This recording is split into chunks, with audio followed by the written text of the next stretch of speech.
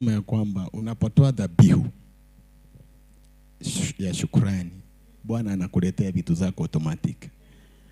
So nikasikia hiyo neno ni kama langu, because huwa ninauza hizi kata hizi za barabara, balloons, na zilikuwa zimekaa sana hivi to yendi na sasa hiyo umechukua pesa, umetumana, imeenda China, imekuja, inakuja ina stack.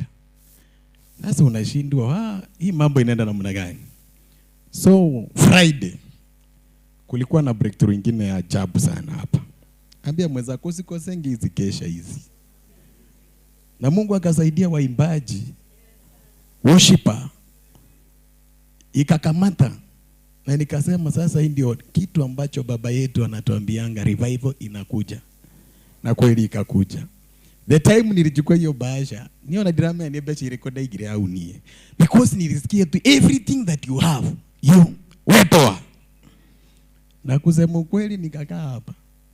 Apostle alipotumaliza akaniambia chukua microphone endelea kumalizia. Nilipotoka hapa saa moja, karibu saa moja. Kufika tu mimi nikashangaa kufungua simu, nimetafutwa kama shiriki. Si wanasema kutafutwa kama shiriki. Amen. Mwingine akaniambia I need 2,000 pieces of. Na naamenya pesa hiyo tiketi ni wewe. Amen. Kidogo tena nikasikia mwingine sema anataka 1,700. Na kila kamoja anauza 350. Naona dena pesa wewe. Ndio ulilega makofi mega. Kwa hivyo kitu ambacho nataka kumaanisha, hii madhabahu inanena na hii madhabahu inatetea. Amen. Kwa hivyo ukija tu kiwa tayari kureceive, wewe utapokea yako na utaenda. Amen. Si Mungu awabariki jamani. Amen. Usisahau kuchukua bahasha ya shukrani. Umebarikiwa kiwango hicho tumesikia. Bwana abarikiwe. Praise the name of the Lord. Karibu.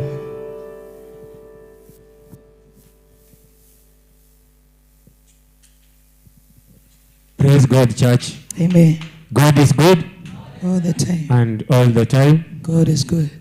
I want to thank God because I'm new here, but in the eyes of God, I'm not new. It's like testimony in my presence. Reason being, I have been following this man of God on YouTube. And when I was in Tanzania, I used to follow him. Because when my father died, when I was 4 years old, he left me in the hands of the servants. And I have been following this man of God.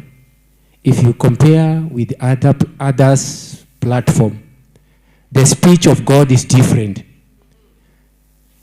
It is not a must to reach him, but to trust what you are following on air. Sasa nimeletwa na Madam Rosemary, is a friend of mine. Nimekuwa nikifuatilia huyu mchungaji sana.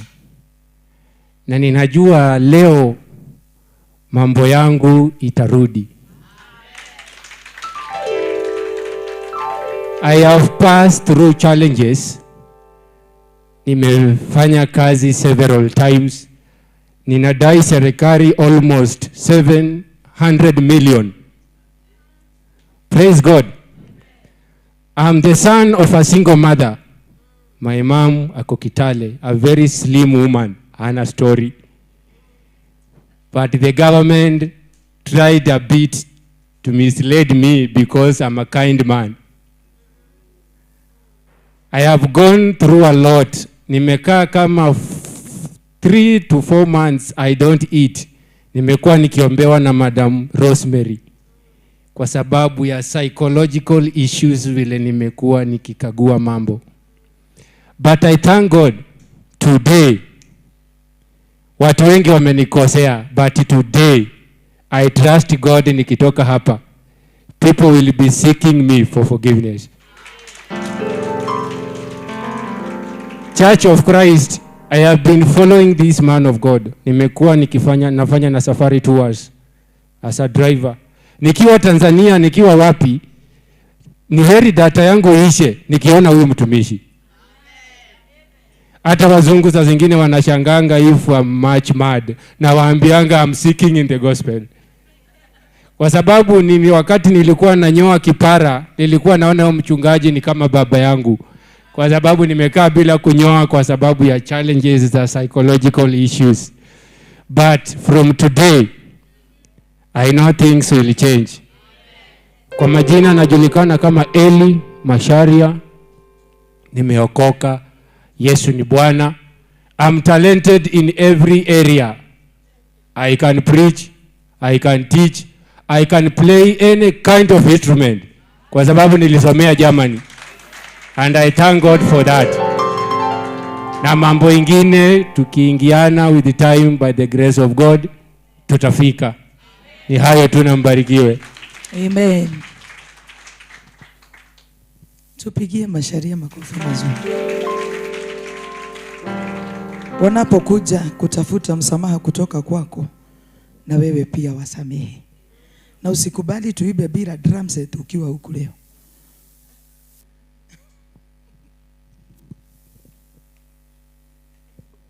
Bwana asifiwe. Amen. Praise the Lord Church. Hata mimi nimebarikiwa. Jina langu ni Kasisi Magi. Nataka ku-encourage ndugu yangu pale. Amesema ameamini, ameingia hapa na atapata muujiza wake. Wangapi wanaamini atapata? Si atapata? Sisi wenyewe ni kama shuhuda, tunatembea kama shuhuda. Nataka kushuhudia jambo moja ambalo limefanyika kwa maisha yangu. Mimi nikija hapa sikuwa vibaya sana, lakini nimekuwa sasa niko better. Bwana asifiwe. Si kwa sababu ya uongozi, si jeo, na si kitu chochote, kwa sababu nikija hapa nilikuwa nakuja kutafuta uso wa Mungu, lakini nikapata kazi iko nyingi ya kufanywa. Bwana asifiwe. Na tunapatiwa hiyo nafasi ni kwa sababu Mungu ametupenda na amenolea ni vyema. Lakini katika hiyo hali nimekuwa miaka kadhaa nikiavoid kwanza kazi ya Mungu sana, kuingia sana. Lakini hapa nikuja nikakamatwa tu na nikaingia na nimehudumu miezi kadhaa, tajriba nafikiri miezi kama karibu 4 sasa nikihudumu kama kiongozi fulani, na kuna mambo ya maajabu imetendeka. Mimi niko na ofisi Westlands na huwa nafanya kazi ya kusafirisha watu kwenda kufanya kazi nje, na tangu niingie hii kanisa naweza kukuhesabia ni siku ngapi nimeingia hiyo ofisi. Siku kadhaa sana kwa hiyo miezi. Lakini la ajabu ni mimi customers unipata hata saa zingine nachomoka hapa naenda kwa hoteli kuwapatana nao na wanalipa consultation. Bwana asifiwe. Napatana nao, nazungumza biashara na pesa zinanipata tu kwa account. Bwana asifiwe. Kitambo ilikuwa kazi iko lakini unaifuatilia. Unajua vile unafuata client. Ulisemaje? Ulikuwa ukuje hii wiki? Unajua the way we do follow up. Lakini Mungu amekuwa maajabu. Ninapoendelea kuserve Mungu hapa, nimeona mkono wa Bwana kabisa. I don't struggle. Mimi nikifikiria pesa fulani itaingia tu. Na imekuwa hivyo. Na nasema hizo miezi kadhaa nimekuwa kama siko kwa hiyo ofisi. Hata watu walishangaa naendanga wapi. Lakini nimekuwa hapa. Kwa hivyo kutumikia Bwana si bure. Labda wengine wenu wakiona wanafikiria huyu naye hii kazi anafanya hivi amelipwa hela ngapi? Sijalipwa chochote. Bwana asifiwe. Ni kwa sababu ukienda kwa kazi ya Bwana pia yeye anatenda kazi yako. Kwa hivyo amekuwa mwaminifu. Haya madhabahu yamezungumza, mafuta ya mtume imezungumza kwa maisha yangu, na naendelea kumuona, ninaendelea kunawiri. Na ningewa encourage tuingie kwa hii nyumba tufanye kazi. Kwa sababu unapofanya, as you are busy doing your own things, God is moving far away from you. God is not looking for those who are qualified. Mimi sijahitimu vile mnafikiria. Niko na masomo kidogo, lakini sijahitimu vile mnafikiria. Lakini God looks for the available to qualify them. Praise the Lord. So let us be available, because God is going to see you through. In whatever you are doing, seek ye the kingdom of God first and his righteousness, and all things shall follow. God bless you. Tupigie Magi makofi. God bless you. At least watu leo wamebarikiwa na shuhuda. Praise God. Nataka kutoa hii testimony na nikufunze tu kitu kidogo so that you will be the next one to testify. Si ndio? Sasa wengi wetu tumetoka different churches before we came here. So where I was before I came here, tulifunzwa habari ya kingdom service, kutumikia Mungu katika nyumba yake. So the first day nimekaa hapa kitu from May, sijakaa sana, May June hapo. So when I came here the first day, tukaambiwa tuna mkutano wa mama pale, tukaenda, tukaambiwa to join intercession. So the following week nika join intercession ya Tuesday na pia ya Wednesday ya wamama. So after that, the following Sunday nilipokuja hapa, watoto wakaitwa hapa mbele wakuja wa Sunday school. Nilipoangalia nikaona there is only one teacher for the Sunday school na kuna different age groups, ndio? Wengine wakubwa wadogo. Sasa mimi unajua mimi ni mwalimu, so I know you can't teach watoto different age groups effectively. So after service nikaenda nikaambia mwalimu, naweza ku help Sunday school. Akasema yes, aka appreciate. So nika join Sunday school. Niko intercession, niko Sunday school, okay? Sasa kukawa pia kuna ile morning glory hapa. Asa morning glory tukaambiwa there's a morning glory in the morning na kuna lunch hour na jioni. So me I started coming morning glory at 6. Sa lakini saa zingine kuna pastor, hakuna pastor, but me I was committed to the morning glory. Nakuja hapa 6, kama hakuna pastor I pray up to 8, I go home. Sawa. So ninapoomba nilikuwa naona Abuju ni anakuaga his sanctuary keeper hapa, si ndio?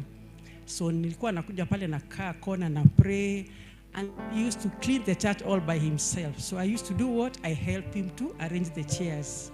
So umeona? Niko Sunday school, niko intercession na niko inaitwa nini? Sanctuary keeping.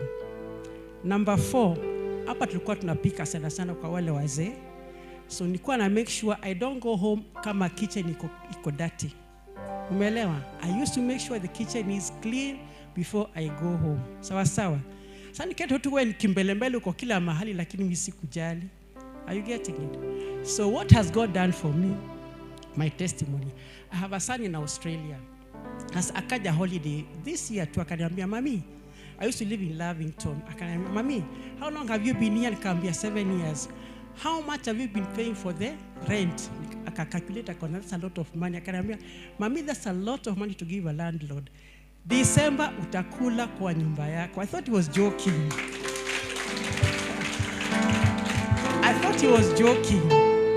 Akaenda Australia, connect with a certain agency, akafanya de. So this October he came again. Akaniambia, "Mami, come and take it to your house."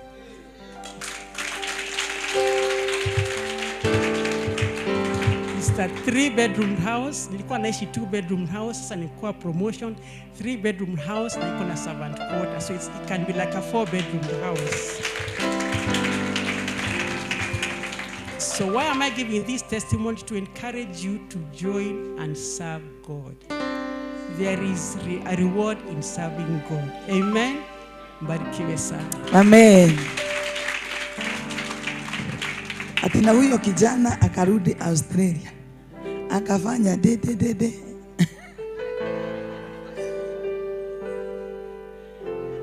Na hiyo nyumba si mortgage, iko na fully paid, iko na title deed. Na Mungu afanye de. Utoke kwa hii nyumba na muujiza wako. Karibu Magi.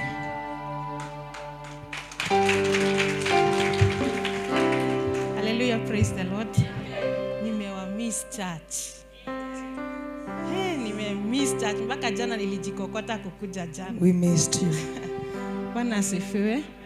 Ya kwanza nataka kutoa shukrani kwa sababu ya nakumbuka on behalf of the board, Sister Rachel, tulikuwa tumpeleke Pastor Karanja Molo. You remember? So I want to stand on behalf of the board niseme ya kwamba limfikisha na tukafanya kile tuliweza, and today they are having the first service. Hallelujah. I didn't know starting a church was not easy. Nilifikiria ninaenda Tuesday na nirudi, nikumbe nilikaa mpaka Wednesday saa 10. But I really bless the Lord for everything. Kwa hivyo hiyo ni kitu ya kwanza tunamshukuru Mungu ya kwamba church ya Molo is officially open today, na tuiombee sana sana sana, kwa sababu ya mambo moja na mbili siwezi sema hapa, lakini ni vizuri tuombee kanisa lile. Ndio iko na watu, lakini wanaweza kuwa kila mtu ako na nia tofauti. Bwana asifiwe. Sio watu ambao wameweza kuelewa ya kwamba wanaenda kwa nyumba ya Mungu ili wakaweza kufunzwa neno na kukua. Bwana asifiwe. Kwa hivyo tunamshukuru Mungu mpaka hapo. Ya pili niseme ya kwamba when I left here on let me say kutoka Monday nikaanza kusikia vibaya Monday jioni. So when we met here tukifanya clearing up, nikasikia nasisikii vizuri sana, nika ignore Tuesday, nikasikia imezidi lakini sio sana, but na tukaenda. Wakati tulikuwa kwa njia it became worse. Kufika Wednesday it was worse. Na lazima nimalizie mambo ya Molo, na lazima kila kitu kiende sawa. And I remember tungetembea mahali nasikia uchungu imezidi, I would stand na kufunga mdomo. Sisemi kitu, wananingojea. But I want to bless the Lord. It happened. Kila kitu ilienda sawa katika jina la Kristo Yesu. Hallelujah. Bwana asifiwe. Na niseme ya kwamba Bwana anaendelea kunisaidia. I didn't know sitting up and waking up was a miracle.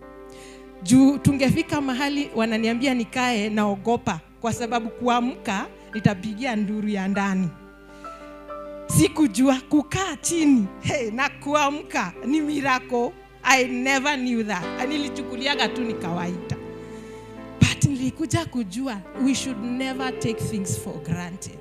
Hata kama vita ni vikali, tuko na Bwana ambaye anatupigania vita na anatushikilia. Bwana asifiwe. Na kile ambacho Bwana amekusudia tukaweza kukikamilisha, tutaweza kukikamilisha. Nikimalizia pia niseme hivi.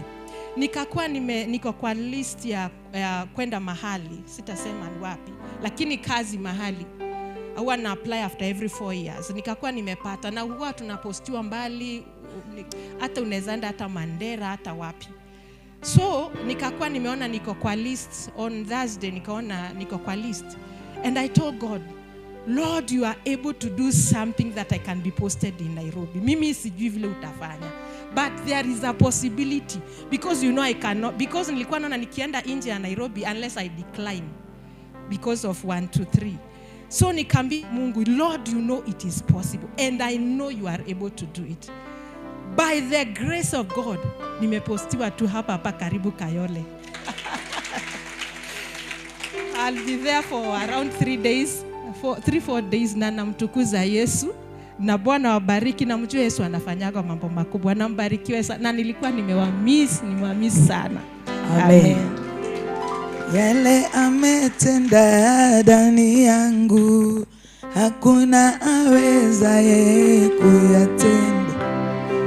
Yale ametenda ndani yangu, hakuna awezaye kuyatenda.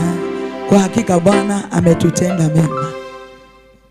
Bwana Yesu apewe sifa. Na ngoja ushuhuda mwingine. Leo watu wamebarikiwa na ushuhuda. Karibu mami, tumpigie makofi anaposhuhudia Mungu. Karibu sana. Enemoro agaye eruteire akigura ibuku ria gitawa kuigura. Nemoro agaye eruteire akigura ibuku ria gitawa kuigura. Tumuinira Jesu, tumuinira Jesu, tumukumia say tumuinira Jesu, tumuinira Jesu, tumukumia say umuthi uyo Jesu. Niatwikite igongona ria njino kuri mundu wothe kwenda.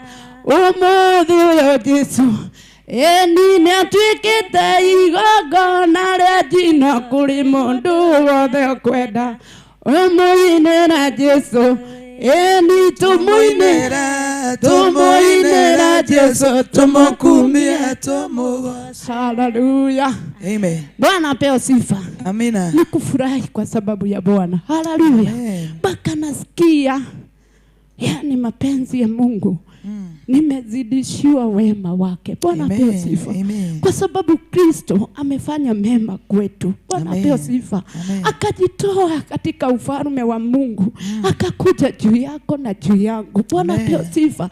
Akafungua kitabu ndio turudishwe katika ufalme wa Bwana. Haleluya. Ni upendo mkuu kwa Mungu. Bwana apewe sifa. Kwa sababu yako wewe, kwa sababu yangu mimi na familia yangu. Bwana apewe sifa. Kenye nataka kuelezea siku ya leo, kuna ufunuo Mungu aliniletea siku ya leo. Akanielezea wamama tuombe Mungu sana. Bwana apewe sifa. Nilijikuta hapa tunaomba wamama ndio tumelala huku. Haleluya. Nikakuta kuna ule mama mzee mwenye tunakuwa naye kwa maombi, ule Mokorino. Analilia hapa akiimba wimbo, inaingia ni ile wimbo ya kutafsiri, yani ile ya diomi. Anaomba Mungu akiambia Mungu, kumbuka nchi yetu. Haleluya. Nikakumbuka kweli sisi wa mama ndio tunabeba watoto. Haleluya. Na hata mzee hata akiwa mama ndio anashughulika na watoto. Bwana apewe sifa. Kwa sababu ndio unapata mtoto na mzee anakuachia mtoto. Huyo mtoto utawacha. Haleluya. Hata wenye wanatupaga wao watoto wanakuwa labda ni kichwa inakuwa imeruka, kwa sababu kuna upendo mkuu kwa wazazi, mama na mtoto. Haleluya.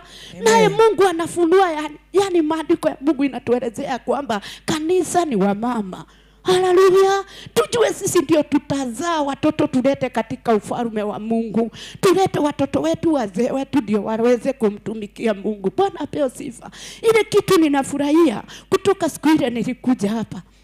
Kusema kweli nimeishi kwenye nimeokoka, tumetumikia Mungu miaka hiyo yote. Nimemuona Mungu kwa sababu wewe ukienda mbele ya Mungu kuna venye Mungu ukufunulia na kukusaidia.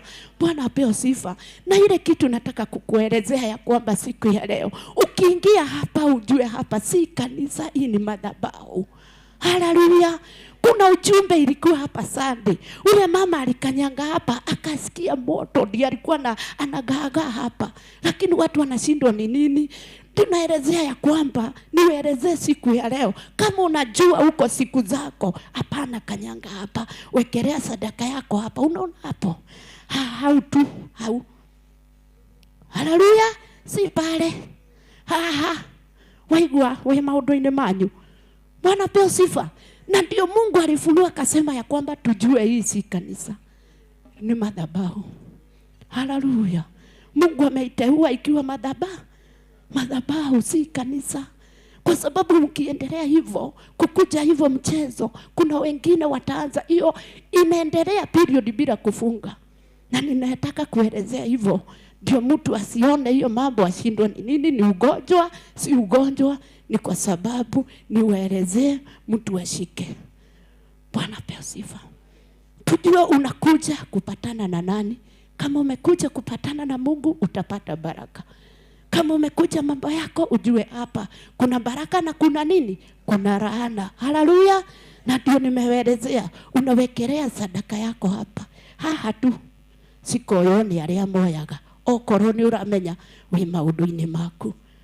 Bwana apewe sifa. Sijui mnanishika. Si mimi. Mungu anasema. Haleluya.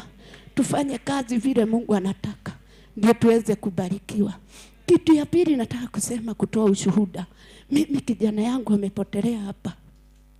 Na wakati ile nilikuja hapa nikasikia mtumishi wa Mungu amesema ya kwamba tuweze kuombea hao vijana. Huyo kijana yangu hata kumwambia tukuje kanisa, nimeishi na amekaa. Sasa saa hii hata kuniona, kunipigia simu wako anapiga. Saa hii ananipigia simu. Haleluya. Bwana apewe sifa. Amen. Nimemuona Mungu, nakutana naye saa zingine ananitumia 200, ananiambia mama, si ununue maziwa. Ninasema asante. Asante. Bwana apewe sifa. Ni wawili, kuna mwingine wa sister yangu walichomeka na mafuta, mama yake alichomeka na mafuta, naye wamebebana wako hapa. Anakujaga Sunday anakaa hapo nje. Sasa anaanza kukuja paka hapa. Kesha tulikuwa na yeye hapa. Siku ingine tukakuwa na yeye hapa. Akarudi akarudi. Kanielezea nimeenda kulala. Lakini kulala ni maskani, si kwa nyumba. Haleluya. Na mimi nikamwambia mkono wa Mungu uwe pamoja na yeye. Bwana apewe sifa. Ile kitu nataka kusema, ninaomba Mungu aweze kuokoa hata familia yangu ikuja tumwabudu Mungu pamoja. Na nimeshukuru Mungu kwa sababu kuna wengine niko nao, tumebebana, tunaletana katika nyumba ya Mungu. Bwana apewe sifa. Siwareti kwa sababu ya kitu kingine, ninaleta kwa sababu nimeona Mungu akiwa. Haleluya. Huwezi taka kutupa watoto wako. Bwana apewe sifa. Na ninashukuru Mungu.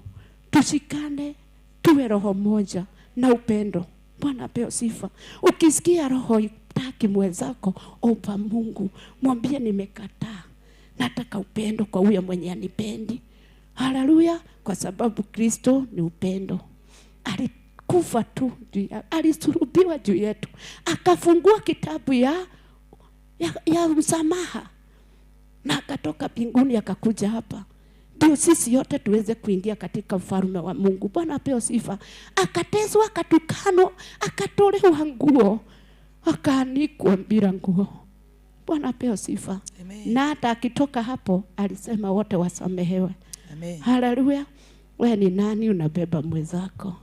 Utabeba Kristo na unibebe. Haleluya. Na tupendane. Kitu moja naonaga hapa, haki, naomba tu Mungu ape watu roho ya upendo. Kwa sababu ni vibaya ninakuonaga tukutane naye nikifikiria wema wa Mungu unanipita.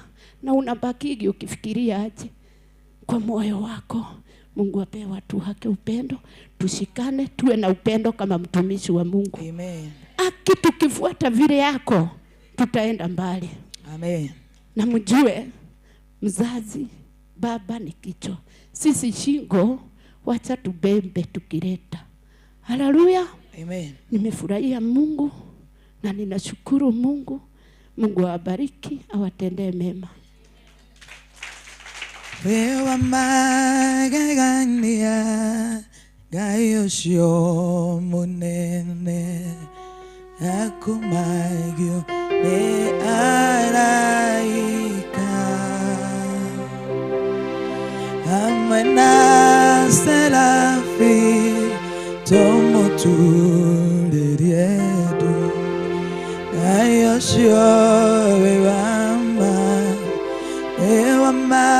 magagania gayo shio munene akumagyo ne araika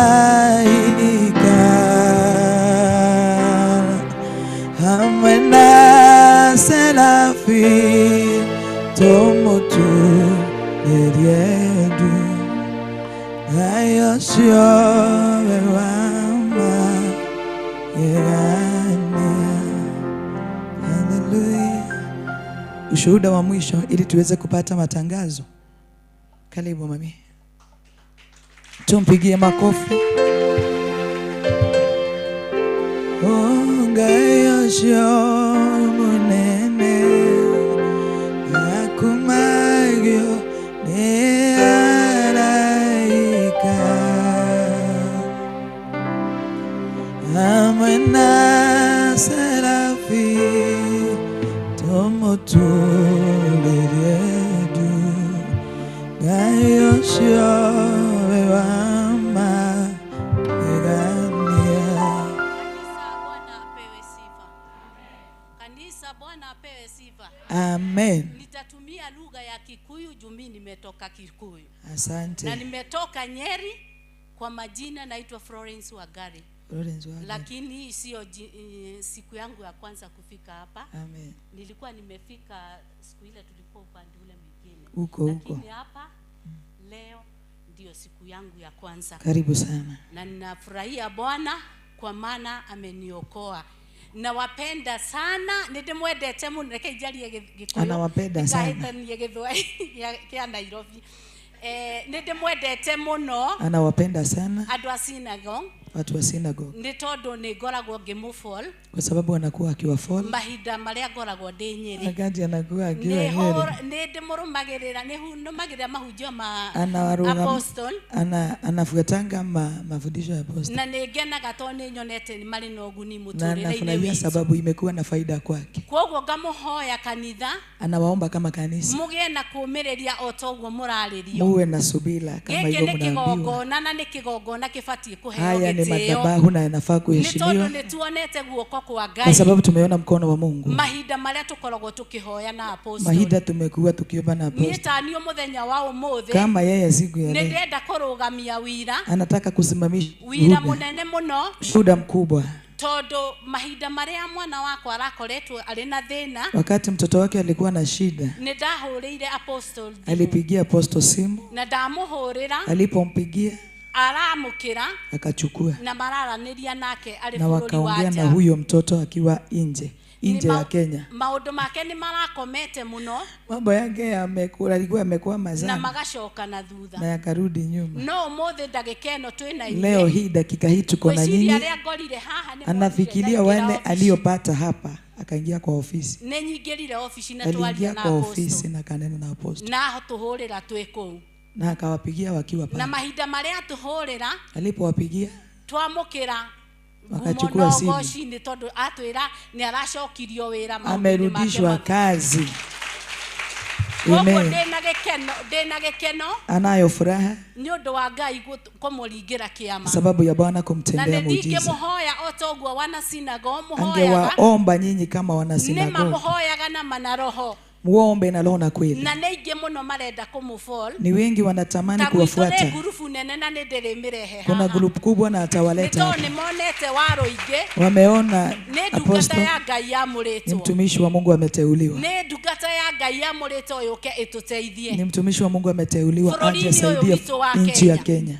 na kwoguo nĩ ndĩ na gĩkeno Ana furaha nĩ ũndũ wa inyuĩ na inyuĩ sababu ya nyinyi na nyinyi washirika, washirika. tondũ gũtikoretwo kũrĩ ũmwe umĩte nja ya ũhoro, Hakuja kuwa mmoja amepotoka, na Ngai wa muoyo na amũrathime. Bwana wabariki. Mũndũ ũrĩa ndĩrona arĩa othe ndĩrona gũkũ nĩ new faces, Wale wote ni new faces. tiga Karo Tika Karo. na Beatrice. Nimekuja na ananijua bado. Amen. Yes. Koguo Ngai witũ amũrathime na mwĩke wega na thiĩ na mbere na kũmũrathima. Amen. Nĩ ndĩrakenaga nĩ kiugo tiga kwaria na gĩkũyũ reke Thank you. Tondu ni ngwenda kuhuruka. nĩ ndĩrakenaga nĩ kiugo kĩrĩ thĩinĩ wa Isaia 42 mũhari wa 16 atĩ Mwathani araugire atĩrĩrĩ, nĩyo nĩ ndũmĩrĩri ya ũmũthĩ ndĩrakinyia, atĩ nĩ aroka kũhingũra itumumu maitho, acionie njĩra, acigerie njĩra iria itarĩ ciagera na thiage amanyitĩrĩire. Mũthenya wa ũmũthĩ rĩ, nĩ twĩrirwo wega haha kĩroko morning glory atĩrĩrĩ, atĩ twĩhoke Ngai, na Ngai witũ mweri wa December nĩ gũtũhingũrĩra maũndũ manene marĩa we ũrũgamagio kahoya Ngai nĩ aroga gũtũhingũrĩra. Na nĩkĩo Jehova aratwĩra atĩrĩrĩ, tondũ nĩ aratũhingũra maitho ma kĩroho rĩ, na nĩ atũhingũrĩte rĩ, agatũgeria njĩra ĩrĩa yagĩrĩire rĩ, agatuonia Waruinge rĩ, nĩgetha atuĩke wa gũtũtongoria rĩ, arĩ Musa witũ rĩ. Reke mũthenya wa ũmũthĩ ndungata cia Ngai mũikare na hinya na kũhoyanĩra na kwendana mũtekũrũa.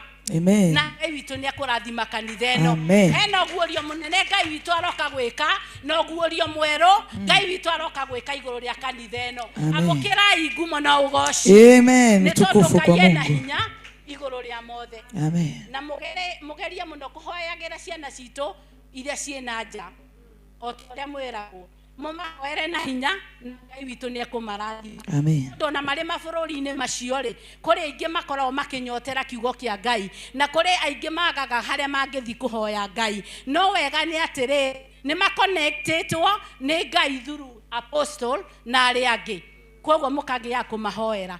Andũ a sinagogue Ngai amũrathime.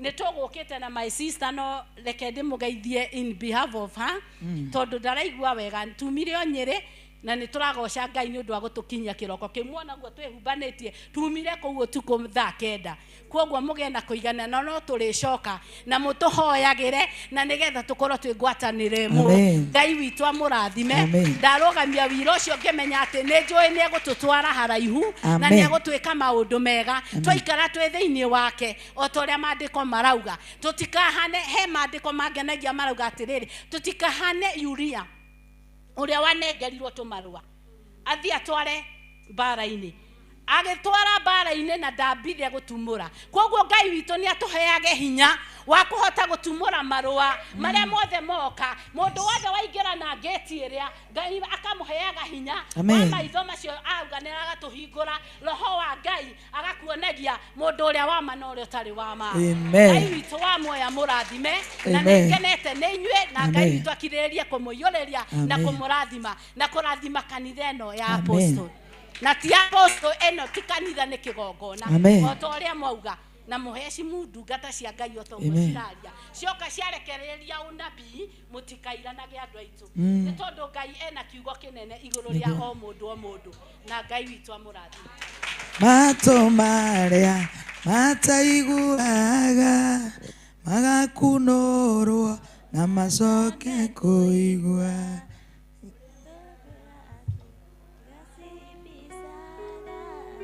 Tadwaliga ni domanda na kuwa wegekeno kinene korea negotolia baraya shaitani yetomi twakinyama tuine tokale ona to wegekeno negotolia baraya shaitani odo yetomitodo takinyama twine tokalewa natuelo. Tunapomkaribisha Pastor Magi kwa matangazo, kwa makofi na Bwana wabariki. Niliyekuwa naongoza naitwa Beatrice Wabo wa karaoke, sababu ni yeye atamkaribisha Pastor Don. Karibu. Bwana asifiwe. Good morning church. Habari ya asubuhi. Salimia mwenzako on behalf of mtume wa nyumba, mwambie karibu sana. Haya, wengine hawana mikono. Wasalimie jirani. Salimia jirani yako. Karibishe. Bwana asifiwe. Mungu amekuwa mwema. Imekuwa wiki ya baraka, wiki ya kufana na wiki yenye miujiza kama vile tunavyosikia hapa shuhuda kadhaa. Bwana asifiwe. Tunawakaribisha sana katika hili sinagogi, dhehebu ambalo tumesema hili si kanisa, limeitwa sinagogi ni kwa sababu haya ni madhabahu. Ukija hapa hakuna mtu amezuiliwa. Hili dhehebu limefunguliwa 24/7 ili tuweze kuja kumuomba na kumtafuta uso wa Bwana, ili tuweze kunawiri katika nafsi zetu na kushinda vita. Bwana asifiwe. Biblia inasema since the days of John the Baptist the kingdom of God suffers violence and the violence shall take it by force. Kwa hivyo sasa ni wewe uje hapa ujilete mbele ya Mungu ili uweze kupigana, ufanye marumbano na shetani ili uweze kumshinda. Ni kwa sababu sisi tumepatiwa ushindi pale msalabani. Yesu aliweza kushinda na akaweza kutatua vita kubwa sana katika maisha yetu. Bwana asifiwe. Na pale tukapata ukombozi na tukapata mamlaka, kila pepo liko chini ya nyayo zetu. Bwana asifiwe. Lakini si kwa kunena tu, ni kwa sababu ya kuja kumtafuta Mungu na kutafuta uso wake. Bwana asifiwe. Hii mwezi wa Disemba tunawakaribisha Happy New Month. Ni mwezi ambao ni mwezi huwa una changamoto kadhaa, lakini pia ni mwezi wa baraka kwa sababu mfungo wa mwaka unaishia Disemba. Bwana asifiwe. Tuko na ujumbe mkubwa sana kutoka kwa mtume. Wangapi walihudhuria kesha yetu? Bwana asifiwe. Si waliolala wameona wivu leo kwa sababu umeona mlipitwa sana. Usingizi tuache usingizi sasa. Tunaelekea kufunga mwaka na kumetangazwa mbiu ya mgambo ishapigwa hapa kanisani ili tuweze kufunga na kumtafuta uso wa Bwana. Bwana asifiwe. Kwa hivyo lazima si lazima na si masharti imewekwa, lakini mtume ameweka mwelekeo kabambe ili tuweze kufunga na kutafuta uso wa Bwana. Ambia mwenzako utafunga.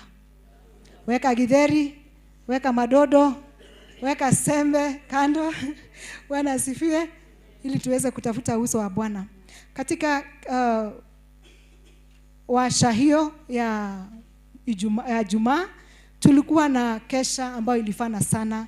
Mumesikia shuhuda mingi sana, hata mimi nimeshuhudia kwa sababu pia mimi kuna muujiza nilikuwa nimekuja natarajia Mungu anitendee jambo na alifanya. Siku nyingine nilikuwa nishapokea. Bwana asifiwe.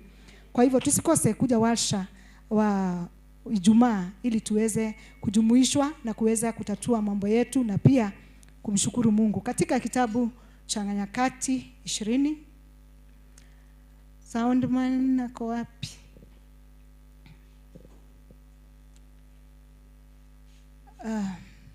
Ameenda mapumzikoni. Tupe hilo neno la kitabu ya pili ya Nyakati, mambo ya Nyakati, that is 2 Chronicles 20.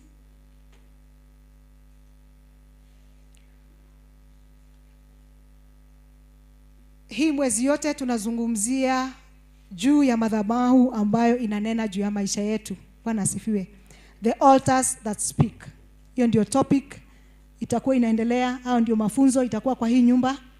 Na kwa hivyo tunaelekea na hiyo mwelekeo ambayo imetolewa na nabii wa Mungu na mtume katika nyumba hili. Domi, tupatie kitabu cha pili, mambo ya Nyakati, 2 Chronicles 20, give us in Swahili. Pale kulikuwa na shida kubwa sana.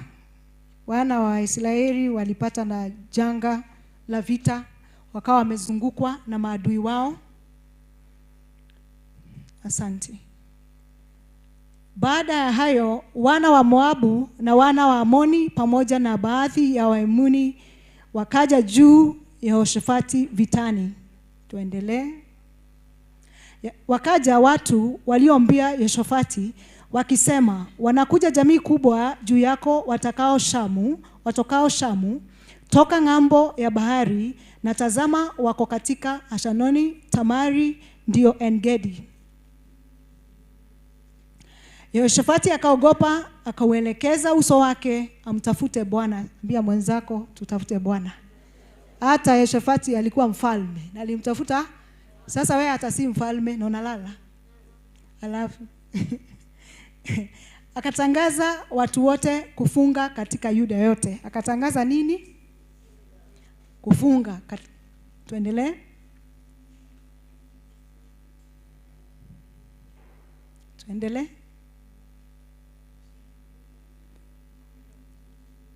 Yehoshafati akasimama kati ya kusanyiko la Yuda na Yerusalemu nyumbani mwa Bwana mbele ya mpya. Endelee. Akasema, Bwana Mungu wa baba zetu, si wewe uliye Mungu mbinguni? Tena si wewe utawalie falme zote za mataifa, na mkononi mwako mna uweza na nguvu, asiweze mtu yeyote kusimama kinyume chako. Endelee. Si wewe Mungu wetu uliye wafukuza wenyeji wa nchi hii mbele ya watu wako Israeli, ukawapa mazao wa Abrahamu rafiki yako milele. Tuendelee. Nao walikaa humo wamekujengea patakatifu pa jina lako, wakisema, yakitujia mabaya, upanga, hukumu au tauni au njaa, tutasimama mbele ya nyumba hii na mbele zako, maana jina lako limo katika nyumba hii, na kukulilia katika shida yetu, nawe utatusikia na kuokoa. Na sasa tazama, mwana wa Amoni na Moabu na mlima Seiri, ambao hukuacha Israeli waingie katika nchi yao walipotoka nchi ya Misri, lakini wakageukia mbali wakiwaharibu. Tazama jinsi wanavyotulipa, wakija kutupa toka miliki yako ulioturidhisha. Mungu wetu, je, hautawahukumu? Maana sisi hatuna uwezo juu ya jamii kubwa hii, wanaotujia juu yetu, wala hatujui tufanyeje, lakini macho yetu yanatazama kwako. Wakisimama Yuda wote mbele za Bwana, pamoja na wadogo wao na wake zao na watoto wao. Ndipo Yahazieli mwana wa Zekaria, mwana wa Benaya, mwana wa Yeeli, mwana wa Mtania Mlawi, na wana wa Asafu akajiliwa na roho ya Bwana katika kusanyiko. Akasema, sikieni Yuda wote, nanyi mkaao Yerusalemu, na wewe mfalme Yoshafati, Bwana awaambia hivi, msiogope wala msifadhaike kwa ajili ya jeshi kubwa hili, kwani vita hii yenu mbali ni ya Mungu. Bwana asifiwe. Haya madhabahu yametengwa kwa sababu ya kushinda vita. Yehoshafati alienda kumkumbusha Mungu. Saa zile alikumbana na maadui wake, wakaungana ili kuangamiza mji wa Yuda. Wakasema, wakakumbusha Mungu, waliweka agano. Manake mababu zao waliweka madhabahu kama haya, waliweka pia dhabihu kwa hiyo madhabahu, na waliweka maagano. Madhabahu ni mahali ya mawasiliano, ni mahali ya kutatua shida. Na kwa hivyo hili dhabihu tuliheshimu vile vile.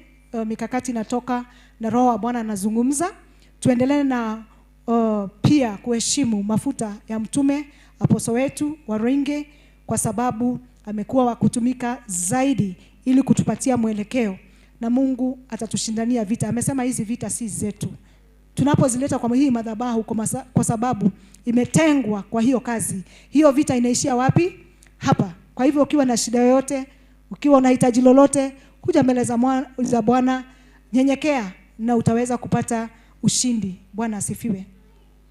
Karibuni sana wageni wetu. Tunashukuru sana vile mmekuja katika hili dhehebu. Tunawashukuru sana na tunasema mfanye hii nyumba, mfanye mtume kuwa baba yenu. Wale ambao hawakuwa na baba leo wako na baba. Bwana asifiwe. Kwa hivyo ni vizuri tuwe wana katika nyumba ya Bwana, tusitembee tu, kwa sababu shida kubwa imefanya tufanye kuzunguka kwa madhehebu tofauti.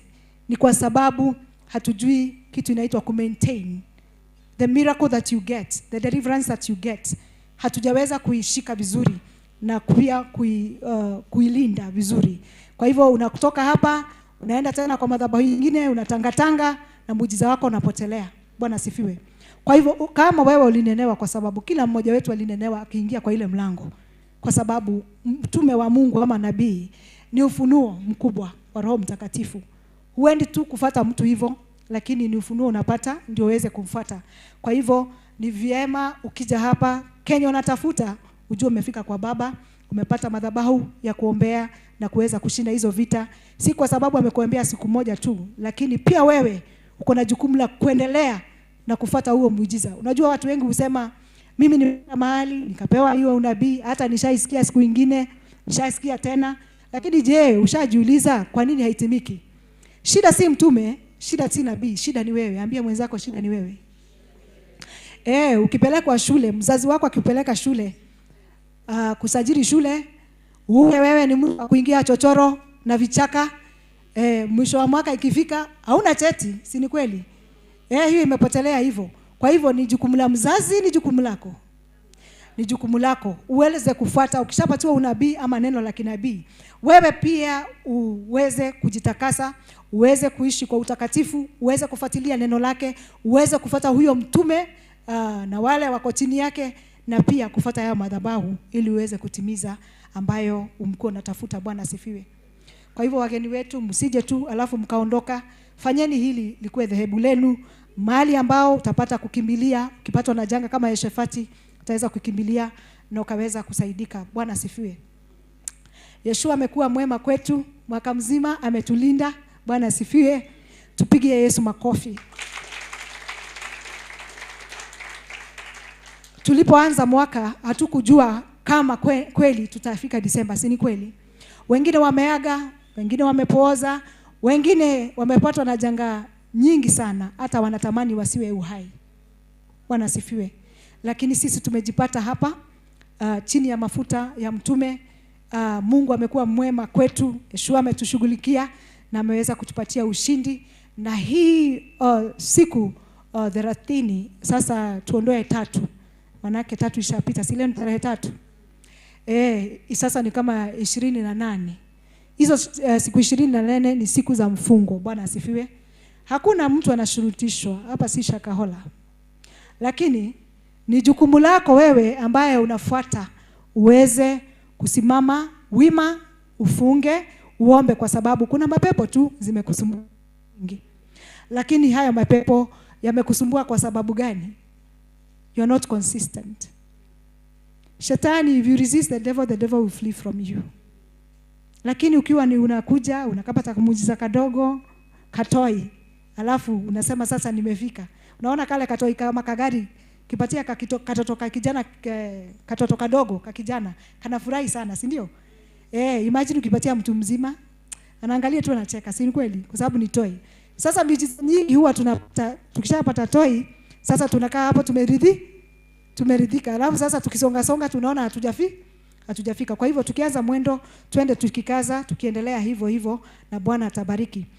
Nataka kuheshimu mafuta ya Apostle Waruinge katika hii nyumba ambaye ametupatia hii nafasi ya kuhudumu na kumwambia tunampenda, tunamuombea, tunasimama wima ili tuone kazi ya Bwana imesimama. Kama nimesema siku nyingine hapa, kazi yetu ni ile kazi ya Simon of Cyrene. Tushikilie msalaba ili mtume wetu aweze kufikisha pale Kalvari, naye aweze kutushindania katika jina la Yesu. Bwana asifiwe. Kwa hivyo tuendelee na kumuombea. Usiamuke tu unaombea chakula, unaombea watoto wako, unaombea maneno nyingi na kazi. Kumbuka kuna ule mtume ambaye anahitaji maombi yako. Kuna changamoto ambazo huwa wachungaji tunapitia, zingine hata zizungumzwi, ziko kwa siri sana, lakini kwa maombi yenu tutaweza kushinda. Bwana asifiwe. Kwa hivyo tunampenda na tutaendelea kusimama naye na kumuombea katika jina la Yesu Kristo. Na barabara sasa tutaenda kutangaza moja kwa moja matangazo yetu ya wiki, na nitaanzia na ujumbe ambao tulisema juma lililopita. Tumekuwa kwa majuma mawili yaliyopita tukiwa na nafasi za kazi kutumikia Bwana hapa katika hili dhehebu na pia katika vitengo tofauti kama Best Masako. Bwana asifiwe. Si tulikuwa hapa siku ya launch? Si unajua tuko na sako hapa kwa kanisa. Na ni sako inaenda kwa kasi sana, iko na membership ambayo ni kubwa na inamea kwa kasi sana.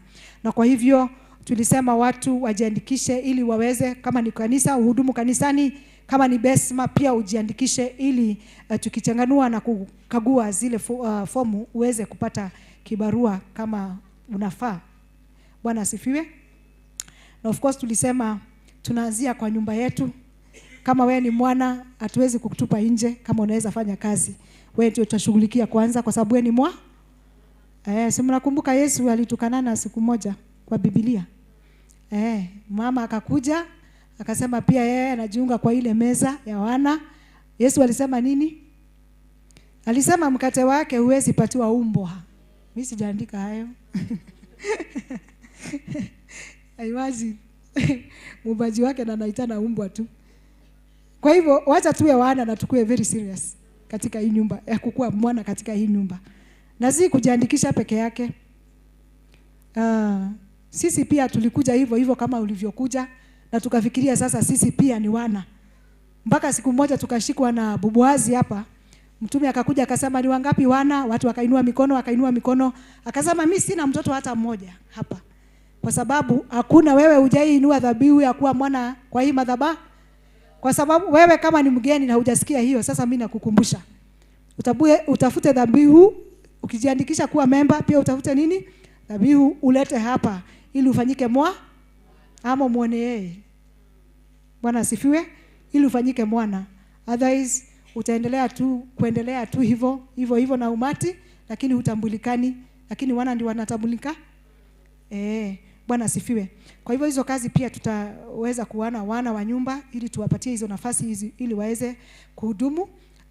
Hizo fomu tulijaza na tukamalizia, na sidhani kama kuna mtu alibeba kupeleka kwa nyumba, manaka haiko inapelekwa nyumbani, lakini kama uko nayo unaweza ileta pale kwa ile dawati ya wale warembo huwa ushughulika pale, receptionist, wapatie ili tuweze kushughulikia hizo fomu.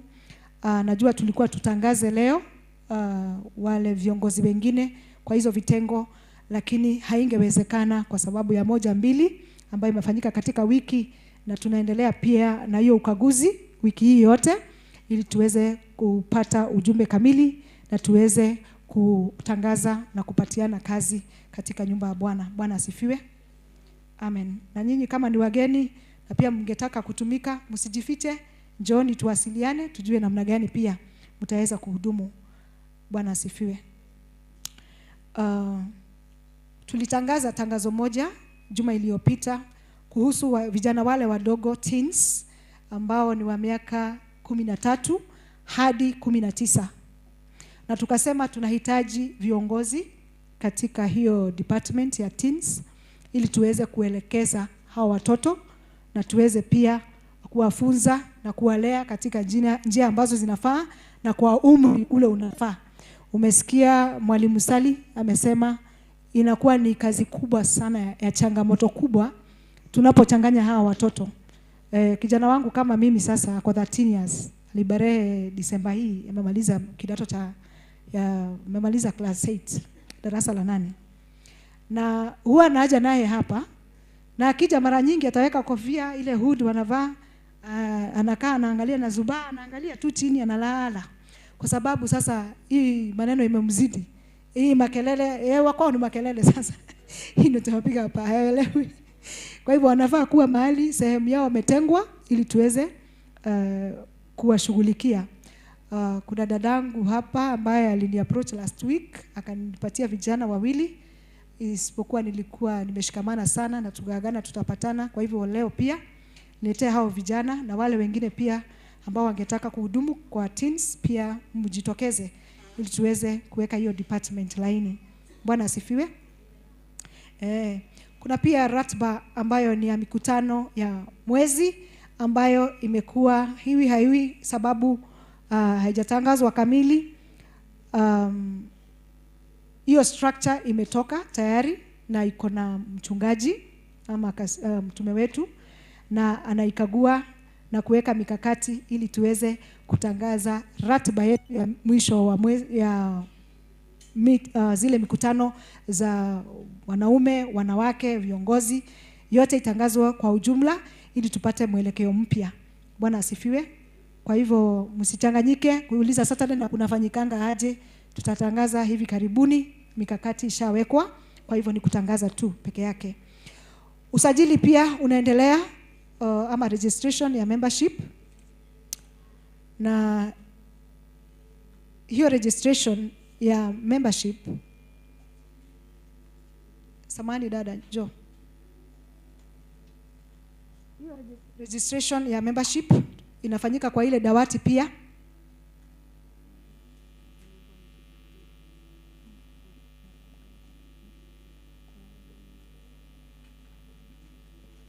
Bwana asifiwe.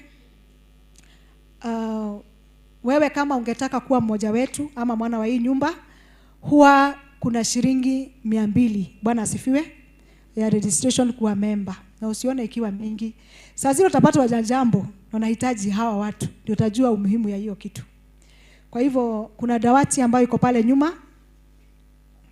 Tuko na mkubwa wetu ambaye kiongozi amesimamia hospitality, dada wetu Magdalene kwa pale nyuma in yellow, ataweza kukuelekeza na ufanye usajili uwe member wa hii kanisa. Bwana asifiwe. Hivyo tunaendelea na usajili wa pia partnership ama ushirika. Bwana asifiwe. Tuko na watu tofauti ambao wako hapa, wako diaspora ambao wangetaka to partner with us ama pia kujiandikisha na kuwa mshiriki either wa online ama hapa. Bwana asifiwe. Kama wewe si partner, ni vizuri sana tukue na guzo katika kanisa, pillars kwa nyumba, ili tuweze kushikilia kazi ya Bwana. Nakumbuka kuna wakati tumepewa bahasha hapa na zikapata hesabu, zikahesabiwa, zikafika 45. Tunakumbuka hiyo?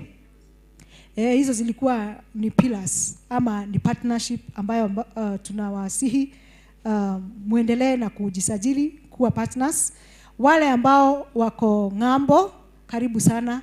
Najua jumbe zetu zimekuwa za baraka, zimekuwa za kukomboa, zimekuwa jumbe ambazo zimeimarisha nafsi yenu, na najua pia mtashikania na sisi ili tuweze kujenga kazi ya Bwana. Karibu uwe partner hapa ili uweze kunawiri kimaisha na pia unawiri kwa kazi ya Bwana.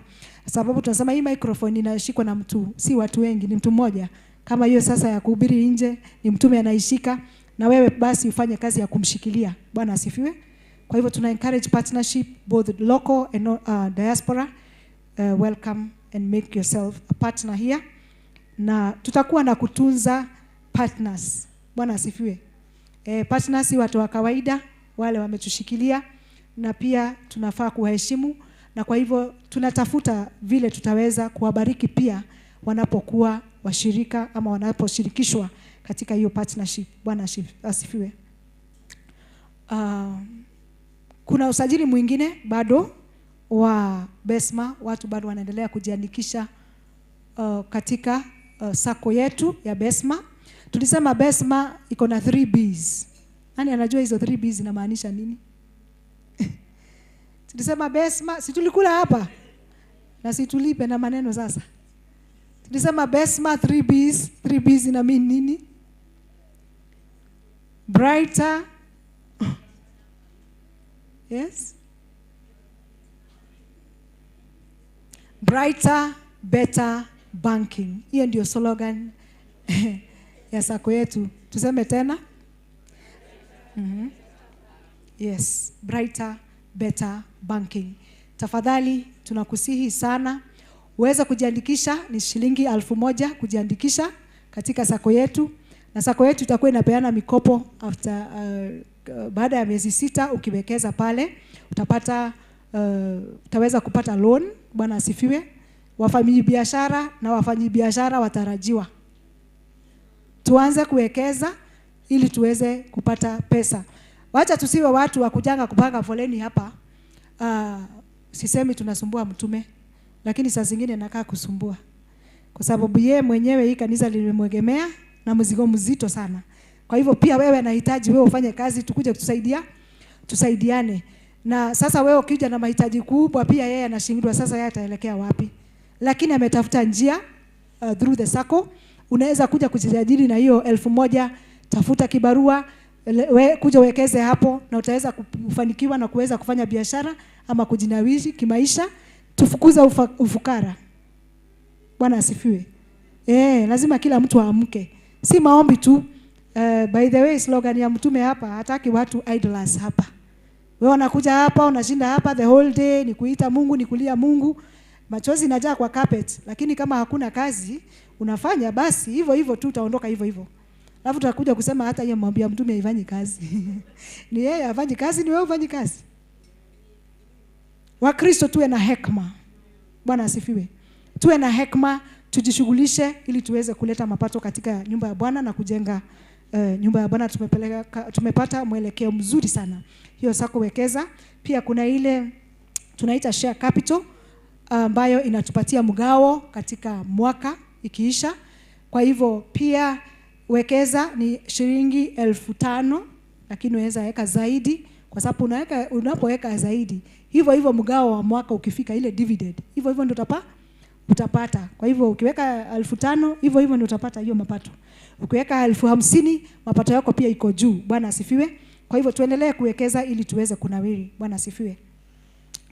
Lile lingine tumefungua tawi la Molo, CFC Molo. Bwana asifiwe. Tupigie Yesu makofi. Tumpigie pia mtume makofi, kwa sababu alionelea ni vyema akuza wanawake ili waweze, si wanawake, women, wanawake. Na ule amesimamia hilo dhehebu ni Kasisi Karanja, Bwana asifiwe, ambaye amekuwa mhudumu na kwa uaminifu wake na kutii mafuta akaweza kukabidhiwa lile tawi la Molo ili aweze kuongoza. Tunataka kupigia dada yetu Pastor Maggie Garrison, pigieni makofi. Huyu dada tulikuwa tuende na yeye Molo tusindikishe Pastor Karanja, lakini nani anajua hii ni jeshi. Nikaambia jeshi asubuhi ama saa yoyote kuitangazwa wewe unaelekea hivi na wewe uko kwa laini, unaelekea wapi? Kwa hivyo kuna instruction ilitoka usiku na asubuhi yake nikajaribu kushughulika ili nizitoe, lakini haikuwezekana. Itusukuma mpaka saa 10. Na kwa hivyo nikaambia nyinyi endeni mwende tu salama, nikiweza kumaliza mapema nitaweza kuwajoin. So hawakuelewa nini nilifanyika, lakini ilikuwa assignment bado ya hapa ambayo ilikuwa ya ghafla, lazima ingefuatiliwa. Na kwa hivyo tunashukuru sana Pastor Garrison kwa sababu ya umakiniki wako na kuaminika kwako na kuweza kushikilia Pastor Karanja. Wamepatiana ripoti nzuri. Leo wameanzia hiyo kanisa, tuendelee na kuwaombea na kuwa support. And of course support yenu inapitia kwa mtume. Bwana asifiwe.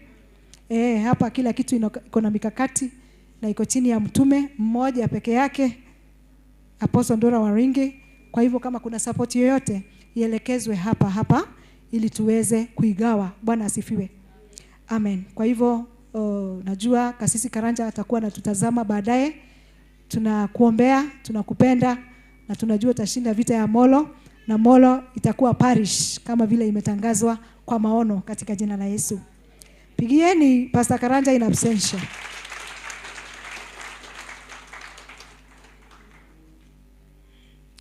Juma lingine ni tarehe 12, tulisema tuko na karamu hapa.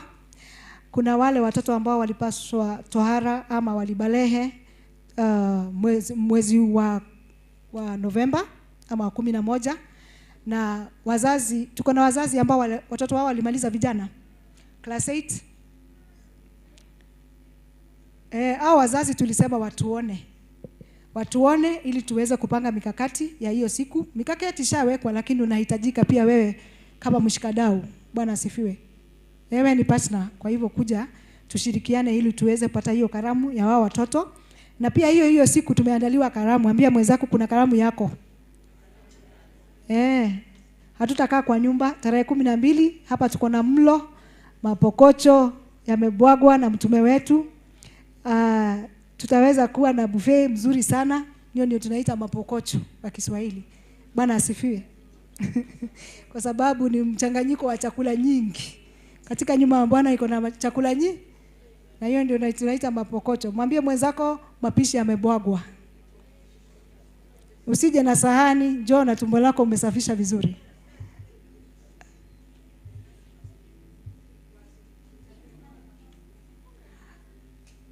Bado haijakansoliwa. Kwa hivyo jumbe mimi nautangaza vile huko. Kwa hivyo atapeana mwelekeo. Hiyo siku kama basi atawaandalia maji, mapokocho ni maji, basi hivyo tutaendelea na maji. Tutapiga maji sawa. Mpaka tupige mbizi. Bwana asifiwe. Kwa hivyo tunaendelea kutangaza hivyo manake matayarisho ya jumbe iko hivyo na haijabadilishwa. Kwa hivyo tunangoja mwelekeo wake. Tunapoendelea kuomba na kufunga, tutaelekezwa zaidi na mtume. Bwana asifiwe. Amen. Kwa hivyo wazazi wanaweza kuniona ili tuweze kupanga. Krismasi iko tarehe 25 Disemba, na tulisema pia tuko na karamu. Mwambie mwenzako bado kuna karamu nyingine ambayo imekujia kwa mfungo. Mtumishi akisema ni bitter herbs, tunakula nini hizo mboga kali, si kweli? Akisema tutamega tu mkate peke yake, sakramenti peke yake, hiyo ndio tutakula. Akisema ni maji, hiyo ndio tutapiga. Bwana asifiwe. Kwa hivyo tushike hiyo matangazo hivyo, na najua Mungu atakuwa wa baraka kwetu. Hiyo siku tuna wazazi wetu kwa nyumba na ni wengi sana, mnaoona mkiwatazama wako katika kila kitengo hapa kwa kanisa, na hawa wazee wetu wamekuwa waembezi wetu, wamekuwa marafiki zetu, wamekuwa watu wa kutupa ushauri, wamekuwa wanasimama kwetu na njia kubwa sana. Bwana asifiwe. Tupigie wazee wetu makofi. If you want long life, you must honor the elderly. Bwana asifiwe. Wale unaonanga wanatukanananga ovyo ovyo hawajalingi age kwa sababu wamepotea kupotea kabisa. Lakini sisi ambao tunaelewa chini ya mtume wetu anawapenda, ameendelea kuwapenda na kuwaombea na kusimama nanyi pia ili tusimamishe hili kanisa, na tutaweza kuwekea pia kalamu, tutakuwa pia na kuwatunza hiyo siku, tutaweza kuwatunza na kuangalia maslahi yao hiyo siku, na pia sisi hiyo kalamu pia inatuhusu, na tumesema kama ni kopo la maji tutachukua hilo tama la maji kwa shukrani. Bwana asifiwe. Amen. New Year's kesha ama mkesha wa kufunga mwaka bado iko na tunaitarajia. Naona tukifunga na kuomba Mungu itakuwa ni mwaka itafungwa na vishindo sana. Bwana asifiwe. Nafikiri watu wamezoea huwa mfungo ni wa Januari. Sasa tumeivia shetani sasa. Tunamtangulia akitungojea Januari, si tushatangulia. Na nafikiri sasa mfungo wetu umeanzia hapo na tutaweza kuingia mwaka mpya, mwaka wenye ushindi, kwa sababu kifunga na kuomba lazima utapata ushindi. Bwana asifiwe. Na hiyo inaashiria mwaka mpya ambao itakuwa ni mwamko mpya na wenye kushinda. Kwa hivyo tuendelee kuombea hiyo siku, tuendelee na kujitayarisha. Wewe kama utakuwa umeenda ushago hizo siku chache, tafadhali rudi Nairobi. Ambia mwenzako rudi Nairobi. Christmas pia mlisikia hakuna ushago. Nani amesikia hiyo? Si tulisikia hakuna ushago? Ushago sasa ni hapa. Sasa mshapata baba. Hata ushago imehama. Bwana asifiwe. Kwa hivyo tujitayarishe kwa hiyo mwaka na hiyo washa ili tuweze kupigana vita ambazo zitaweza kutupatia mwaka wa baraka na mwaka wa ushindi. Bwana asifiwe. Amen. Vile vile Wednesday ama siku ya Jumatatu huwa tunamkesha hapa, na huo mkesha tunataka tukuweka nguvu. Kina sali tuje hapa Wednesday ili tufanye maombi. Hiyo ni siku ya waombezi wa inchi, waombezi wa kanisa, mafamilia. Tuje hapa kutoka saa 3 mpaka saa 11 ili tuweze kufanya maombi, na hiyo inafanyika siku ya Jumatatu. Siku ya Ijumaa ambayo ni Friday pia tumekuwa na mkesha. Kama juzi tumekuwa na mkesha wa kufana, mkesha wa baraka na mafunzo makubwa sana ambayo sasa tunaendelea nayo, na pia tutaendelea na hiyo mkesha. Tulisema juma la kwanza la mwisho ya wiki ndio tutakuwa tunafanya huo mkesha. Nao wiki ya pili na ya 4 tutakuwa na kitu tunaita worship experience. Bwana asifiwe. Hiyo worship experience ni tutakuwa tunachukua waimbaji shujaa ama wale maserebs kule nje, wanakuja hapa ili tunaweza kushirikiana nao na tuweze kuinua Bwana pamoja na kupeleka hii kanisa to the next level of worship. Bwana asifiwe. Wewe kama uko kwa giza unatembea mahali kuna msumaa, sio? Ili ukaweza kufanya nini? Ukawashiwe pia upata na light yako. Kwa hivyo pia wale tunawahitaji waje hapa ili tuweze kuweka hii moto na tuweze kuweka pia mikakati ya worship hapa. Kwa hivyo tukakuwa na worship experience ni Jumaa 2 kwa mwezi. Bwana asifiwe. Amen. Kwa hivyo tunawasihi muendelee kuja na kesha. Mmesikia kesha imekuwa ya kufana sana na Mungu atawabariki. Bwana asifiwe. Jumbe lingine ni discipleship class. Hapa tuna mwalimu mzuri sana ambaye anafunza wale ambao wangetaka kujua Biblia, kufunzwa njia za Mungu. Tuko na mwalimu mzuri sana.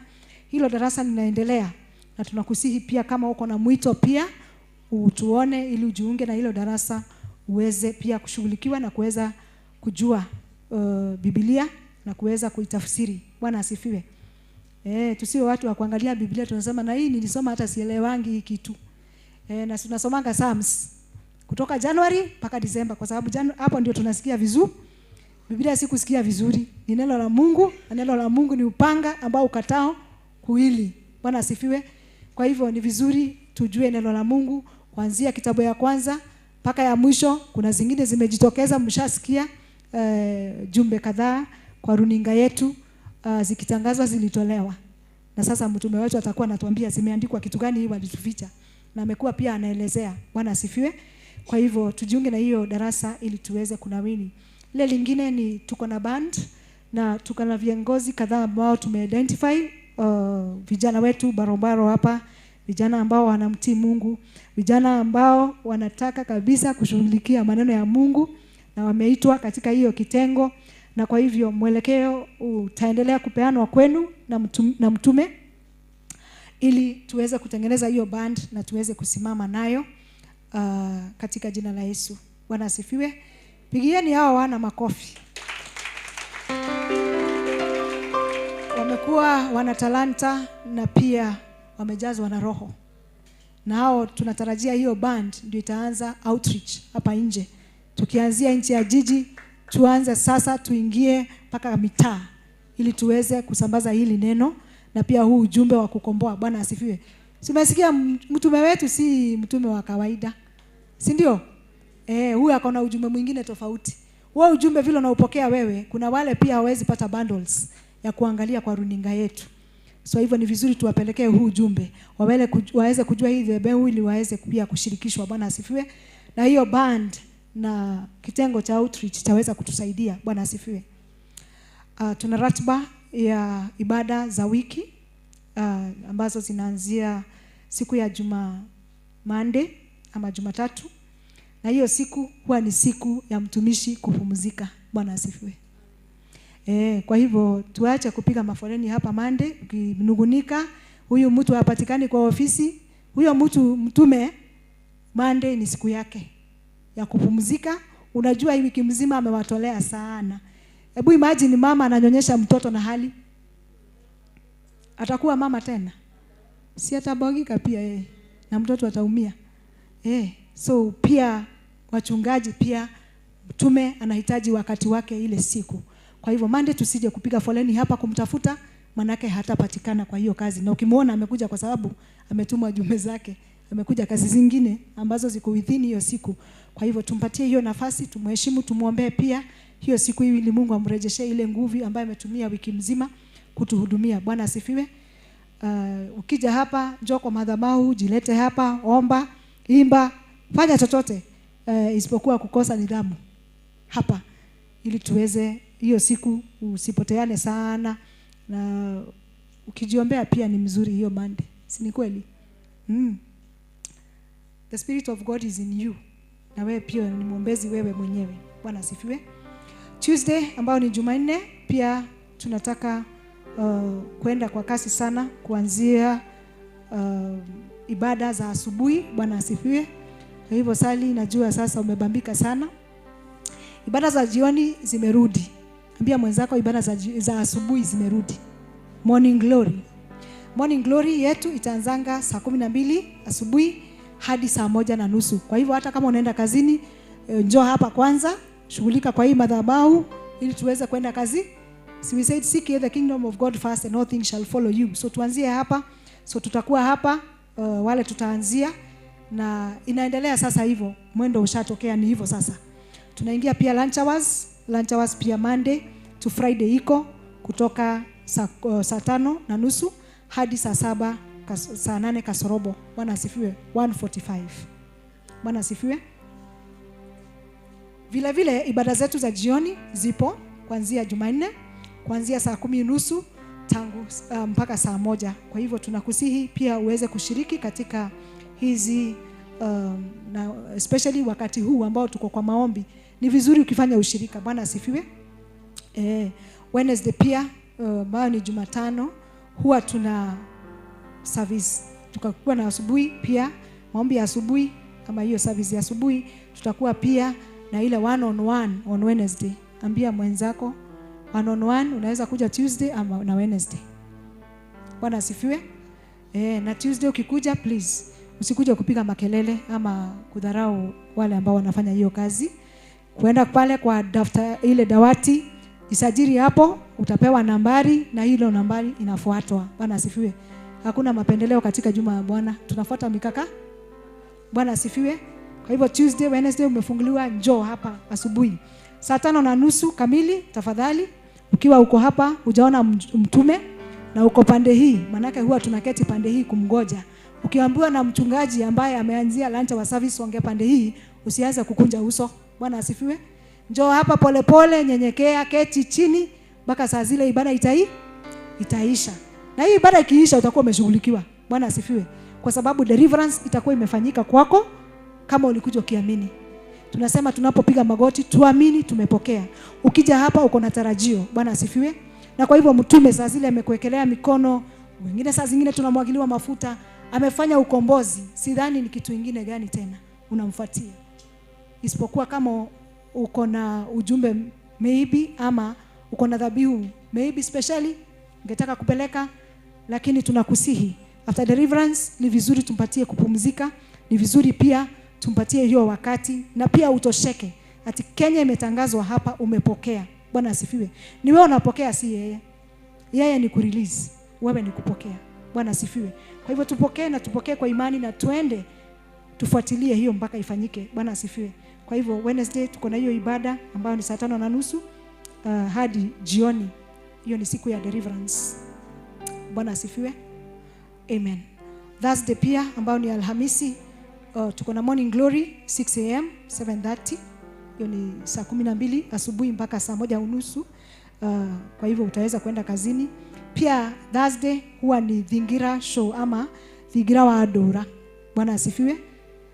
Pia tunakuja hapa kusupport hiyo huduma yake ambayo imewekwa chini yake na iko kwa runinga. Tuko na Thingira TV. Bwana asifiwe. Siwa tunaona huo ujumbe kwa YouTube. So Thursday hiyo ndio kazi yake. Kwa hivyo usikuje tena kupanga foleni tena pale, kwa sababu pia anajitayarisha. Na huwa anafanya shows asubuhi kama hata 4-5 kwa siku. Mchungaji wetu ni mtu mwenye bidii. Bwana asifiwe. Na kwa hivyo wewe utashinda ukingoja pale, lakini yeye ako kwa kazi nyingine. Bwana asifiwe. Kwa hivyo Thursday ukikuja keti hapa, ngojea hiyo show ikishaisha, akiwa na nafasi ataweza kuelekeza. Bwana asifiwe. Friday pia tumesema tunamkesha, tunapia morning glory, tuko na lunch hours na pia hiyo mkesha. Bwana asifiwe. Saturdays tumesema meetings zile zimewekwa mikakati ni za board ambazo zimekuwa zinaendelea kutoka saa 6 hadi saa 8, na kwa hivyo hiyo ndio mikutano ya Saturday, na practice pia ya kwaya inafanyika, lakini ratiba itatoka na mchungaji na mtume, na ataweza kuelekeza ratiba ya Saturdays vile kutaendelea. Bwana asifiwe. Yes. Wangapi wanatazama Bethel TV? Si wengi wetu tumemjulia hapo. Bwana asifiwe. Wengine hatujui. Wangapi tunajua Bethel TV? YouTube na Thingira? Wangapi tunajua? Sasa kuna kitu moja nataka tufanye pale. Mkiingia pale, tune in, subscribe, comment and share. Bwana asifiwe. Ukiingia pale na bonyeza kile kidude, kuna kidole inafanya hivi. Si kweli? Hiyo kidole ni ya muhimu sana. Usituzame tu alafu unaenda, amehubiri vizuri, nimeenda. Bwana asifiwe. Ile kidole inatusaidia kusambaza huu ujumbe. Wenye YouTube wakiona hiyo kidole, wanajua huu ujumbe umefika kwa watu wengi. Kwa hivyo wanaisambazia watu Kwa hivyo weka hiyo kidole pale. Pia ingia pale kwa mazungumzo. Usiangalie unasoma tu comments, unasema na hawa maongeanga mingi. Hapana, pia wewe ongea yako hapo. Bwana asifiwe. Comments, tuambie vile tunaweza improve, kama tunaendelea vizuri ama tuna step tumewacha, ama kuna kitu ungetaka tuongezee, tuzungumzie pia pale. Bwana asifiwe. Lakini pale si platform ya matusi. Na ukiona mtu akitusiana ni kwa sababu amepotea. Acha kufuatana na yeye. Bwana asifiwe. Kwa hivyo let us comment, subscribe, comment, like and share our page so that we grow our online community. Bwana asifiwe. Amen. Na hizo ndio jumbe. Mungu awabariki na watende mema. Mkuwe na wiki njema, wiki ya kufana na ya kubarikiwa. Tuendelee kufuata mwelekeo wa mtume ili tukaweza kubarikiwa. Bwana asifiwe. Amen. From the rising of the sun to the dawning of the sun, Your name is to be hallowed.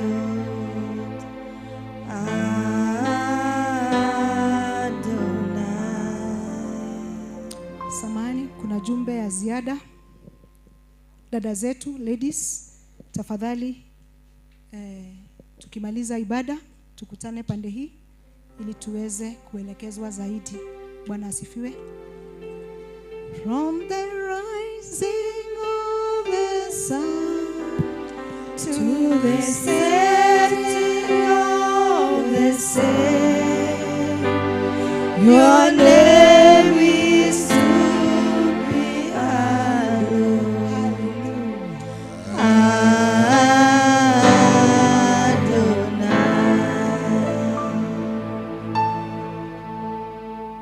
Pigia Pastor Magi makofi.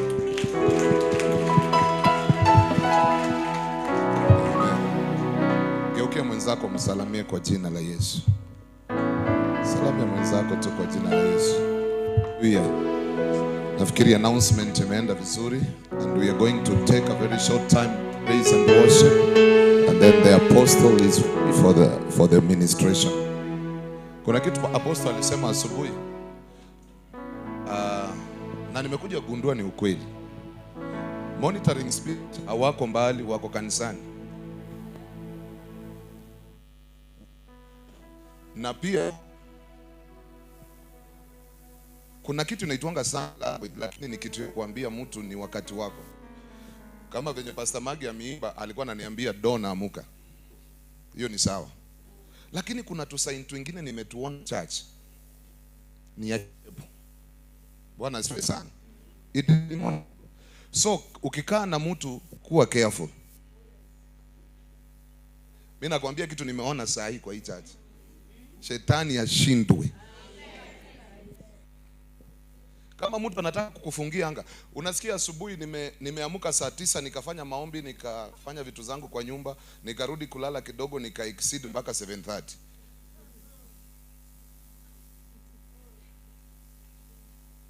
Bwana niimbe, najua ni sawa. Exceed 7:30. Napigia Beatrice ndiye anaenda kwa bafu. Nikajua ngoma imekamatwa hapa. Haki ya Mungu, kama ni wewe pia mimi nitakufinya. Ukinifinya huko mimi nitakufinya kwa magoti. Hallelujah. So unakuwa careful because the rate and the grace of this church growing is too big. Na mimi nimekaa pale nikaona sign language imeniudhi sana. Na kama kuna mtu anajaribu kufanya lolote kwa damu Yesu, aumie mwenyewe.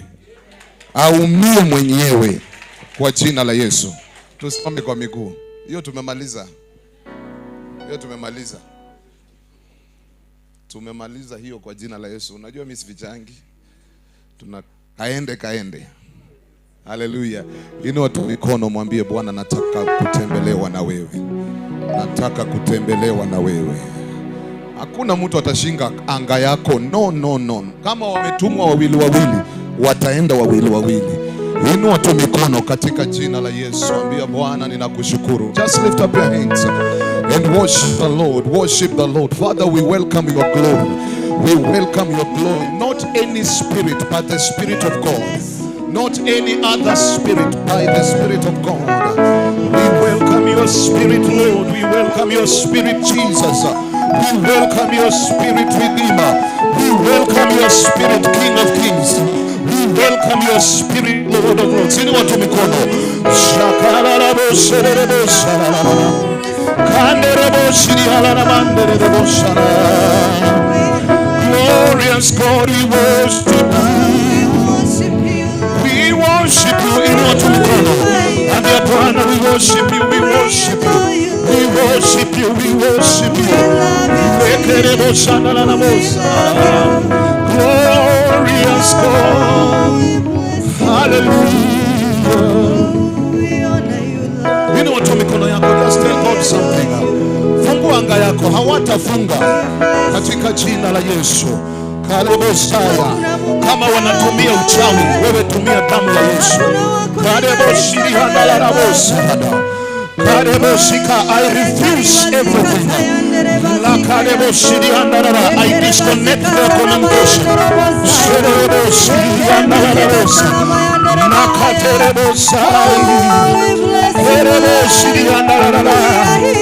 Inua sauti yako tu, Father, we welcome you. We welcome your glory. We welcome your spirit. I see your glory, Lord. Glorious God. I see your glory, Lord. Oh, Jesus.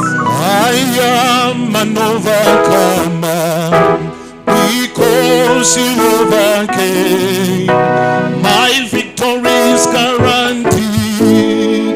I am an overcomer. Yeah. I am an overcomer because you overcame. My victory is guaranteed.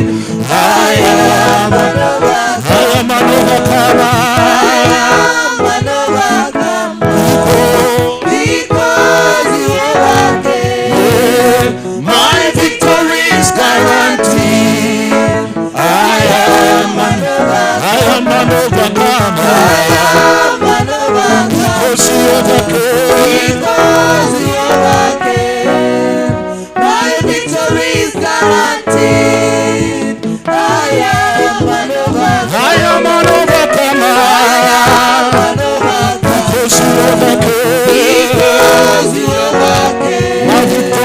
My victory is guaranteed.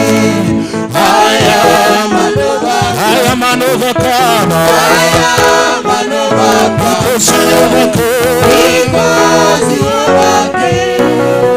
My victory is guaranteed. I am an overcomer. Because you overcame. My victory is guaranteed. I am an overcomer. Because you overcame. My victory is guaranteed. I am an overcomer. Because you overcame. My victory is guaranteed. I am an overcomer. Because you overcame.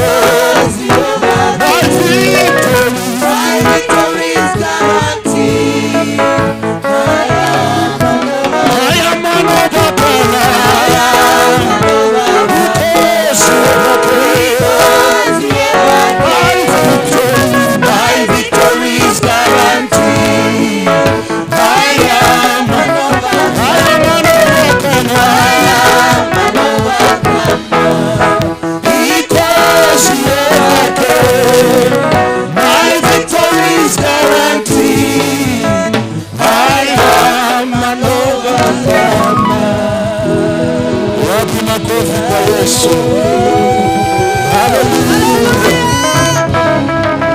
patia mwenzako high five, mwambie I am an overcomer.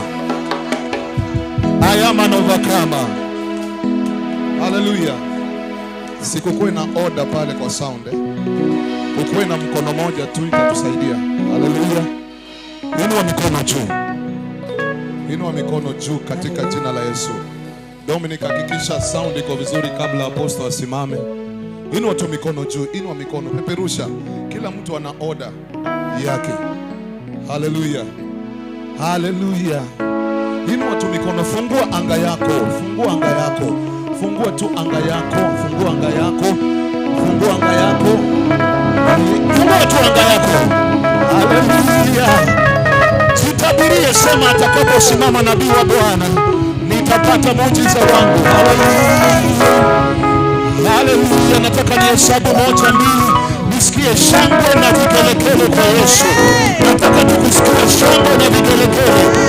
Ya kwanza nitakaposema peperusha mikono. Peperusha mikono, peperusha mikono. Peperusha mikono, peperusha mikono, peperusha. Haya moja. Haya mbili. Haya tatu.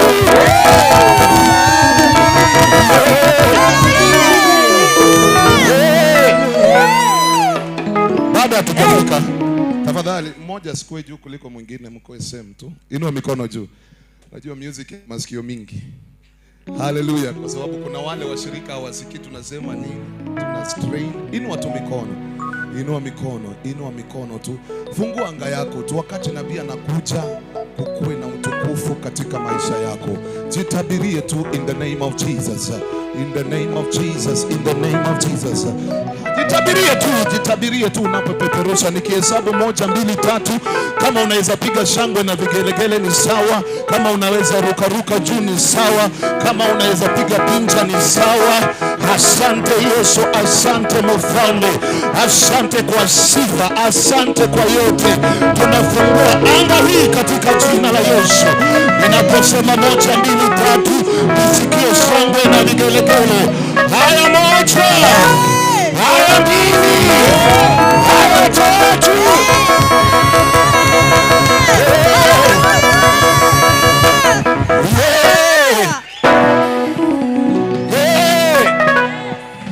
Alpha, Omega, you are worthy of my praises today. Alpha, Omega, you are worthy of my praises today. Oh, Alpha, Omega, you are worthy of my praises today.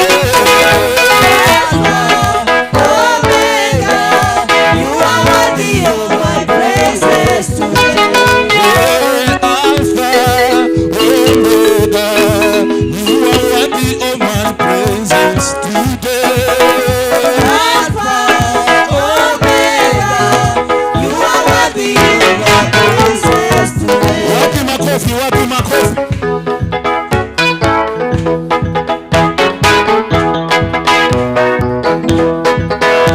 Piga tu makofi kwa Yesu.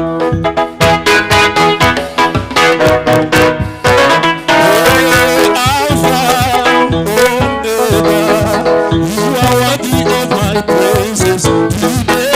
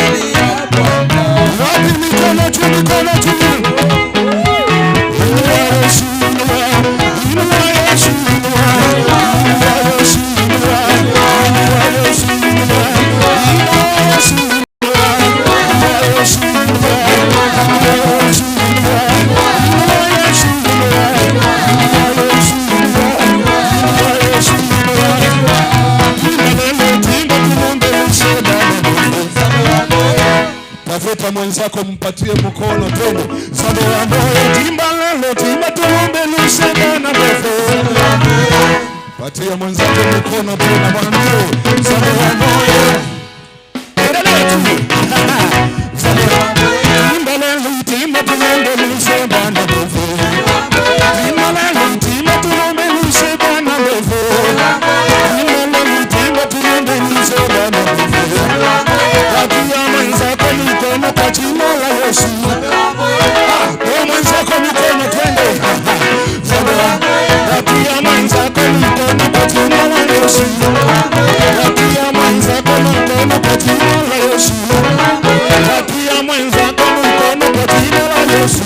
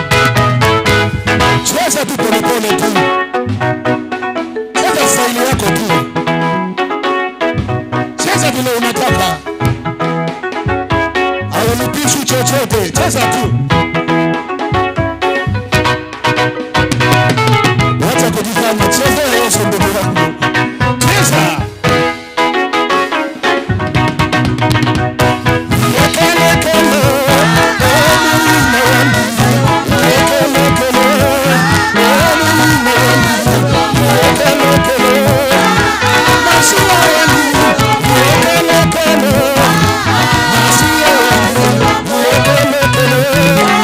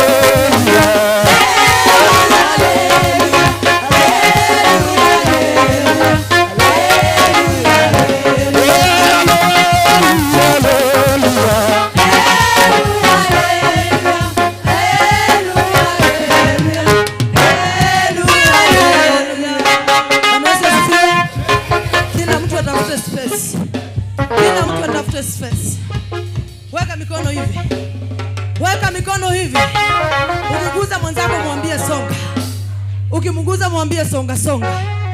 Bwana Yesu asifiwe. Sasa nataka tuende ukambani. Nataka tuende ukambani na nataka kusikia sauti. Hii si nyumba ya huzuni. Bwana Yesu asifiwe. Tuende ukambani sasa. Leo umetupeleka Nyeri huko. Huko ni Nyeri. Nataka tuende Machakos. Ninakuatia ngai wako. Nataka umkamate vizuri. Kamata huyo Mungu vizuri. Umkamate vizuri. Bwana Yesu asifiwe. Twende kazi. Ninakuatia ngai wako.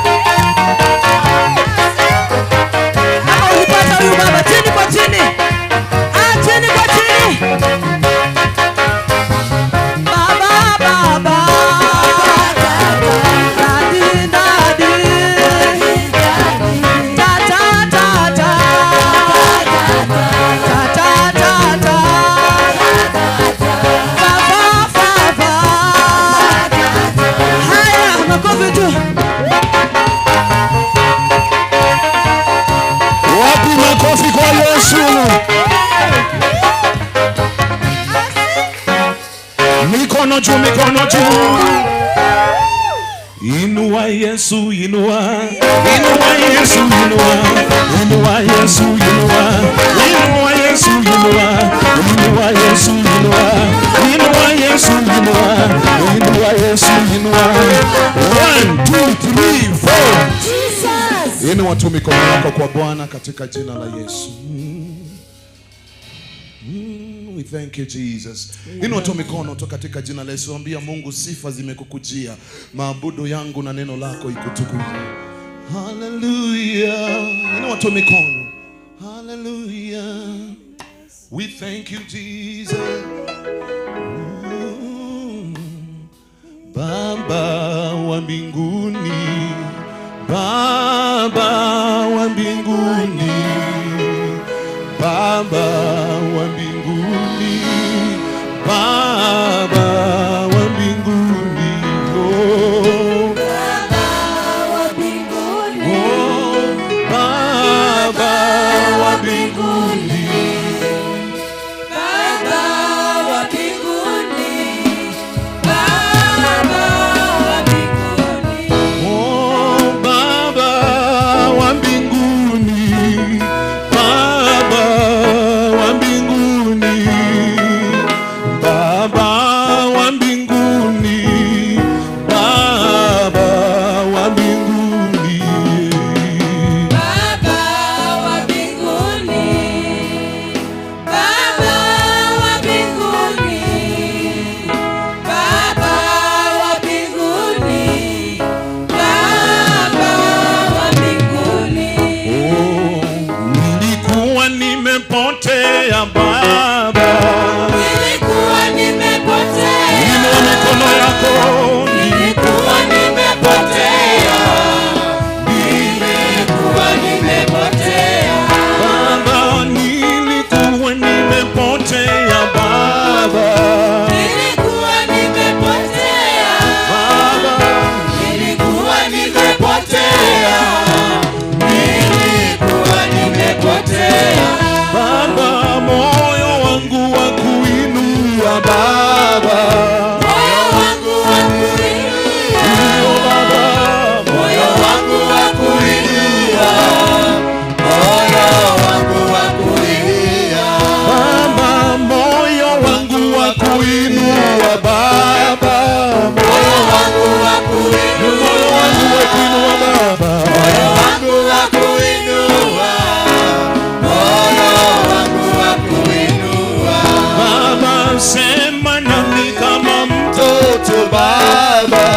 sema nami kama mtoto, sema nami kama mtoto, sema nami kama mtoto, oh, sema nami kama mtoto Baba, sema nami kama mtoto, sema nami Baba, sema nami kama mtoto, sema nami kama mtoto Baba, nilikuwa nimepotea Baba, nilikuwa nimepotea, nilikuwa nimepotea Baba, nilikuwa nimepotea, nilikuwa nimepotea.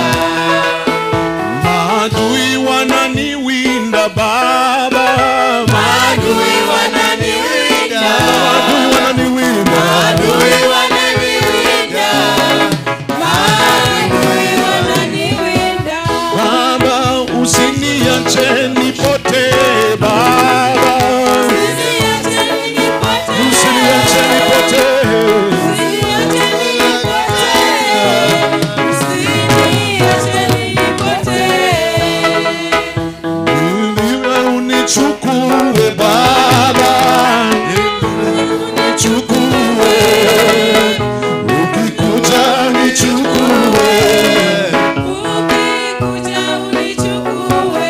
Inua mikono yako juu katika jina la Yesu.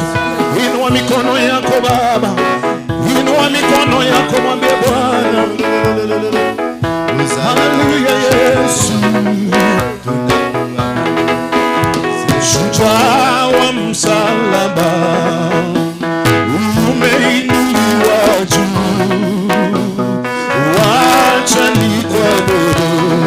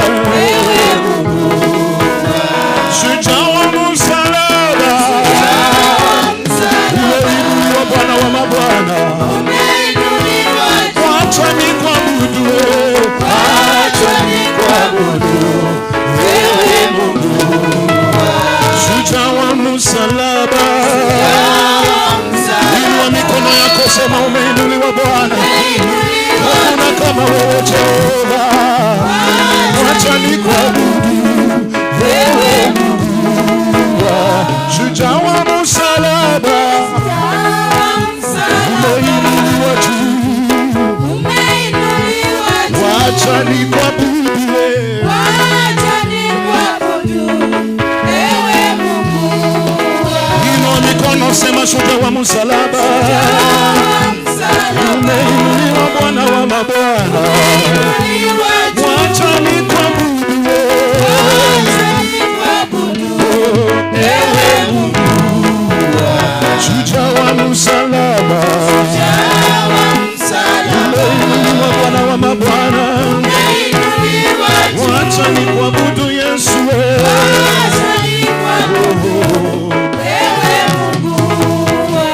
shujaa wa msalaba, umeinuliwa juu.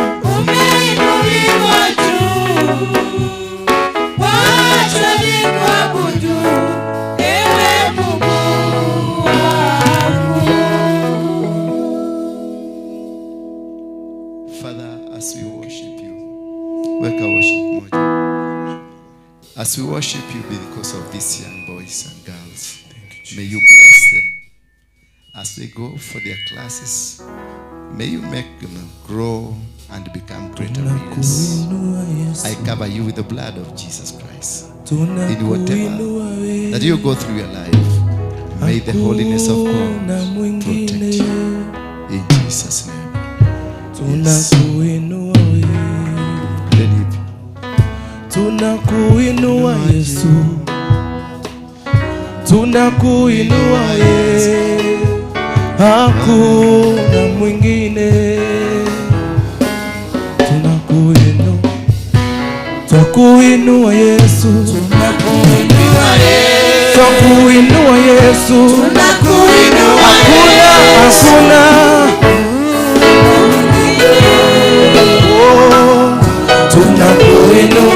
tunakuinua Yesu, tunakuinua Yesu, tunakuinua Yesu, hakuna mwingine. Tunakuinua Yesu, tunakuinua Yesu, tunakuinua Yesu, hakuna mwingine. Tunakuinua Yesu, Baba, tunakuinua Yesu, tunakuinua Yesu, tunakuinua Yesu. Lift up your two hands. Inua mikono yako miwili juu. Tunapomuinua Yesu, tunapomuinua Yesu, surrender your heart to Jesus. Surrender your heart to Jesus. Surrender your heart to Jesus. Surrender. Surrender your heart. Surrender in totality. Mwambie Yesu ninakuinua. Mwambie Yesu ninakuinua. Mwambie Yesu, I surrender to you. Karibu Yesu, moyoni mwangu. Karibu Yesu, moyoni mwangu. Karibu Yesu, moyoni mwangu. Mwambie karibu Yesu moyoni mwangu. Karibu Yesu, invite Jesus to take control where you are. sema karibu Yesu, moyoni mwangu Baba. Ninakukaribisha leo Baba. Karibu Yesu, karibu Yesu, sema karibu Yesu, moyoni mwangu. Karibu Yesu, karibisha Yesu moyoni mwangu.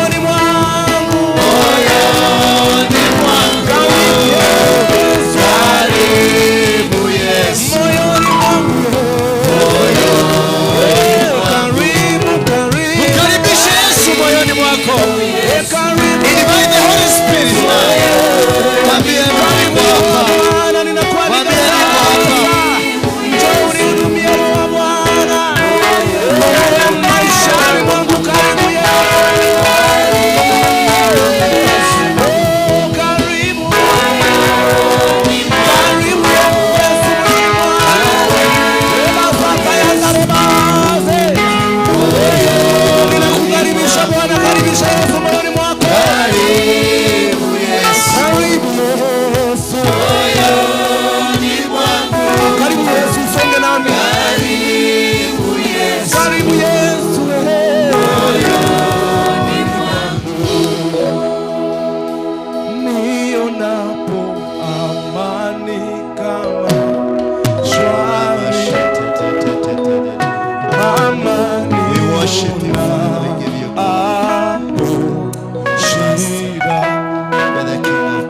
kama moyo yote umenijulisha, ni salama rohoni mwangu. Nionapo amani kama shwari, You are worthy. amani nionapo shida,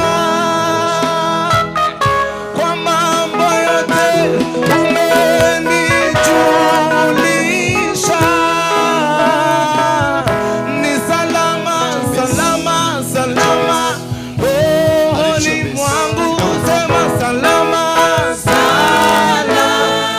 Niko salama Yesu, ni salama moyoni mwangu, ni salama niko salama. Fungua kinywa chako. Fungua kinywa chako. Connect yourself with Jesus. Connect yourself with the authority of Jesus. Unganika na madhabahu ya Yesu. Unganika na damu ya Yesu. Unganika. Yes. Oh yes. Oh yes.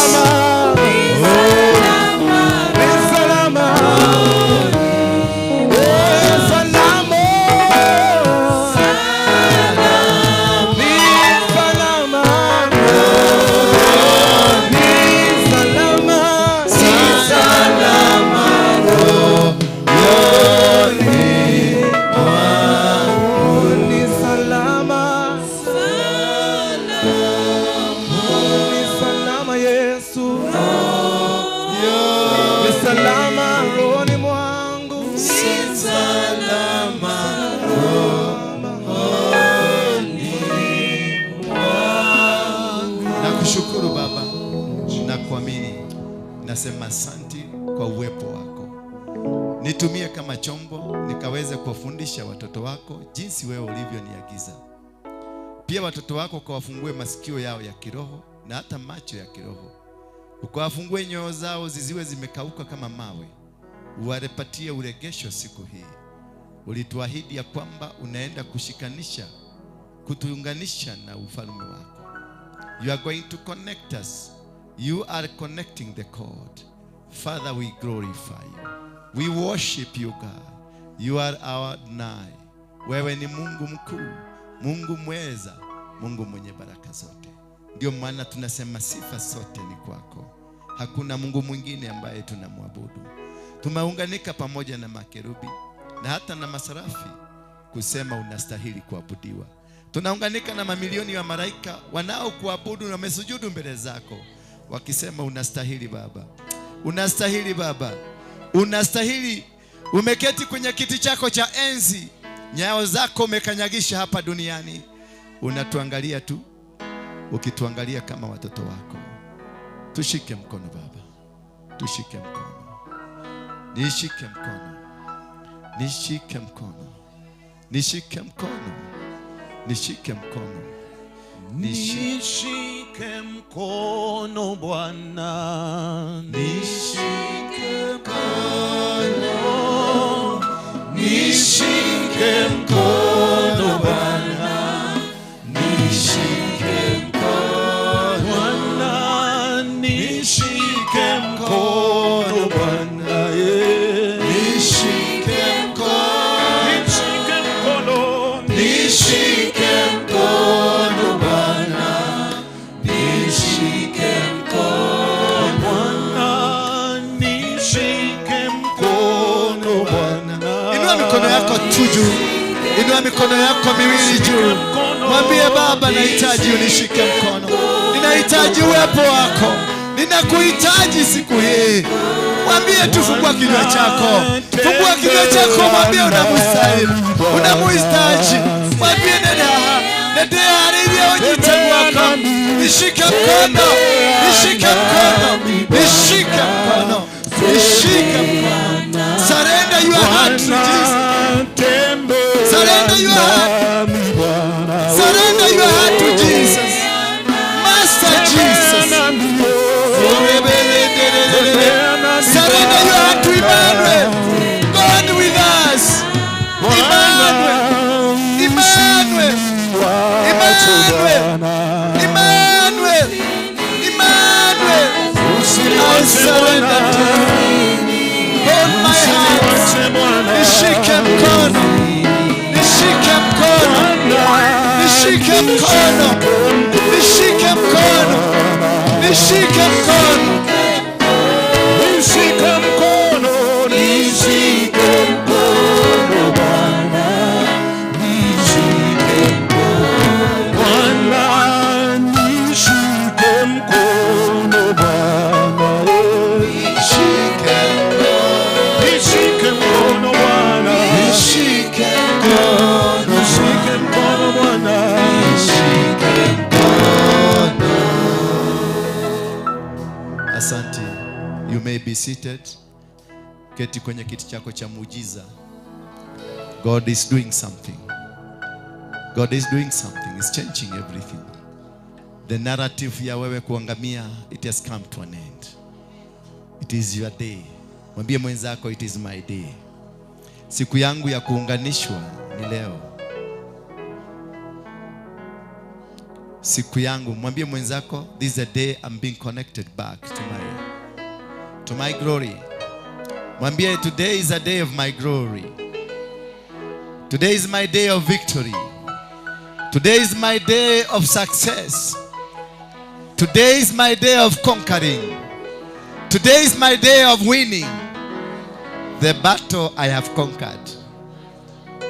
Today I'm going to triumph over snakes and scorpions. And they are never going to hurt me anymore. Because I'm a winner. Mwambie mwenzako, I'm speaking. Mwambie mwenzako, mwambie, I am a winner. I am a victor. In Jesus' name. Bwana Yesu asifiwe sana.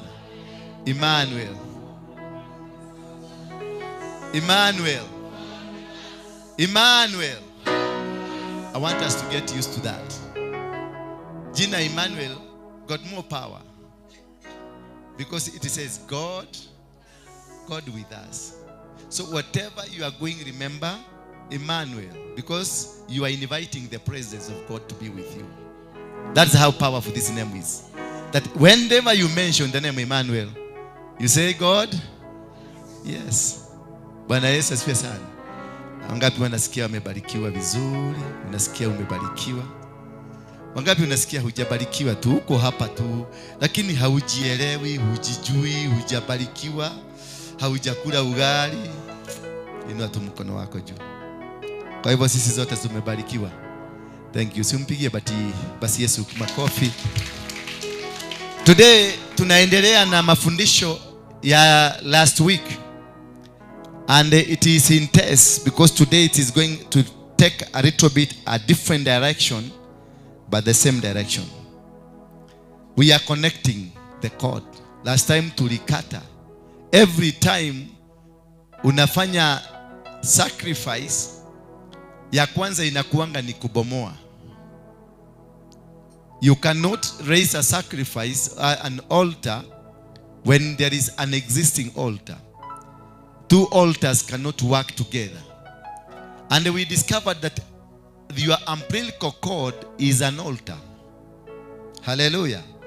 Your umbilical cord is an altar. Therefore, this altar called umbilical cord, when you came to this world, some people spoke to it. Kuna watu waliinenea. Wale wakunga waliinenea. Every person alinenewa. Either ni nurse kule hospitalini, either ni wakunga kule nyumbani, either ni shosho, either ni my mom, or whoever that spoke to, alinena kuhusu hiyo umbilical cord. Na tukajua umbilical cord imetumika kwa mambo mingi. For those who are with us, tulijua ya kwamba kunao wanakata umbilical cord, wanaenda wanakula, inapikwa. Bwana Yesu asifiwe sana. Na kunao wanachukua umbilical cord, wanaiweka kwa nyumba, wanaiweka pamoja na umbilical cord za wale ambao walikufa zamani, akina Gukana, akina Shosho. Na kuna makabila mengine wanachukua umbilical cord wanaizika. Na kuna wengine wanachukua umbilical cord wanaitupa, sana sana wanaitupa kwa choo. Na kuna wengine tulipata wanachukua ile umbilical cord wanairusha ndani ya choo. Sasa you can imagine what is the power of the umbilical cord. Once you discover the umbilical cord is an altar, kitovu ni madhabahu. Na hii madhabahu imetumika na wazazi wetu, imetumika na Shosho, imetumika na Guka. Hii umbilical cord, kitovu kiliokati kilikatwa, kingine kilipatiwa umbwa wakaenda kukula, kingine kilipatiwa mapusi wakaenda kukula. You can imagine what is the spirit of a dog. Hallelujah. What is the spirit of a dog? It's a spirit of what? Immorality. Then kitovu chako kilikuliwa na umbwa. So that is why it has been so difficult for you kuachana na wanaume ama wanawake. Ukiona mwanamke unaona mwanaume anaanza kutembea hivi, hizi magirili za maguu zimekwisha. But you pray, unafunga siku 5, unafunga siku 7. Immediately kutoka katoloni, kutoka Heaven's Gate. The first ukishuka pale Heaven's Gate, ukitoka hiyo barabara ya kwenda kutoka Nakuru, gari ya kwanza kusimama ni Mercedes, inakwambia can I give you lift? Kwa sababu mwanaume kimekuona na kimeona na kimeconnect. Maana kile ni kiprostitute, kimeconnect na madhabahu ile imekuconnect. Kutoka hapo history ulikuwa naombea kule unasema Baba, locate me with that dark and handsome man. Locate me with my husband. Locate me with my wife. Kumbe na wale shetani, maana you are already connected na madhabahu ya immorality. Wanatuma mtu wao immediately kabla haujakamatwa. Bwana Yesu asifiwe sana. Kila kitu napatana naye ya kwanza ni gari ya Mercedes. Kimwanaume kizuri, kinaendesha gari mzuri, lakini hakina mke kama Waruinge. And you are praying inside there, unaitisha Mungu negera gai mudhuri wako. That is why I normally tell you go and be specific with what you are praying. Be very specific. Because they also hear. Upande ule wa shetani, they hear what you are asking. And they will provide immediately. And that's why we found tumejikuta kwenye makosa. Kwa nini? Kuna msingi wa madhabahu. Kuna msingi wa nini? Wa madhabahu ambayo imewekwa kupitia kwa kitovu chako. Maana kitovu kilipokatwa kilimwaga damu, na kilipomwaga damu ikafanyika madhabahu. Kitovu ni madhabahu ambao unatembelea nayo. Na ndio unakuta kwa Wakikuyu, ango akikudhoa kidogo agodhoere mkonyo, utapatana na shida. Maana ni madhabahu. Kama msikiagi wanasema ango neko godhoera mkonyo. Wigwa gogo. Kwa nini? What is the connection? What is the connection? Ango akiscratch mkonyo yake against you, you will never see any breakthrough in your life. That is how powerful it is. Bwana Yesu asifiwe sana. Ndio unaonanga ni hatari hata tukienda kufanywa circumcision, wanaume wa Kikuyu, to who do we go to? Unaomba brother yako? Hata baba yako haumuombi ruhusa, unaomba anko ruhusa. Because of the connection of the umbilical cord. Because what you are about to do, the circumcision, is a covenant ya kukatwa venye kitovu kilikatwa. Maana kitovu ni mlango wa binadamu. Hapa ndio ulipata chakula cha kwanza. Hapa ndio ulipata oxygen ya kwanza. Hapa ndio ulienda choo ya kwanza kupitia kwa kitovu chako. Kitovu kimekubeba. Bwana Yesu asifiwe sana. This is where we find the connection. Wakati kilikatwa na hao waliokata wakazungumuza maneno. Kwa wale ambao wanaweka kitovu, wanaweka pamoja na vitovu vile vingine, ndio wanapofanya madhabahu wanaleta vile vitovu vinazungumziwa. Ndio unaona hata utoke hapa uende Amerika, kama wamekamata kitovu chako hautafaulu. You will not succeed because there is a covenant of blood. Bwana Yesu asifiwe sana. There is a covenant of blood. There is a connection between you and the blood. Ile ilimwagika. Alafu now, what direction did it take? Iyo covenant yako walipomwaga damu. Once there is blood, there is a word spoken. Anywhere there is blood, there is a word spoken. Kuna neno linanenwa. Bwana Yesu asifiwe sana. That is why they ask. Remember when Moses alikuwa amesahau kutayarisha mtoto wake, God was about to kill him.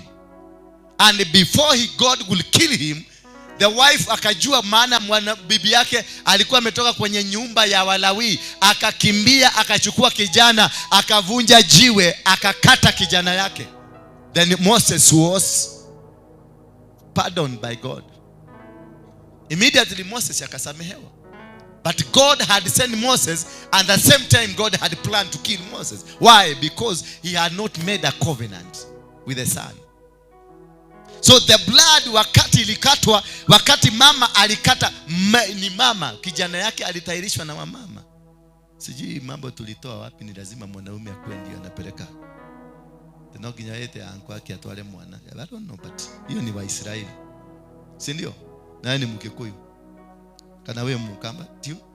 Lakini Mkamba mnakatanga kakiwa kadogo kabisa, hata kajielewe. Sasa wanasifiwe. Au sinyahururu. Yeah.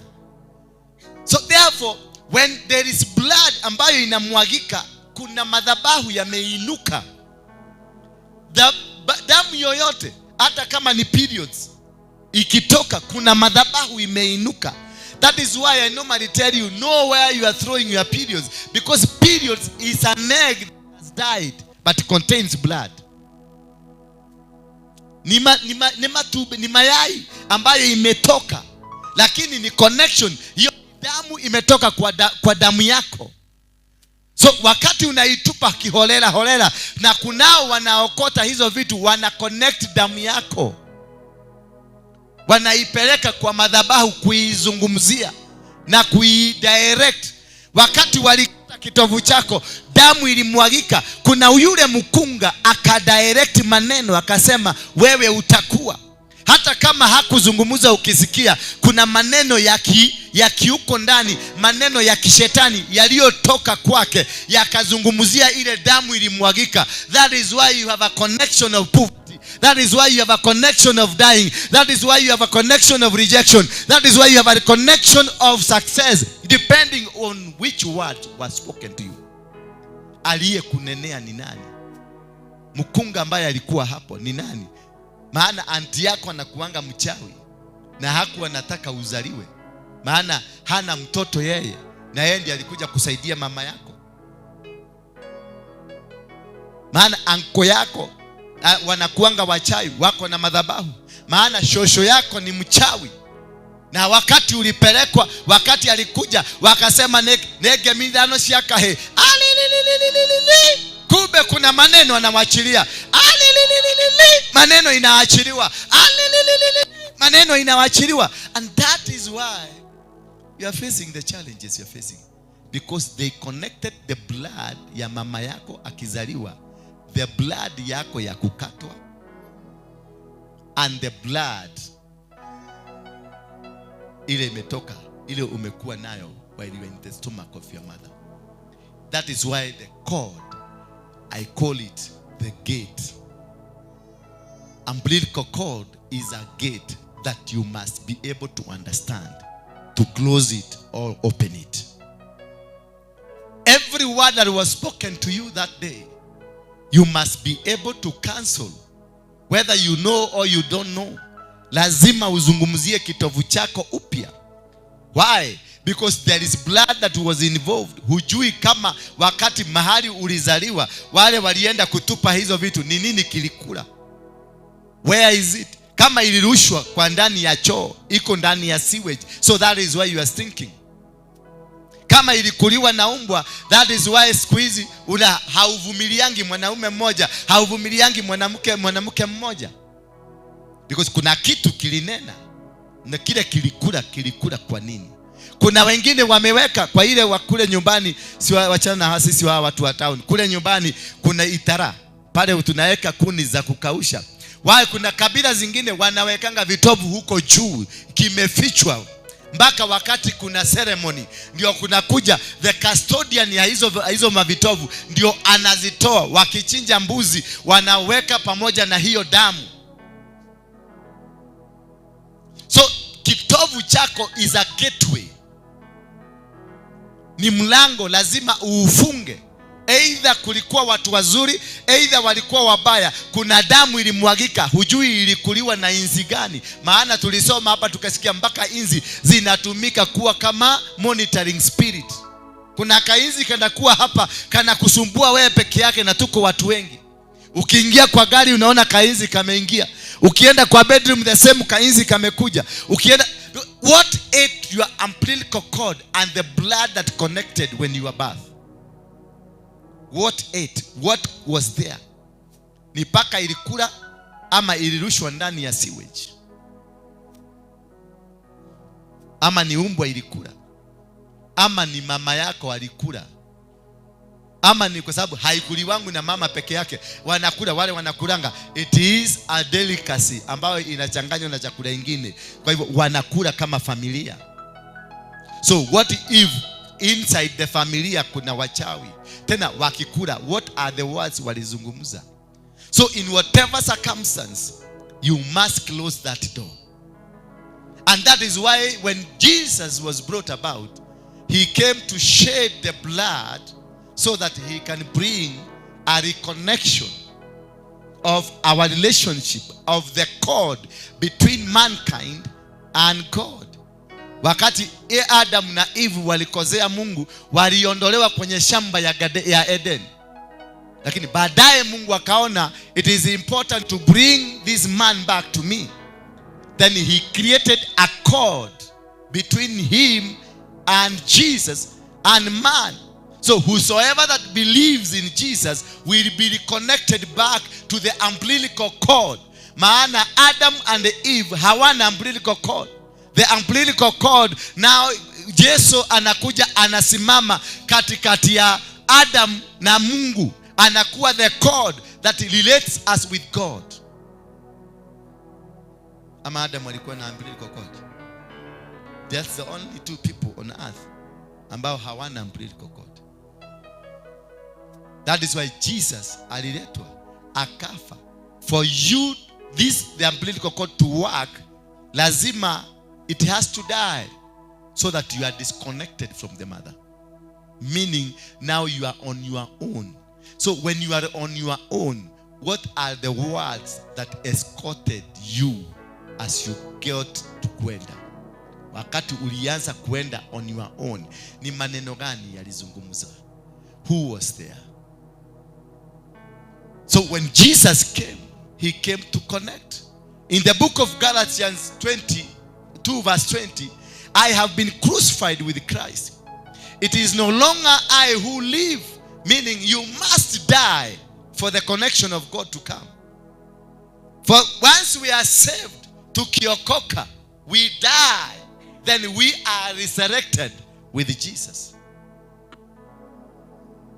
But Christ who lives in me, and the life I now live is the flesh, I live by faith in the Son of God, who loved me and gave himself for me. So there must be an accompaniment of the love of God and the love of Christ for your sake, so that you can have the reconnection, ile mfereji ya kuunganika na neema ya Mungu, kuunganika na baraka zako. Maana kitovu ndicho baraka zako. Ukiwa ndani ya tumbo yako, you are already rich person, you don't struggle. Ukiwa kwenye tumbo ya mama yako, you are a billionaire. You eat the way you want, you live the way you want, you live the best house which has no disease. Hallelujah. Unaingia gari yoyote, ambayo unataka, maana you are safely. Mtoto yoyote mwenye ako ndani ya tumbo ya mama yake hapatani na magonjwa. Hata mama akiwa na ukimwi, mtoto hana ukimwi. There is special protection in the womb. And that is where we have the greatest millionaires and the billionaires on earth. There is no struggle, but you live comfortably. Hallelujah. You eat the best because it is food filtered. Where mama kula managu na huko matawi ya green, lakini kinachoenda kwa mtoto ni kitu ambao filtered, nice, that takes care with a lot of minerals. Unakuta ndani ya tumbo yako kumetengenezwa mshipa mwingine wa kuleta the best oxygen to you. Inside kwa tumbo ya mama yako kuna pipe nyingine ya kutoa uchafu. So you live the best life that we were supposed to be living on earth, ukiwa ndani ya tumbo ya mama yako. So when you come out, you are disconnected from the billionaire life. You are disconnected from the millionaire life, from successful life, from a rich woman, from a rich man. You are disconnected and then led into the world that is going to fight you. So umbilical cord disconnected means that you are starting now a new phase of life that is full of struggle. Sijui kama tunaelewana. Are we together? How many are you with us? Are you with us? Sincerely? Yeah? Ama nimeenda deep sana. Unataka kushika kabisa how it is. Bwana Yesu asifiwe sana.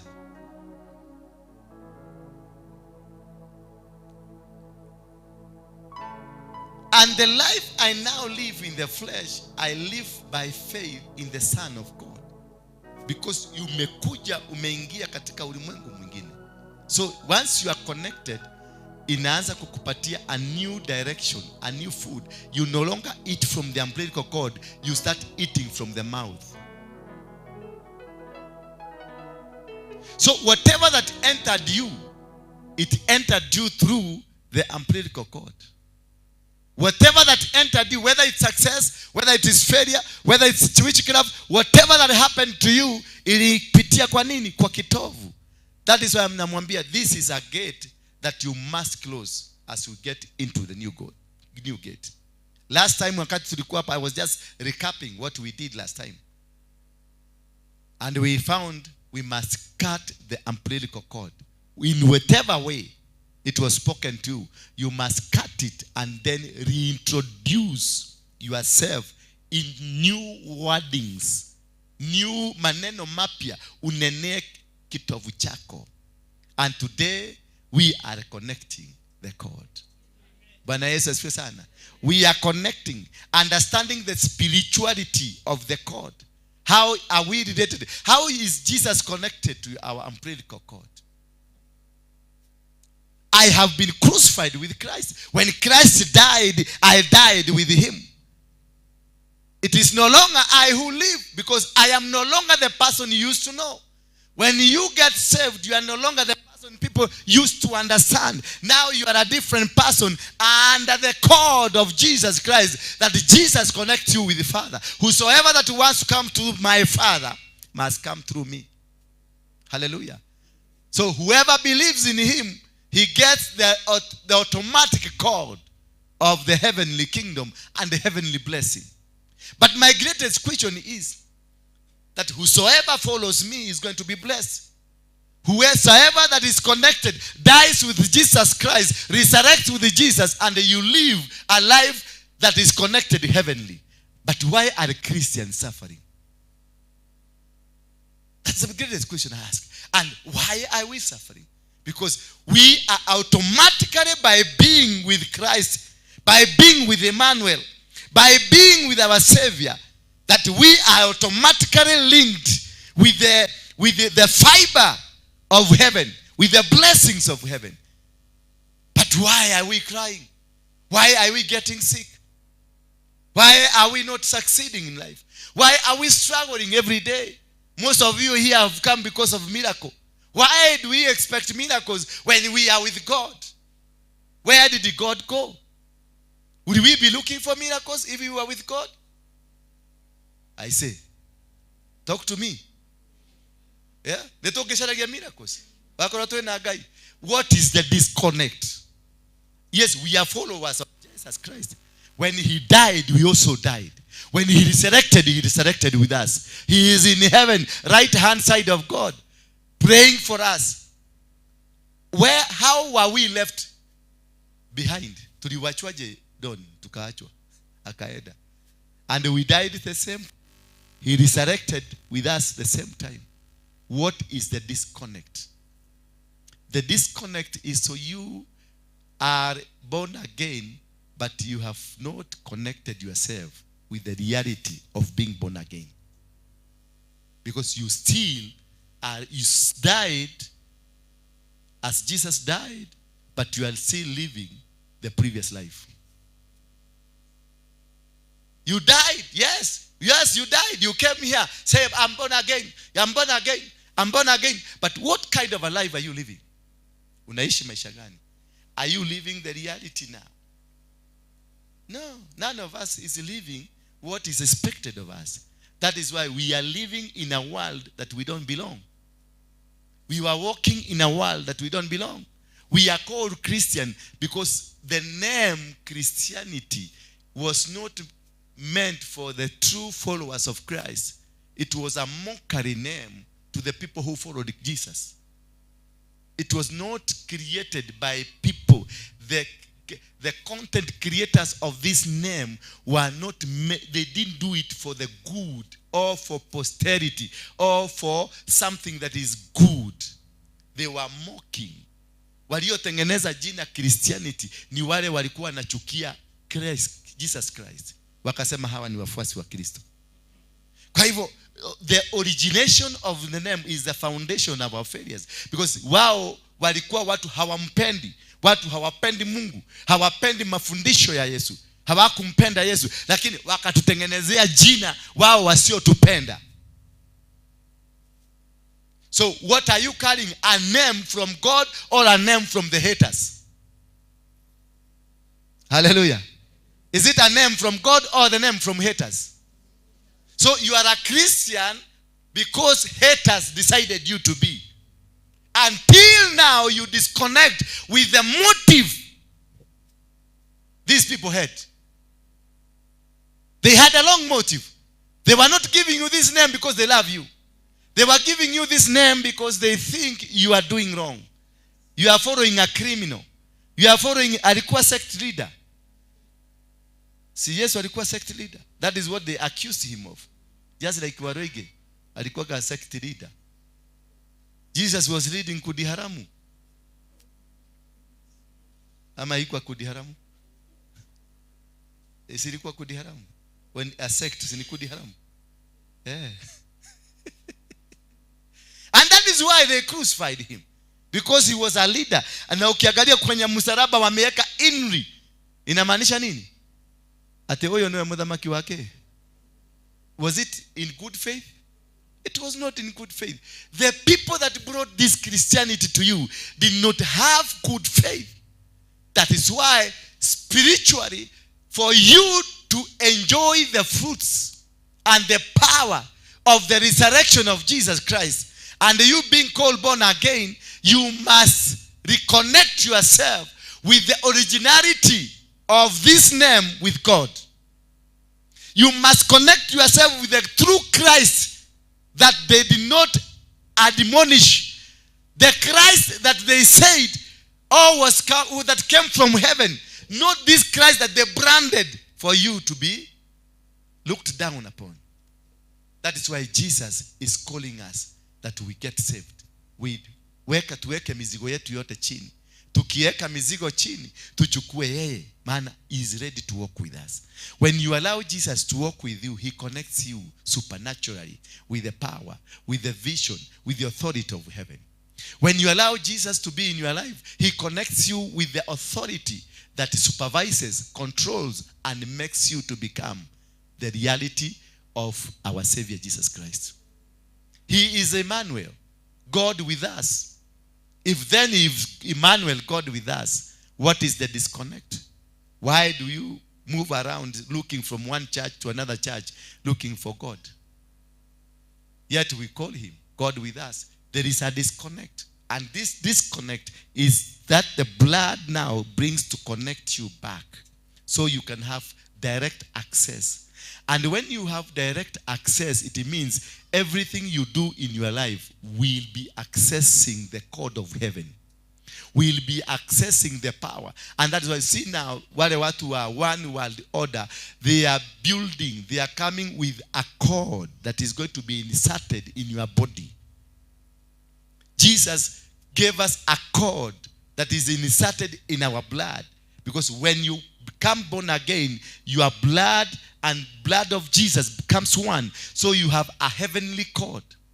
But now the one world people, the Lucifer people, they want to bring a chip to put it in your body so that it can access the blood. That's the main reason. So that it can access the blood for their connectivity. So all that they are doing, it is to make sure the umbilical cord that connects you with God is cut through a chip. Now they will be able to read your information. You will no longer be able to be carrying a card like an ATM card. You will no longer be carrying a birth certificate. You will no longer be carrying a passport. You go to the airport, they know at the chip they will read, will send the information. They know who you are. You will no longer need a visa, a stamp in your passport, because you are already known the system. You are part of them. And that is why they are doing it, to counter the relationship between you and God. The main relationship of chip is to remove you from God. So you will not be accessing the word of God, the power of God, the direction of God. For this to happen, we need to raise something that will connect us, because we have discovered an umbilical cord is an altar that has been serviced by the blood, either of your mother and also your blood. So any altar that is serviced, it is living, inaishi. Madhabahu yoyote, hiyo ya kukatwa ni madhabahu, hiyo kitu kilipotokea ni madhabahu. Bwana Yesu asifiwe sana. Na ni madhabahu ambayo ndio mlango, ni madhabahu ambayo ndio nini? Ndio mlango wa maisha yako. So every failure in your life imetokana na kitovu. Kwa hivyo kama ni madhabahu, what can we be able to do to raise a new thing that will change your life? What do we do? Now today I'm going to look at some 2 or 3 things ambayo itatuashiria kutupeleka ku understand how can we be able to raise an altar after having discovered that this is an altar. Lazima hii altar ivunjwe. Ikivunjwa tunazima tuinue a new altar. And that is why I said, wakati ule tulikuwa Sunday, tulivunja hiyo madhabahu ambayo ilikuwa inakutawala. Hiyo madhabahu ambayo ilikuwa inanena shosho. Hiyo madhabahu ambayo ilikuwa inanena guka. Hiyo madhabahu ilikuwa inanena mama yako. Hiyo madhabahu ambayo ilikuwa inanena watu waliokuwa kinyume na maisha yako. Na tukakata. Sasa we need to raise a new altar so that you will be able to be speaking from your own channel. Bwana Yesu asifiwe sana. We disconnected you from your guka. We disconnected you from your shosho. We disconnected you from your uncle. We disconnected you from your village. We disconnected you from that dog that ate your umbilical cord. We disconnected you with that sewage ya Ruai ambao bado mpaka saa hii kitovu chako kiko Ruai.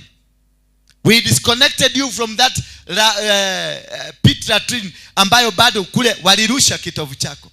We are disconnected you from the land kule wamezika kitovu chako. So we are connecting. We are raising a new altar today that will connect you, will raise a new image, a new direction of your life. Na kutoka leo utakuta maneno yote yaliyokuwa yamenenwa kinyume na wewe yataondoka, yatafutwa peke yake. Because you have established yourself. Umejiinua, umejifufua tena. Hiyo ndio power ya kitovu. Kama kilikushika, you are dead with it. But today, because tuliikata, sasa ni kujenga, tunajenga. But what are we going to involve us to do so? Ni nini tutatumia ndio tuweze kuinua madhabahu hii? Kwanza kabisa, we must raise the main pillars that will sustain this altar.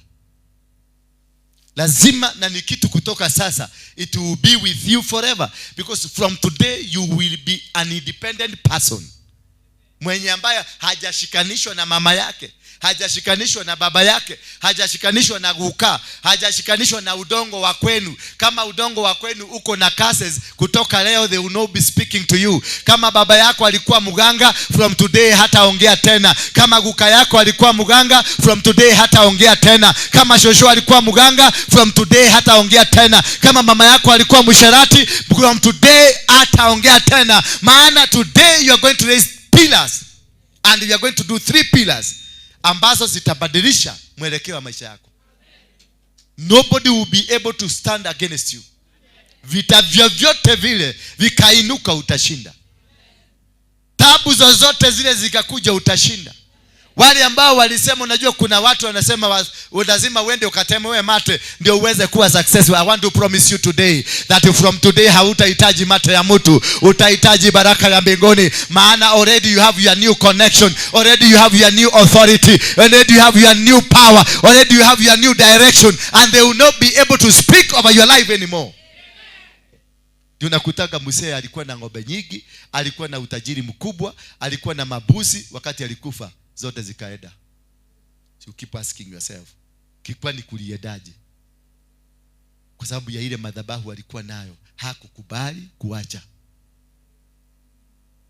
Bwana Yesu asifiwe. Hakukubali, alienda na vitu zako. Kuna wazee walikuwa matajiri, magari ilikuwa huko, ng'ombe zilikuwa huko, maploti zilikuwa, manyumba nyingi walikuwa nazo. But today, wakati alikufa, today there is nothing. Magari zilikuwa sasa zimekuwa magofu, manyumba hakuna mtu anaishi kwenye zile nyumba.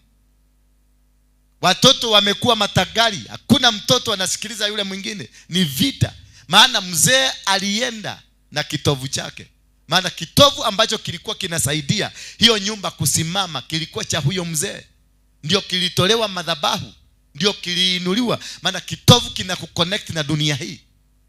Yeye walitumia, wakazungumzia kile kitovu, na kilipozungumziwa kikalete utajiri, kikalete pesa, kikalete mashamba, kikalete manyumba, kikalete vitu vikubwa. Wakati alikufa, maana you are still connected to this man, alihama na vitu, na immediately ukaanza kusikia our lastborn aligogwa na pikipiki, akaaguka, akakufa. My sister walikuwa wakienda Mombasa, akadugwa tu na kamuiba tu kadogo, mguu ikaanza kuoza, akakufa. Because you are part and parcel ya hizo vitu ambazo mzee lazima aende nazo. Kuna wamama wamekufa, wameenda na vitu zao, wameenda mpaka na watoto. Utasikia boma mzima, vijana wamekufa, wasichana wamekufa, kila kiko vijukuu ndio viko tu na vinataabika. Unasikia wajukuu kama 5 wako kwa home wanapatiwa chakula. Unauliza ni nini? Unasikia mtoto wa kwanza alikufa na ukimwi, mtoto wa pili alikufa na kansa, mtoto wa 3 alikufa na accident, mtoto huyo mwingine aliumwa tu na kichwa kidogo akaenda. Na wanaenda kama mwezi gani? Mwezi wa 8 ama wa 9 ama wa 3 ama wa kwanza. Unakuta kuna pattern ambayo inatembea hapo. Ukielewa sasa hapa kuna pattern inatembea, sasa anza kufuatilia kitovu chako. Utakuta huyu mzee wakati alienda na vitu zake mpaka watoto wake. That is why umewachwa unakaga maisha upweke. Tuangalie the 3 pillars za kuanza kujenga madhabahu hii. Pillar number 1. All these pillars are based on 3S. Sema 3S. Pillar number 1 is that we must surrender. For God to start working in your life, you must completely surrender to Him. For you to be given a new channel. Wakati sasa tunaenda kuinua madhabahu, tunakata ile channel ya baba yako, ile channel ya mama yako, ile channel ya shosho, ile channel ya kule umetoka. Kama umetoka Gatanga, kuna ile madhabahu ya Gatanga. Kama umetoka Thika, kuna madhabahu ya Thika. Na unajua Thika ni kumaanisha nini? Kuzika. Bwana Yesu asifiwe sana. Kama umetoka Nairobi, umezaliwa, madhabahu ya Nairobi ni maji baridi, Nairobi Engare. Labda ndio kwa maana unakuanga baridi, haueleweki. Ama inaweza kuwa ni kweli? Si mnaona mko baridi sana? Hiyo siku nimekamata vizuri. Si unaona Beatrice anakuwa baridi, lakini huyu ni wa Kirinyaga. Beatrice ni wa Kirinyaga ama ni Murang'a? Ukaenda Kirinyaga. Ulikuwa umeolewa Kirinyaga. Najua you are a worshiper. Ukaenda Kirinyaga, kijiji inaitwa Kiangoma. And you are a worshiper of God. Lazima angekurudisha kwenu Kagare. Ni Kagare ama ni wapi? Kahui au na huya huko. Okay, sawa. Na wengine wanapandaka milima, unakuta unapenda, unaenda mlima, unaenda nyuma hivi. Unajikuta mlikuwa hii nyumba, mnaenda hii boma. Lakini mtaenda mpaka Naivasha ndio mrudi hapa. Na mkipita unakuta wale wameenda saa hiyo wameshuka gari, wameenda kama mguu, kedhali inawekelewa. By the time urudi utakuta imeiva. Hallelujah. Bwana Yesu asifiwe sana. Anyone who needs support or help from any altar must recognize that the very altar, any altar a man despises, it will not help him whatsoever.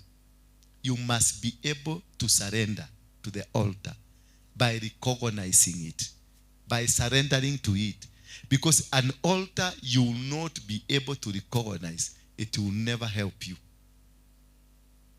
Madhabahu hii ukakuja uidespise hapa, na umekuja kuombewa, umekuja kukaa hapa kama mtoto wa kiroho hapa, and you are despising these altars, it will never give you. It doesn't matter how much you are bringing hapa. Hata ulete ng'ombe, hata ulete gamia zote uziweke hapa, if you don't have respect for this altar, you will never benefit from it. An altar speaks. Hallelujah.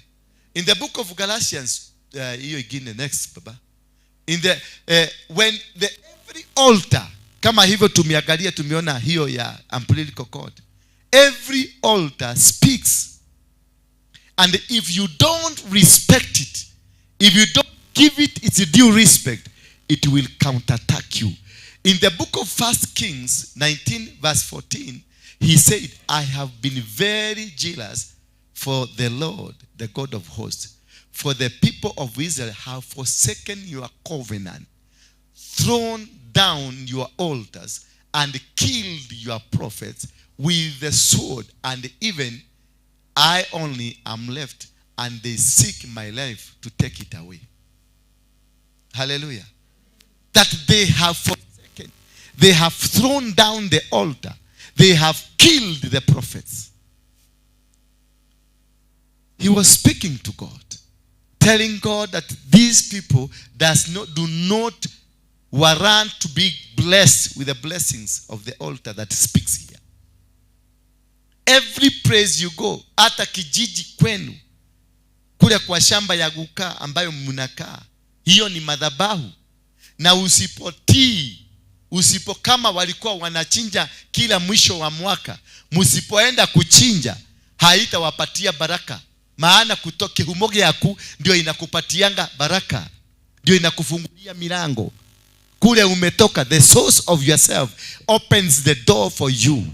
So the baraka ambazo zilizungumzwa kuhusu wewe, ukose kutoa. Maana huyu mzee guka alikuwa na chinjanga mbuzi kila mwisho wa mwaka, kupatia gomisi ya kwao, kupatia zile ngomi damu wakunywe, alafu anatengeneza kamuratina, wanawamwagia 1, 2, 3 akiwataja. Ukikosa kuendeleza hiyo kazi, wana withdraw kutoka kwako. Na wana withdraw, you become poor. Wana withdraw, you become hopeless. Wana withdraw, you become useless. But again, wanaweza pia kujiitishia Maana kama walikuwa wanainvitiwa, ndio kwa Wakikuyu unasikiaga wanasemaga ngoma itorekaga ogwo ni ciathĩnjagĩrwo.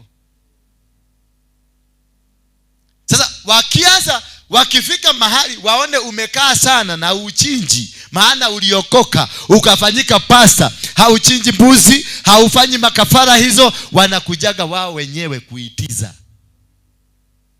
Nakuta kuna boma kila mwaka lazima kumwagike damu. Msimulikata na mbuzi lakini kila mwaka kutatokea accident kwenu, ambayo lazima damu yako imwagike. Kila mwaka unasikia hiyo kilani mzima wanazikanga mtu kila mwaka. Baka kuna mtu anakuja hapa na niambia tumezika hii, mwaka hiyo ingine tukazika, na tunazikaga after every, na hii jina ndio inaedaga, alafu unahesabu unaona ni wewe next. Watu wengi wamenikuta hapa wameniambia ni mimi next, na ni mwezi wa 8. Kuna mjamaa mwingine hapa rafiki yangu alinitafuta, yeye anajua walikuwa wanakufa at 56. The first brother baba yake alikufa at 56. The first brother akakufa 56. Sister alikufa at 56 na ni yeye na alikuwa 55. Hallelujah. Nilimwambia, nikamwangalia, nikaona ako ananiangalia in a resigning eyes. Macho aliniangalia na macho ambayo imeresign. Na anasema sasa I'm going. Togwekatia. Nikamwambia tuombe, akaja gutiri undu tokio atakurugamia. Baba thire ha, brother yakwa thire ha, mami athire ha, shosho. Nikamwambia na shosho yako, hata shosho yangu alikufia hapo. So who am I to stop it? Nikamwambia in every family there is a Moses. Hallelujah. In every family there is a Moses. They have gone and they have gone, but you are going to redeem the rest of the generation. Hallelujah. I want to prophesy to you that from today you are going to redeem your family. Kama haujasafiri, you are going to safiri because of your family. Kama hauna pesa, Mungu anaenda kupatia because of your family. Kama haujakuwa successful, you are going to be successful because of your family. God has decided so. You are the Moses. And in every family we have a Judas. Hallelujah. Hallelujah. Kila moshi, kotile moshi utali na Judas. Na kotile moshi utali na Moses. Ask yourself, are you a Judas? Jiulize. Angalia tutabia twako. Hapana, angalia tutabia twako. Uliokoleto kenyalira andu anyu. Angalia tutabia twako. Uone kama wewe ndio umefanya familia mzima imekosana. Wewe ndio umefanya mpaka bibi yako, bibi ya baba yako na baba yako wamekosana. Ujue wewe ni Judas. Hallelujah. Na hiyo ndio nakwambia, kutotii madhabahu haitaweza kukupatia kitu. Kama you disrespect madhabahu hii na ambaye amesimamia hii madhabahu, don't expect anything from this madhabahu. If you go despising, kuzungumzia apostle wako, kuzungumzia pastor yako, kusema maneno ya against, kusema ubaya wa hii madhabahu, na uko hapa, you are not going to get it. If you have no respect for this altar will never respect you. Hata utoe milioni 10, hata utoe milioni 100, the sacrifice connects with the altar. The altar has the final word. The altar speaks. Once you do everything, madhabahu yanazungumuza.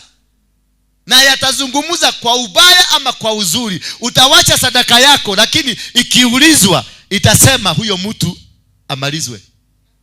Kutoka hapa kuna kifo. Ndio hata ukienda, wale tumeenda kwa waganga. Wangapi tumeenda kwa waganga? Inua mkono juu. Wangapi tumeenda kwa waganga? Wacheni nini unafiki hapa.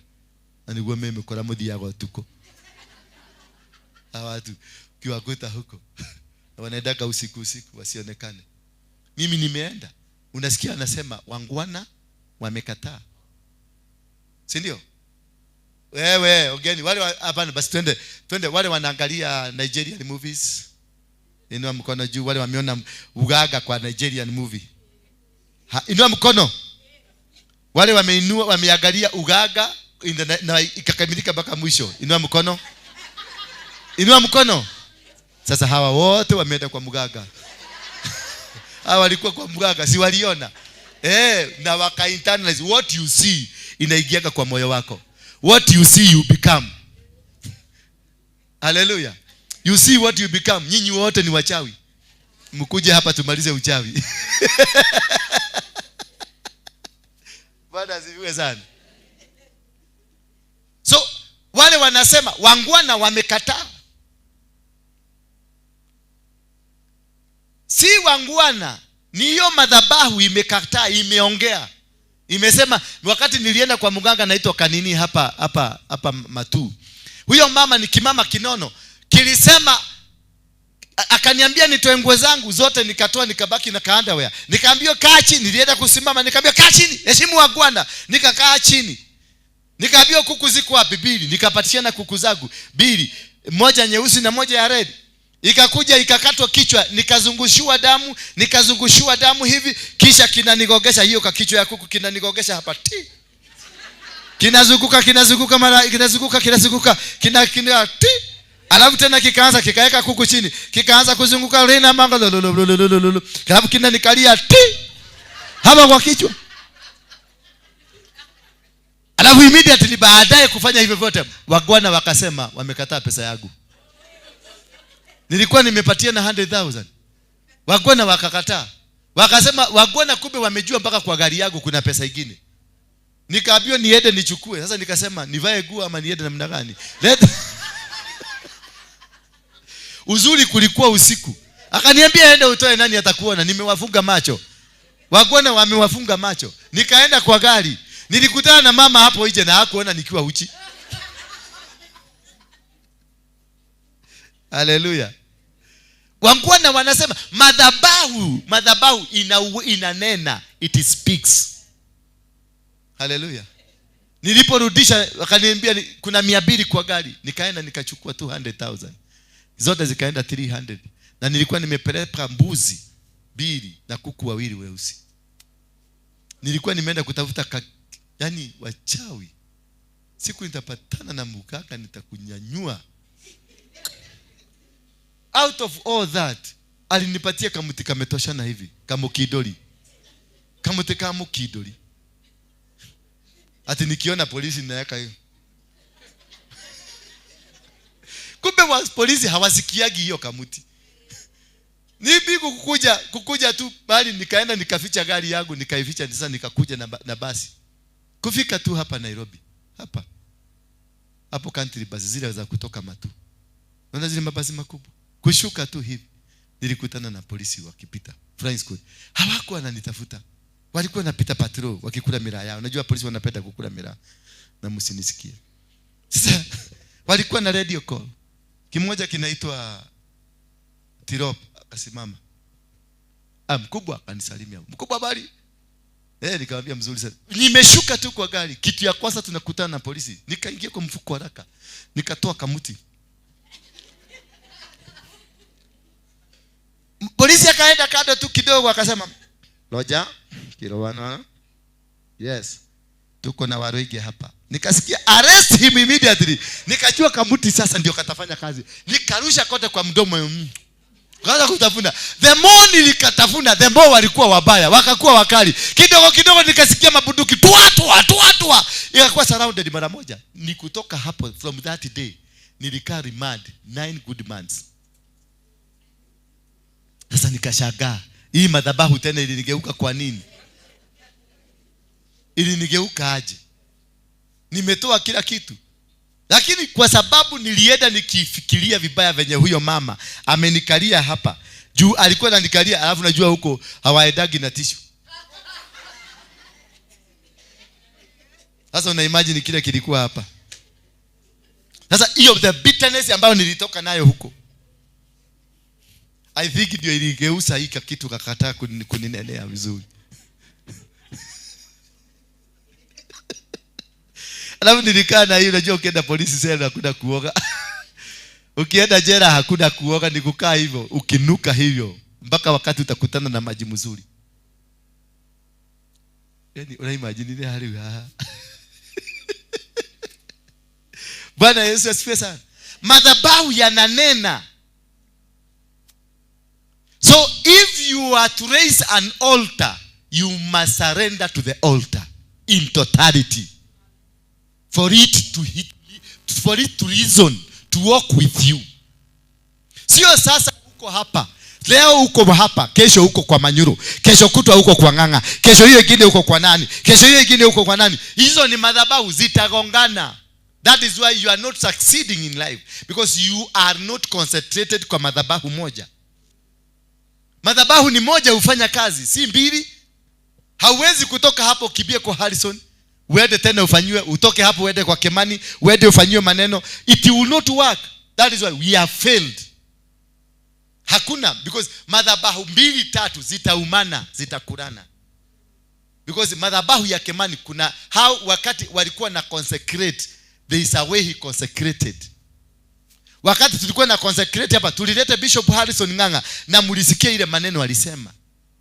Hiyo maneno ndio iko hai na ndio inazungumza. Alisema mtu akikuja hapa akuwe hakika ainue mikono yake, atubu dhambi zake, atapona. Ama hakusema hivyo? Akasema Waruinge apate bibi. Si alisema hivyo? Au mdieda wako hivyo?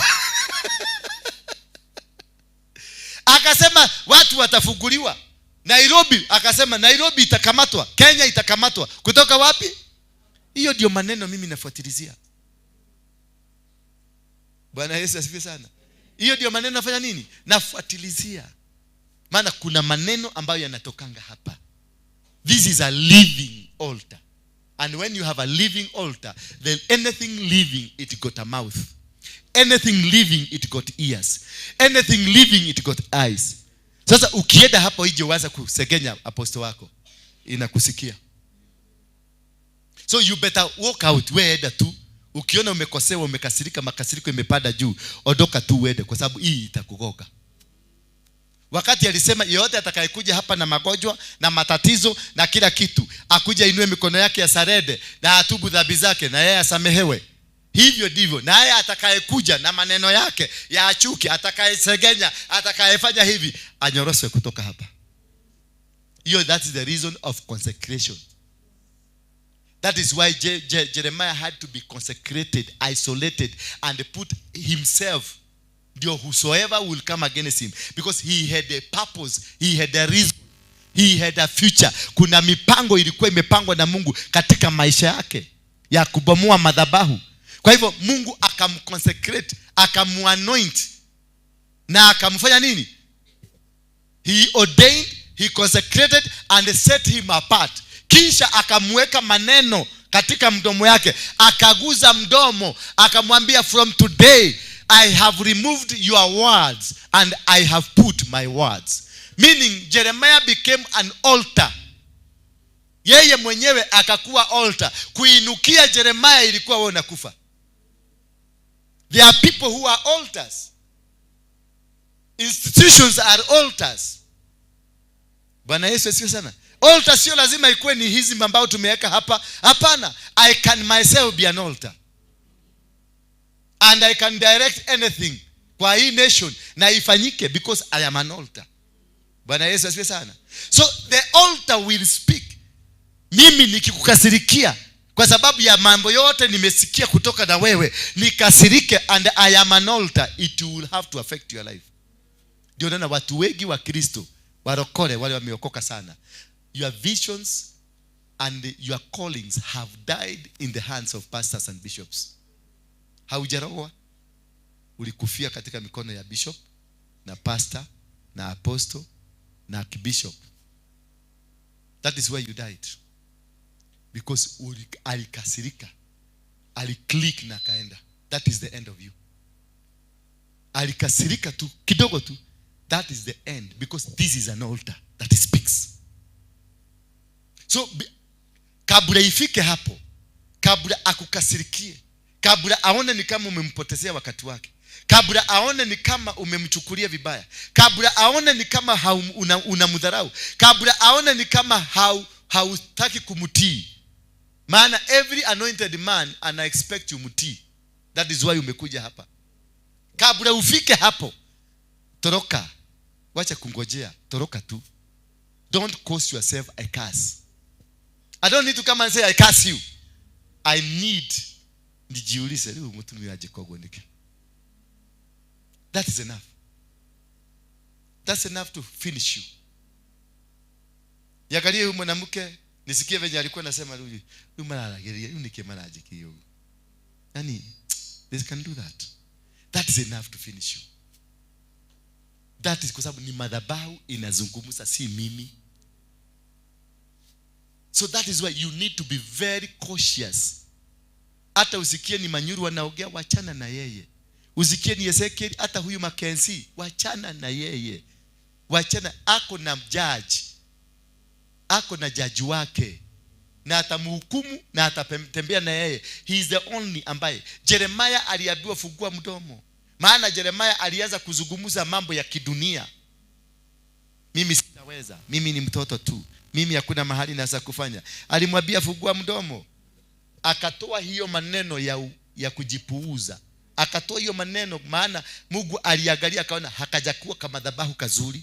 Akatoa madhabahu ya kujipuuza, madhabahu ya kujipunguza, madhabahu ya kuanguka, madhabahu ya kushindwa, madhabahu ya baba yake na mama yake, ikatolewa yote. Kisha Mungu akaweka maneno mapya. Maneno mapya. Mimi akamweka madhabahu mapya na akamwambia chochote utakachosema kitafanyika. Kwa nini? Kwa sababu wewe ni madhabahu. Ati mahali popote utaenda utakubalika.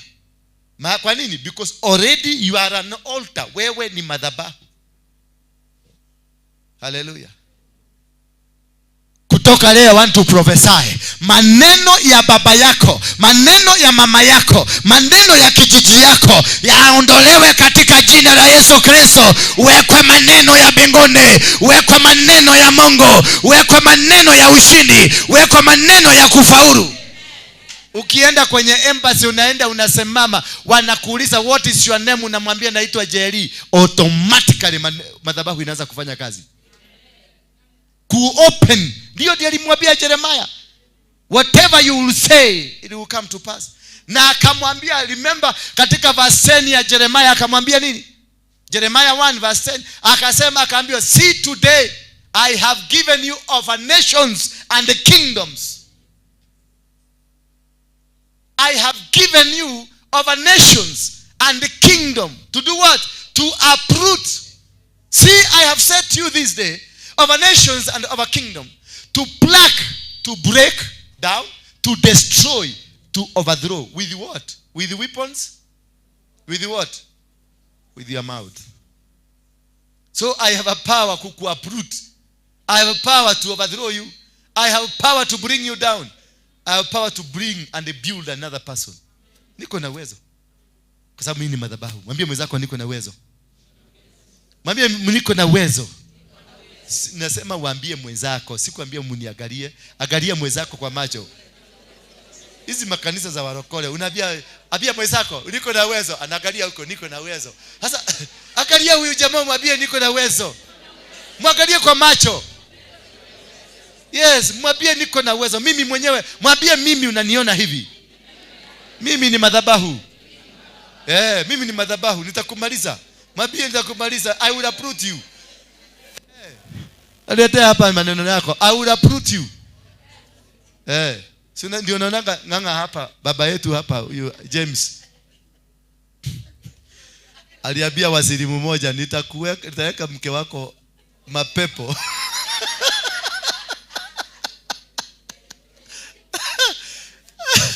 Naye nani alisema nini? Mackenzie. Hamjui mnacho kicheza nacho kitawaramba. Ni kwa nini? Sisemi ameua watu, lakini ameconnectiwa na vifo za watu. Hujui ni kafara gani ilitolewa. Sasa unaenda kucheza na pingu zako na jaji pale na mtu ambaye kwake kumehusishwa na watu kukufa ambao wametolewa kama sadaka. Alafu fikirio utamshinda kwa tini. Si walimfunga miaka ngapi? 1 year. Ati aje? Ndio muuliza kiliwaramba. Ati utashindana na mtu ambaye unasikia kwa shamba yake kuko na 1000 watu wamezikwa. Na hujui ni nini walikuwa nafanya. Hujui ni madhabahu gani hiyo. Tawe ulie miaka hiyo yote kumekuwa kukizikwa na hamukujua. Hadi sasa ushike uweke mtu pingu uende ati mseme utamfuga nani? Na ujue December 12 Ruto anaachilia watu wote kufugwa 1 year address.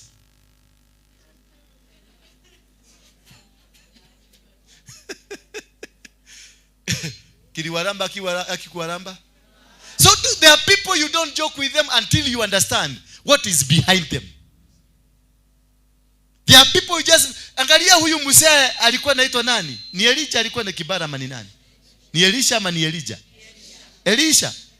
Vijana wakaanza kiparagoto, kiparagoto, kiparagoto. Nini ilifanyika? Kulitokea kitu inaitwa bear. Ikawaramba wote. Hallelujah. That is why I'm telling you. See, I have set you this day over nations and over kingdom. Did you ever know what is the nations and over the kingdoms? Don't you know? What are the nations and the kingdom in this textbook? I know you don't understand. Nations is, wale wamesoma Kiingereza, a nation is an institution. Hallelujah. A nation is an institution. Marriage is a nation. Hallelujah. Your clan is an institution. Kanisa kama hii sasa, we are an institution. Kenya is a nation. It is an institution. And then come number 2, over kingdoms. What is a kingdom? A kingdom is an institution that has a man that is leading it. That is what we call king and dominion. We have a king and what? Meaning dominion. That this man who is a king is dominating over you. So what is happening in your life? You are controlled, managed, and manipulated by the spirit that is in the dome, not in the king. Dominion is a spirit. King is the man ambaye anaongoza. Then once you put dome, the spirit, man and the spirit inakuwa moja. Ndio unasikia anaitwa a king. So he rules over you under the spirit of the kingdom. So Jeremiah was given power to destroy nations and also to destroy that spirit in that man. That is how powerful you become if you respect the anointing that you are under. If you respect the institution that you are under. If you respect the altar that you are under. You need to surrender for you to harvest from here. For you to kukula matunda ya hii nyumba. Fuga kinywa chako. Ukiambiwa fanya hii, fanya hii. Ukiambiwa simama, simama. Ukiambiwa tembea, tembea. Na ukishindwa una withdraw. Bwana Yesu asifiwe sana. Ukishindwa withdraw. Na usiende ukinena. Na usiende ukisema. Na usiende ukisema ati hiyo kanisa wotire gai. Wewe wotire gai. Haukumuona because you disrespected. And na hiyo madhabahu it will turn against you. Itakufuata to the generations. Itakubomoa wherever you go, itakufuata tu, maana kuna neno linatokanga hapa. Kuna askari wametoka hapa wameambiwa nenda mchunguze anaendelea kusema nini huko. Ndio unasikia wale watu walihama kanisa moja wakaenda kanisa ingine. Unasikia hiyo kanisa iliporomoka na watu wote kwenye hiyo kanisa walihama, waliagusha hiyo kanisa. Hakuna mtu anatembea vizuri. Walifuatwa mpaka kwao. Ukienda kwa muganga, uweze kuongea mabaya ya muganga, na hiyo madhabahu ya muganga itakufuata mpaka kwa bedroom yako. Leave it. Hallelujah. Hata kama ni President Ruto, wachana na yeye. Kama anafanya vizuri, afanye. Kama anafanya vibaya, afanye. Floriti wako. Hii sio yako. Itakumeza. Every king is appointed by God because of the behavior and the character of the people he's come to lead. Hallelujah. Every king or every president is appointed by God because of the character of the people he is coming to lead. Mukimisi-behave kwa Mungu, anakuletea mtu wa kuwanyorosa. Mukikaa vizuri kwa Mungu, anawakuletea mtu msoft. That is how God works. So Ruto akue mubaya, atenekometa muno, utiageza muno, negodieta muno, wakuni kwa komu. Enda kwa barabara uone magari mpya yakitembea. Enda kwa barabara hii uone, na inaendeshwa na tutoto tudogo. Yaani mwanaume anatengeneza, unaendesha KKQ. Nakuta mama na nimeiba anaendesha ni K what? KD? Ni K? Tuko wapi? KDN. KDN, na unaona bado kiti hajatolewa karatasi. Na sasa hiyo hauna hata chakula ya kwenda kukula nyumbani. Kumekauka. Ati Ruto ameharibu. Hakuna kitu Ruto ameharibu. Hakuna kitu Ruto ndiye alifanya mvua inyeshe. Si Elini imelamba watu wa Mombasa na huko Garissa. Ni Ruto amenyesha. Wacheni, learn to respect. Awe mbaya awe mzuri, he is there for a reason. Na lazima reason hiyo ilimulete ifanyike. So wachaneni na Ruto. Wachaneni na nani? Ako hapo with a purpose. Na purpose yake ikiisha kesho asubuhi saa 1. Saa 1 na dakika 1 hata kuwa mahali. Hata mtajaribu kutafuta yeye mnamkosa. Purpose yake ikifika mwisho. Every king has a purpose. Has a reason. Kings are brought because of us. Bwana Yesu asifiwe sana. Kings are brought because of who? Of us. Depending on your character and behavior towards God. Bwana yako akikuwa muhashi mbaya, ujue amekuja kukuslimline. Muombe na muombe nguvu, muombe Mungu ampatie nguvu, amalize hiyo kazi ya haraka. Wacha kwenda kusema sio goma. Utajua si goma, Mungu atamwekelea hapo tu. Na atakuwa akikufinya pole.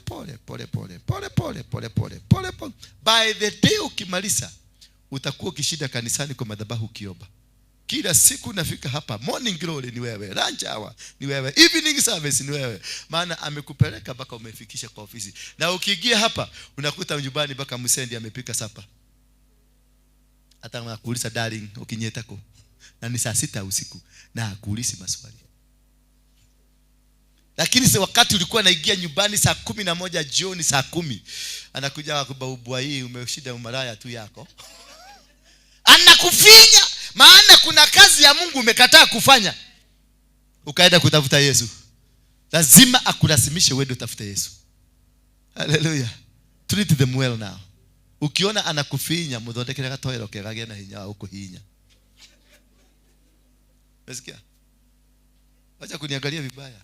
Ukifinywa na mzee mzuri akuone anakufinya, mutengenezee kitoero mzuri na kanyama na toigagio, unampikia vizuri.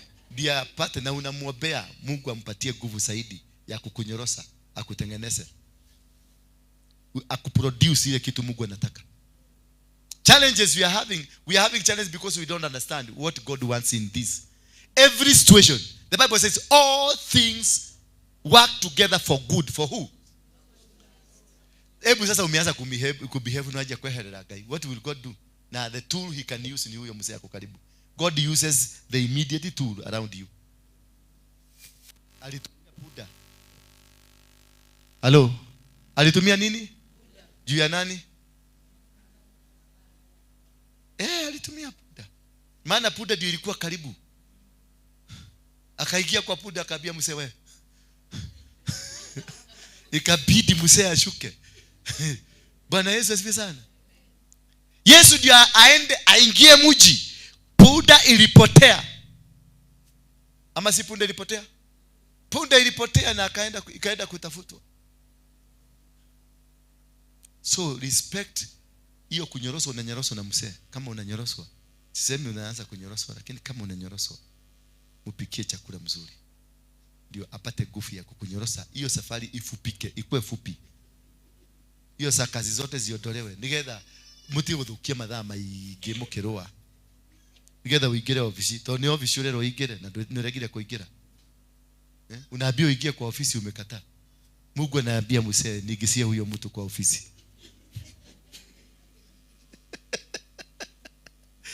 Leo githomo ya leo mama wataki kuisikia.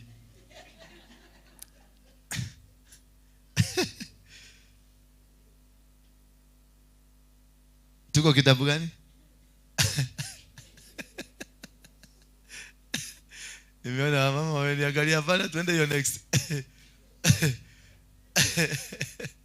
So he departed from there and found Elisha the son of Shaphat, who was plowing with the 12 yoke of oxen in front of him, and he was with the 12th. Elijah passed by him and cast his cloak upon him. Umeona? Baada ya yeye kusarenda. Baada ya nini? Ya Elisha kusarenda to the anointing ambayo ilikuwa na Elijah. What has happened? And he left the oxen, akaacha, and ran after Elijah and said, let me kiss my father and my mother, and then I will follow you. And he said to him, go back again, for what have I done to you? This man stuck to the promise. And he returned from the following him and took the yoke of oxen and sacrificed them and boiled them flesh with the yokes of the oxen and gave it to the people and they ate. Then he arose and went after Elijah and assisted him. Unaona, the royalty, kuwa royal, that is total surrender. Ukipatiwa kazi na mtumishi, nenda fanya kazi hii. Sio mtumishi amesema, ni Mungu amesema. Yule, the God that you are serving. Because hata ukienda kwa muganga, akuambie fanya hivi, fanya. Because if you are under that anointing, otherwise atakufungia milango yako. Tuende kwa S number 2. Tunasema kuna pillars. We are talking of the 3 pillars, ndio? Are we together? Pillar number 2. Then we get to Deuteronomy 7:5 in that lineage. S number 2 is sacrifice. After you surrender, now you are allowed to sacrifice. You can never sacrifice to an altar that you don't respect. Don't. Kama you have not fully hapa, kama kuna mambo ambayo unaendanga unajikuta unafanya ambayo si ya kawaida, don't give your sacrifice here. If you have come here na unajua nimekataa, mimi nimekataa miracle seekers. Kama wewe ni miracle seeker na ulikuja na pesa twako, usiwache hapa, beba uende nayo, maana haitakusaidia. I'm not interested with miracle seekers. I'm interested with the people who are interested with the word of God. People who are ready to sit down and be taught. Sio saizi nipige kelele yangu, ikifika saa 8 unaangalia saa kwa sababu unataka kukimbia kwa manyuro. Usiwekelee kitu yako hapa. I'm not interested with money. I'm interested with righteousness. Their obedience. Because you are suffering because you are not obedient. That's the reason. Unaanguka. Watu wameenda kwingi. Why? Kama wewe ni mchawi, kaa ukiwa mchawi. Kuja tu kanisani ukiwa mchawi. Turoge. Kwa sababu unatusaidia kwenda kwa Mungu. Kanisa kama hii kikosa wachawi, hatutakuwa na intercessors, hatutakuwa na watu wa kuomba. Sitakuwa nikilala hapa, mimi nalalaga hapa. Nalala hapa. Sasa hizi nimefuka. Kwa nini? Kwa sababu kanisa iko na wachawi. They are taking me closer to God. Usiwafukuse, wacha wakae. They are pastors. Hao ni mapasta wangu. Warogi ogesekeni. Semeni ogesekeni. Na wataendelea kunila. The more wananiloga the more napanda. The more wananiloga the more napanda. The more wananifanyia kitu na more napanda. Angalia, mumejaribu yenu yote na no godera batira. Igiaga andu acio. Mutikanyingatire andu acio. Mamutikanyingatire. Ndirira mabatara nigetha thie na ihenya. They accelerate you. They make you grow higher and faster. Ukigoko na wachawi kama 200 hapa wakushughulikie, utaenda ukaage kwa Mungu. Katika nyabura. Yes. Ukikushughulikia hapa tukue na wachawi kama 50 hivi. nataka wakuwe kama 100, si ndio? Hii kanisa yote mtawakutaka kwa Mungu asubuhi. Wakiuliza Mungu, unataka tufanye nini? Lakini mkikula mzuri, mnakaa hivi mzuri, utakuwa mkiuliza Mungu, hauna mtu mwingine unaweza kutuma. Lakini ukishughulikiwa vizuri, unaambia kama Mungu, here Lord I am a vessel, I'm ready vessel. Ready vessel. Baka unasikia panya zikipita. Yes Lord. Unasikia mabati nani ubwa zina mwezi ya ubwa ziko hapo nje. Unasema yes Lord, yes Lord. Yes, yeah. Oh, yes Lord, I'm here. You see me. Nani maubwa? Kwa sababu umefinywa vizuri. Hallelujah. Umefinywa vizuri. Ndio tunainamle na bagili hiyo tunasema Mungu afanya nini? Akufinyage, akuumbie. Niumbie.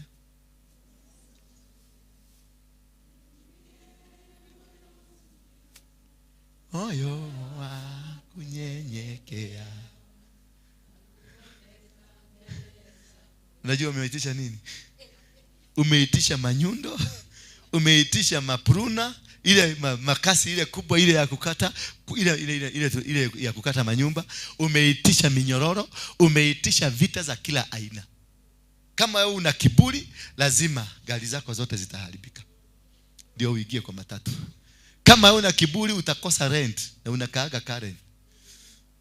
Na itakuja kuchotwa saa 7 mchana wakati kila mtu anapita. Wakati Mungu anakushughulikia.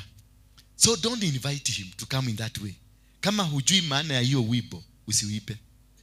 Na ndio nawabiaga nyimbo zingine mnaibaga, wachaneni nazo. Niubie moyo mpya. Tuibe tu. Niumbie moyo mpya. Moyo wa. Simamia hapo. Moyo wa nini? Lazima unyenyekezwe. Lazima utuliswe chini. Haria ginya irio cia kuria. Baka utaomba chakula don. Utaomba nani? Yule mtu ulikuwa naita chokora. Utafugiwa nyumba ukaage kwa yule mtu ulikuwa unaona hauwezi kuingia kwa nyumba kama hako. The only cousin of yours ambao kwa Nairobi anakaka mkuru kwa Ruben. Na nyumba yako inafugwa. Huyo tu simu ndio ina pop. Jari uitoweko. Demo she wikala gako. Na ni mahali ulikuwa nauliza ko mwikala atia. Mohota wikalania na ko yani mudu ado ni maikalaga. Yani security yako ule. Yani mutimakaga. Na jari uitoweko. Demo she. Nikioreka. We hajoke, kajoke. Jari anakuambia wacha nikuje. Kani ajoke aleni. Demo kuru, kajoke tunegoka. I'll find my way there. Vinyo menyenyekezwa. Umefinywa, umekaa mzuri. Na ukiendelea kuwa mang'ati hawezi huko, utapelekwa huko ukiwa mgonjwa. Na utawekwa mgonjwa ya kuhara na kutapika. Unapelekwa kwa jeri wenu, unaanza kutapika na unaanza kuhara. Kwa nyumba yake unachukua duster ile inakaaga kwa mlango imepagusiwa na kila mtu ambaye anapita mkuru hapo. Unachukua kuipagusa. Baka wakati sasa umenyenyekezwa, twende na bili moyo wa kunyenyekea. Yengine. Sasa moyo itachukuliwa. Ibodobodwe. Kama ilikuwa imeudika vibaya imekaa hivi madhakodhanio, itavujwa yote. Na kama haiwezi kurekebika haraka, itavujwa yote. Na nyugu ikivujwa inavuja kwa nini? Inainuliwa juu. Kisha sasa hivyo ndivyo utakuwa kwa mpaka kuna jichora kama mtu. Unabodo vizuri, kevoi kinyundo kinakuja, kinagoka. Inakuwa sifted, alafu inagogwa, inawekwa kwa gunia tena inapigwa. Kisha inawekwa ndani ya maji. Ikiwekwa ndani ya maji ni kumaanisha another process ya kuchomwa imeanza. Yes, hallelujah. Another process ya nini? Ya kuchomwa. Unatengenezwa hivi, unabodabodo, unatengenezwa tumifiriko, tunatengenezwa. Kisha unawekwa kwa moto. Sasa umenyenyekezwa kule. Mungu akiasana na wewe, siweza kusema leo Ngai nije tekirete yeye. Unekurutaira wako Ngai. Asa process ya Mungu lazima iende to the end. Kama ameasana na wewe, atakushughulikia, hata ubadilikie barabara katikati, lazima atakamilisha. Atakushughulikia pole pole pole pole pole. Sasa uwekwe kule ndani kuchomwa. Unachomwa. Kumbe kuna kamulita kadogo kalikuwa kamebaki. Unaona hiyo nyugu ilianguka, iligogwa kidogo ikakiraki. Meaning inabomolewa tena. Utabomolewa tena. Tena process inaanza tena. And Mungu does not care. Na kama amesema ni wewe anashughulikia baby. Sweet hatuene. Kama ni Mungu amesema ni wewe anashughulikia, hauna bahati. Kwa hivyo tulia tu ushughulikiwe haraka haraka. Wacha umang'aa. Tulia ushughulikiwe nini? Haraka haraka. Tulia tu ushughulikiwe haraka haraka. Process ya Mungu lazima ikamilike. That is what we call he makes you surrender. He makes you what? Surrender. If you are not ready to surrender, he will surrender. Tell your neighbor, if you are not ready to surrender. Now, once you have surrendered fully, God now gives you an opportunity. Nyogo ikikauka vizuri, inawekwa mahali na kauka, inapelekwa wapi? Kwa soko. Ndio ianze kazi yake ya kupika. Now that is the time utakubalishwa kutoa sacrifice. Lakini kama uko na umang'aa hapa, don't give, usilete sacrifice yako hapa. Keep it. Ende kule madasi. Hii itakubali. Hii madhabahu haitakubali. Kumbuka hii imetengenezwa na mtu amepigwa marisasi. Mtu ameenda jela. Mtu amenyang'anywa mke na watoto. Mtu amefanya usherati wote ya dunia hii. Ndio nifike hapa, nimelala nje kwa mtaro. Ndio nifike hapa, nimekunia kwa kitanda. Ndio nifike hapa, nimekojoa. Ndio nifike hapa, nilikuwa naamuka asubuhi nakuta manyonde, magunyo za white zinatembea kwa sababu mkodo yangu ilikuwa imeoza kwa sababu ya makojo na mavi.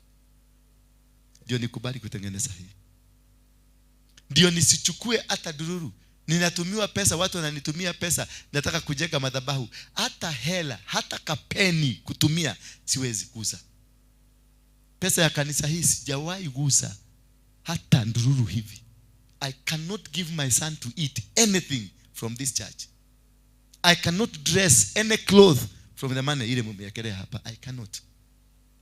Na ndio nifikie hapo, na unajua mimi nilikuwa haramia, mwizi sugu. Nilikuwa mtu matatu zote za Nairobi mimi ndio na control. Waindi wote nilicontrol, nilifukuza hapa ndio nitajirike. Money was not a big deal to me. In my boot ya kaa haikuwa inakosa 5 million bob za kwenda kukula. Si kuweka kwa account, si kuinvest. Si yako dikole ya kanyama. Nilikuwa naingia kwa hoteli, inasema mlango ifugwe. Wale wako ndani, biru ni zangu. Ndio hiyo kitu iondolewe. Nilitembea na motorbike. Ndio hiyo kitu iondolewe. Nilikaa kwa nyumba kama mabati. Nikiwa ndani ya nyumba naona nje venye kunafanyika. Na nilikuwa nimetoka a 12 bedroomed house kule Ngong. Iko na basement. Basement mbili. Huwezi jua. Ni mlango ya kufinya button hivi, unateremka, polisi wanakuja na kutafuta hakuoni. Nilitolewa hapo mpaka kwa kanyumba, nikikaa hivi naona wale wakipika. Ndio nikubalishwe kujenga hii. Ndio nikubalishwe kuwa hapa, mnakuja mnanisikiliza. 3 years ago hamungeweza kuja kunisikiliza. Mudole wa mogeke. Atari wikarete ha patient ndio githikiriria kimundu kila kia mogeke. Hallelujah. Ni kwa sababu ya kuundwa.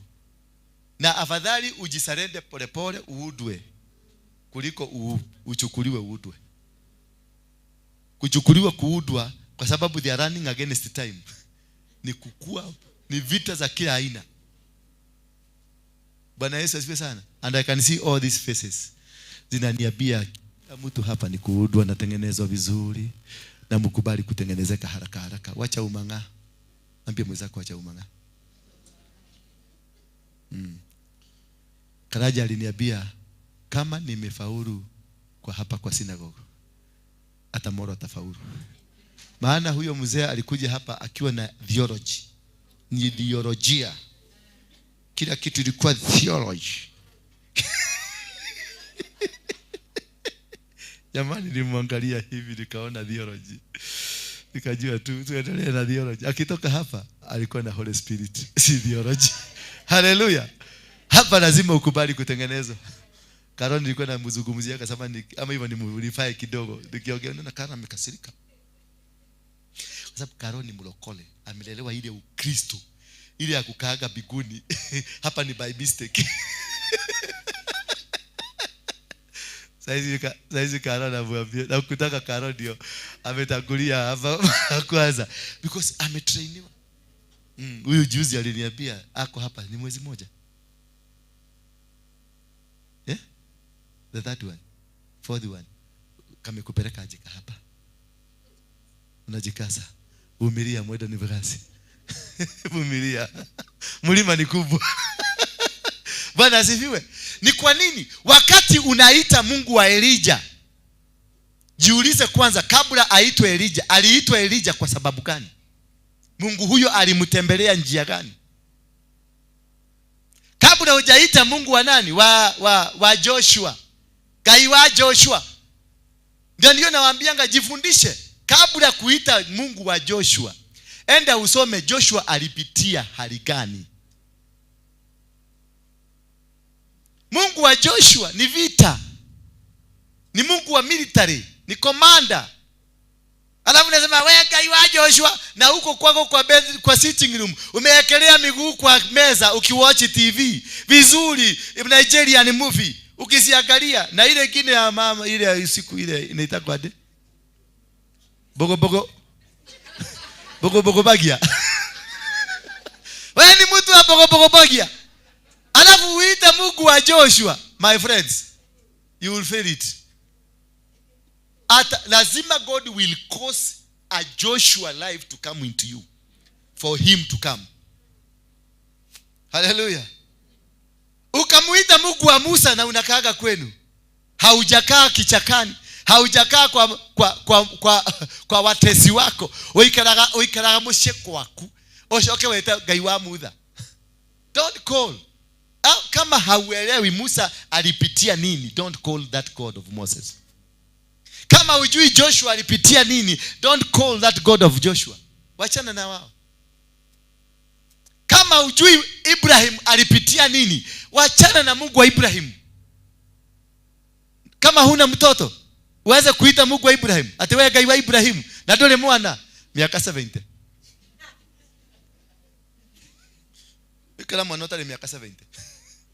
Todo ego ukae Gai wa Ibrahim. Atakuja na matendo yote yaliyomtendekea Ibrahim. Kama ni wa Joshua, atakuja na matendo yote yaliyomtendekea nani? Joshua. For him to prove worthy to you. Gai wa Paulo. Unajua Paulo alipigwa mpaka akakufa. Ita Mungu yako. Hata Mungu ya Waruinge wachana na yeye.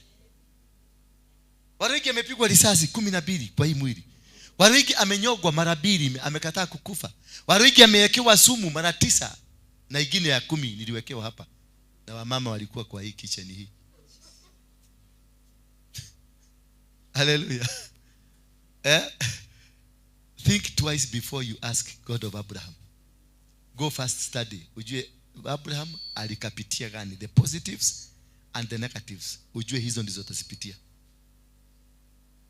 And that is why we have failed. Etaga iwaku. Have your God. Connect. Inua madhabahu yako. Inua madhabahu yako. Ndio kwa maana leo we've come to connect. Ndio ni kuconnect na madhabahu, utokane na utoke kwenye madhabahu ya baba yako. Utoke kwenye madhabahu ya guka. Ndio ukue na madhabahu yako ikuconnect na Mungu wako. Ndio ukibisha mlango unapatiwa uenda door 10. Sasa unaenda door 1 unakuta door 1 ndio watu wanafinywa. Ndio sasa nyugu zinabomolewa. Unaingia unaambiwa hata wewe kuja basi. Si umejilete. Wewe kwanza unainiliwa haraka kwa sababu hawajui reason yako. Ndio kabla utoboke. Unasikiaga mtu akikufa apelekwe kule city mortuary, alafu kwa bahati mbaya avuvuke. unashughulikiwa usitoke huko, maana ni pesa inapotea. Bwana Yesu asifiwe sana. So don't take yourself to the wrong offices. And once now you are ready, you are given, allowed to do a sacrifice. Na nimesisitiza hapo, ndio wale wanaletanga sacrifice, kwa sababu ni kamujizo unataka uache kuleta sacrifice yako hapa. Wachana, keep it. Haikusaidii, you are wasting your money. You must be convicted. You must be part of this altar. For you to succeed in whatever, you must be part of this altar. For you to succeed ukiwa chini ya nganga, you must be part of the Harrison Nganga's altar. For you to succeed in whatever you go, you must be part of it. Hata ukilala tutahubiri tu. Haijalishi, hiyo ni madhabahu. Lazima tuivunje. Bwana Yesu asifiwe sana. Maana guka yao alikuwa nalala na niye amemshika. Shosho yao alikuwa anga nalala ovyo ovyo, alikuwa na sleeping sickness. Na yeye amemkamata, amemwambia uradieko. Koma.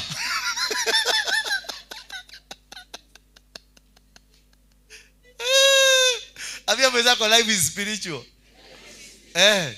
Wacha kupeleka madhabahu ambayo you are not connected. Eti kwa sababu umeona Mnigeria amekuja.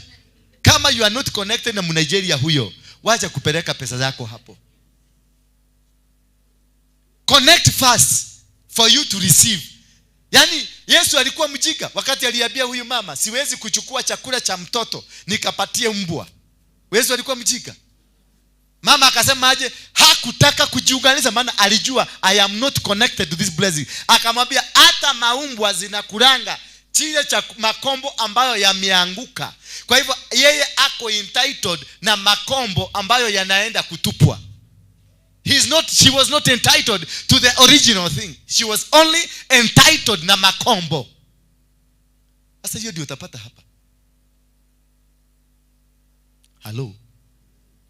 Don't rush to every altar and give. Don't rush to everywhere and give. Don't rush at hey, madhabahu hii nataka. Connect kwanza. Connect na madhabahu ndio uigie uitwe mwana. Weto mwana wake dukiriko.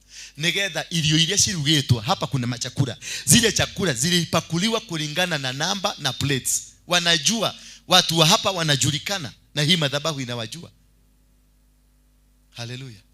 Ndio naonaga mko na mtu anaendelea kusema miujiza imefanyika, miujiza imefanyika, miujiza imefanyika. Na kuna mwingine tuko na hapa 5 years. Okirego kuna kila turua dia na talitali na bigiji. Na lidole chomoketa jetari amuli wa mira. Anaka kama askari wa flying squad. Kiangalia mwisi. Nothing to show. Because you are not connected na mahali unayekuja kuitisha. You must be connected. Kama unajua, ndio maana alisema kama unajua umefanya kuna mtu hamsikilizani naye, waachana na dhabihu yako, kimbia kwanza. Maana huyo ambaye mmekosana anakudisconnect. Hallelujah. Ndio ukue connected, lazima uende muachane na yeye ndio ukubalike, madhabahu ikubariki. Maana wakati Solomon alipojenga madhabahu, aliambia Mungu, watu hawa watakapo kukosea, wakuje kwenye hii madhabahu, wainue mikono yao juu, Baba ukiwa mbinguni wasikie. Watakapo kuwa wagonjwa, wakuje kwa hii nyumba, wainue mikono, wasarende, Baba uwasikie. Watakapo inukiwa na maadui, wakuje kwenye hii nyumba, wakuje kwenye nini? Wakufanya nini? Maroka nyumba matoa ine nayo. Solomon was connecting these people with this altar. Na aka-instruct Mungu. Akamwambia aya magigoka. Moye moko mao na iguru mahere mehia mao magigoka. Tete magagwitira na kufarafara ine magigoka. Wakikuja si wamuitie Mungu ati wewe Mungu wa Joshua, Mungu wa Abrahamu, Mungu wa Sara. Hapana. You must magigoka. Wakikuja, kama watakuja, wakuja wainue, wasarende, wainue mikono yao juu, wasarende, then hear them.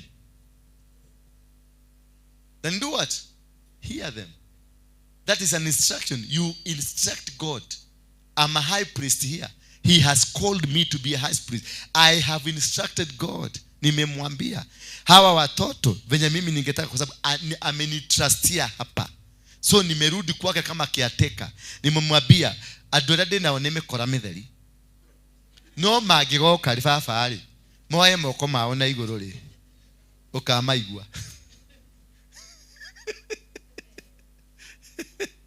Naenda namwambia wale watu niko nao ni matapeli tupu baba. Lakini wakikuja, wakuje hapo, wainue mikono yao, wasarede. Baba usikose kuwasikia. Nakuomba tu ndukage kumaigua. Ni kuria maumite. Ni andu akwa James Maina Ng'ang'a. Ni andu akwa Harrison, ni andu akwa ni matukanite, na ni andu amirako, ni mirako sika. No magiuka baba ali. Moe moko na iguru ri. Meaning wasarede. Ufanya nini? Umaigue. Kwa hivyo kama haujasareda hapa, wachana na begu yako kwenda ukakule madasi. Ndio kule kanyama ule wewe. Etika utidoki gira bahasha, mnatuharibia bahasha zetu hapa. Dedoreka. Toneje kule nyumite. I know where I have come from. I'm proud of myself. Kama nimekuli, wewe umekunia kwa kitanda? Alafu ite Mungu wa dola.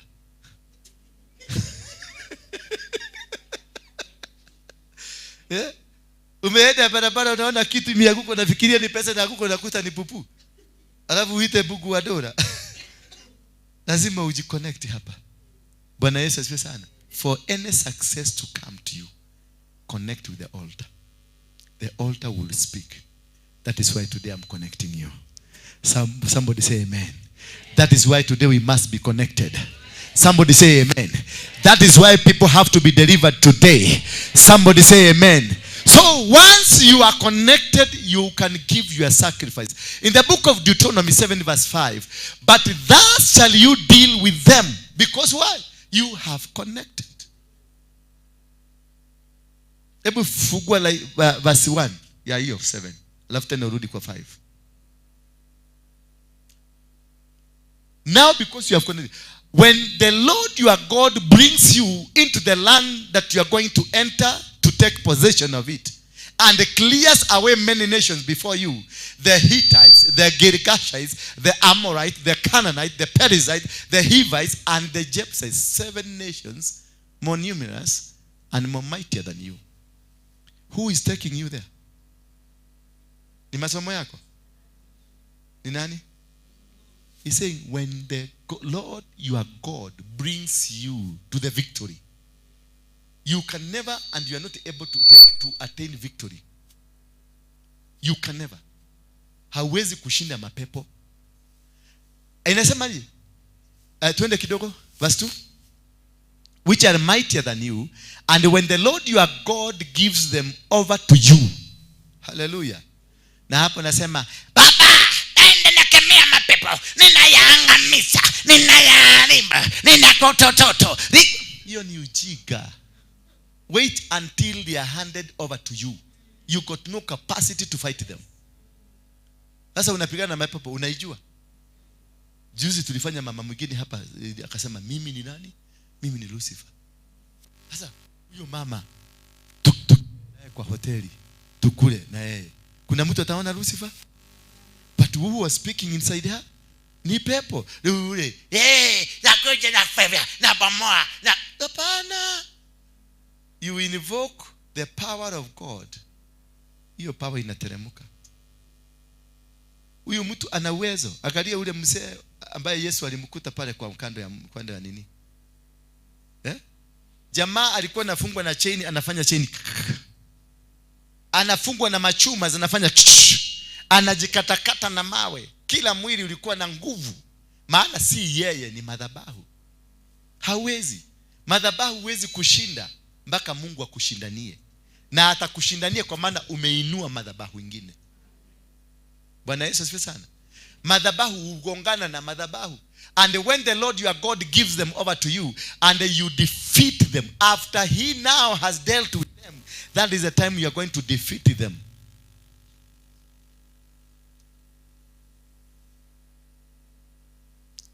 Then you must devote them to complete destruction. After you God has handed them over to you. Amekushikia. That is the time you hit them. You defeat them. Then you make sure you devote them. Unazimaliza. Kama zimekamatwa. Si kama wewe umekamata. Kama zimekamatwa na Mungu. Unajita? Kama Mungu amekupatia hiyo mampepo ya kulalala. Sasa hapo ndio utamaliza.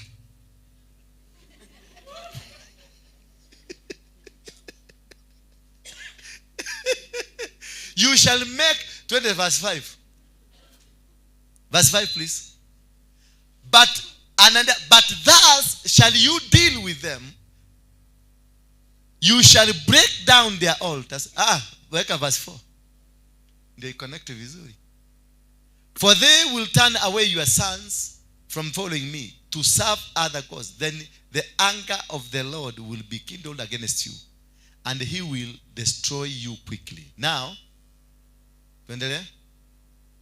but thus shall you deal with them.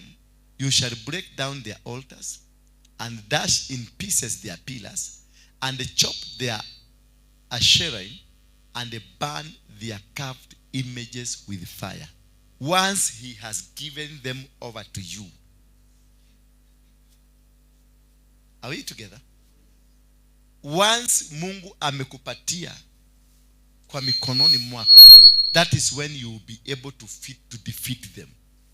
If they have not been revealed to you, it will take a long and a tall order. Ndio naonanga mtu mwingine unanipigia simu na kuambia I will call you back. Sababu nimejaribu kusearch in the spiritual realm, nimekosa. So I'll need more time to pray ndio nipate hiyo connection, nijue ni madhabahu gani. So from there, hata naweza kaa mwezi. Kuna watu wengine wanatumaga, unakuta ameniambia nimetuma sacrifice yangu na nataka univujie madhabahu ya mababu yangu. Namwambia tulia. Ulijuaje ni mababu? Nani alikupatia ni madhabahu? Ni ya kala gani? Ni ya yellow ama ni ya black? Because you must. Inasema, but that shall you deal with them. You shall break down their altars. So lazima uelewe there is an altar. And break down and dash their in pieces their pillars. Nimekwambia there is a pillar. Umejua ni altar, then umejua kuna pillar. Sasa anakupatia, ni Mungu amempatia ufunuo. He has defeated them. When God, Lord your God, will defeat them, those who are powerful and stronger than you, 7 times. As anakuambia zimekaaje. Sasa huyu anamexplainia shika ili hatia. See na altar, and they have pillars, chop down their asherim. Asherim ni nini? Wale wamesoma wa theolojia. Asherim. Hata kwa nani niliona wanasema kwa Gideon akaambiwa avunje the Ashera. Wasomi warokole wakofu wa kukaa biguni wako wapi? Hebu tuangalie kwa dictionary. I know, lakini I want you to understand it. Angalia kwa dictionary kwa simu zenu haraka haraka.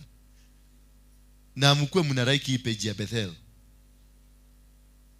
Ama mjui tuko na page Bethel? Mnajua?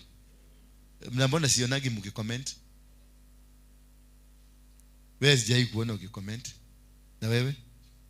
Kwa Bethel ndio usijulikane na comment hiki. Wewe sijai kuona ukicomment. Kila mtu ana comment. Umesikia? Tukuze page ikuwe mkubwa. Wale wengine wanakuza wao because ni watoto. Si kwa ubaya yenu. You are foreigners to this altar. Because you are not connected. How will you comment on what you are not connected? Mumepata ashera? Yako ina moto. Inasema aje?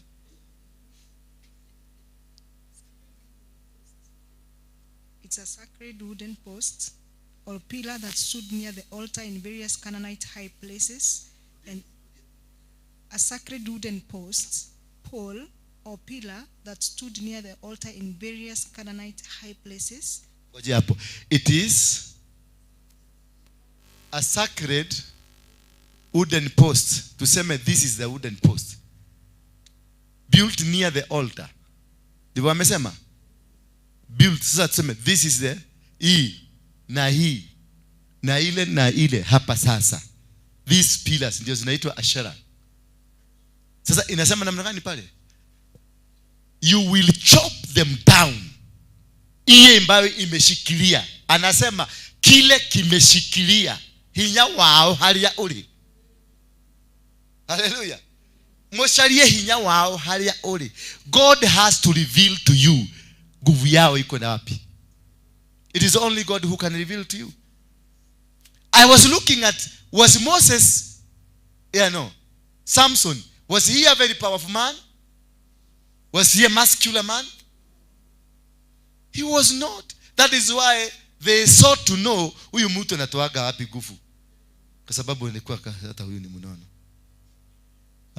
Hebu simama tu nikutumie. Mimi sikusema usikule. Samson kalikuwa kamkode kuliko haka. Tebu? Alikuwa mkode kuliko huyu. Alikuwa nafanya maneno baka wanaulizana kamudoga kalutaka kuhinya. Baka wakasema atafuta mtu aende. Wakatafuta Delila wakamwambia tutafutie nguvu ya huyo mtu. Tutafutie tu. Naye Delila alikuwa expert ya kujua kule kuna tafutwa nguvu, na akatafuta. Na akapata. Mzee akamwambia nywele ndio nguvu. So God has to reveal. Why? Because you are part of the altar. That is why he will speak to you. That is why he's going to reveal himself to you. That is why he's going to do something that will change your life. That's your nana namwambia. You shall chop down. Alimwambia chop down. Why? Because nguvu zao ziko hapo. Hallelujah.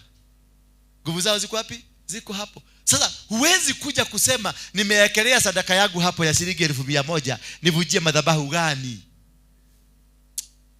Mwambie neighbor acha ujinga. Sasa unaniambia nikuvujie nini? Sijui kama kuko na Ashera. Sijui alafu naambia and burn their carved images. Kumbe hata carved kuna image hapo ndani. Yes. So this is a revelation that you must get from God because of the connection you have. Nuge kubura dhirisi ya kwao. Wako dole wako wao. Lazima uoreke kwetu ndio uelewe kwetu. Na kunaenda namna gani? Dinakiuo hike. Lazima ajua hii ulimi yangu nasikia iko na maneno. Ikitaja inakuwa imetaja. Lazima ujue Mungu ametoa revelation, amewapatia ufunuo hata kuna kwa hiyo nyumba, kwa hiyo madhabahu kuko na image. Na mkienda muzikute ni kitu kimekaa bakuli ama ni kitu kimekaa hivi. Utafikiria ni mchoko tu, ni sanamu ya kugemia nyoba. Huyo ni Mungu, mchome. Na wewe ungekuja useme hata nichukue hii niende nikaeke kwangu. Hallelujah. Hii kaka nikanyamukago urudi. Ajiwende ukaeke kwako. Na kumbe ni Mungu yao umebeba umepeleka kwao. So for you to succeed, it's after having connected here, then God reveals himself to you. That is the time you are going to give a sacrifice because uko na connection. And the last S ambao sita elaborate sana, it is service to the altar. Bwana Yesu asifiwe sana. Service to the altar. Hizi ilikuwa na verse nyingi sana lakini I'm unable to read them.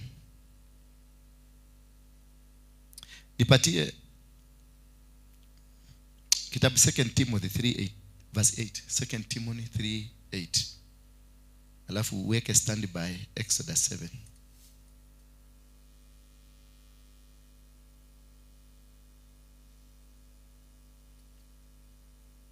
Are we there?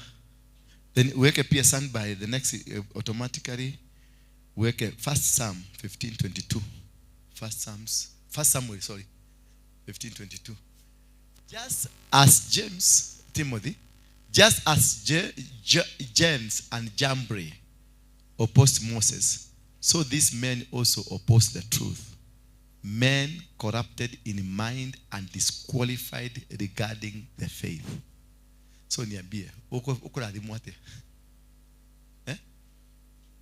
These are men corrupted and in mind and are disqualified. So you are here seated but you are disqualified.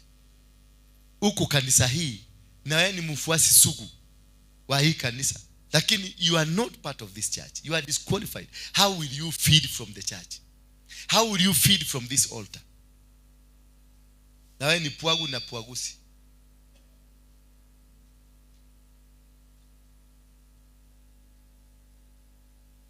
Bwana asifiwe sana. Lazima ukwe.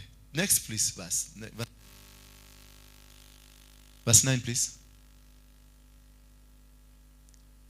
But they will not get very far, for their folly will be plain to all. They will not get very far, because their character is soon going to be exposed, as was that of those two men. They can't go far. When you are a hypocrite here, when you are doing your things here, you will be exposed. Hii madhabahu itakuexpose, haitakuacha, itakubomoa. Verse 10 please. You however have followed my teachings, my conduct, my aim in life, my faith, my patience, my love, my steadfastness.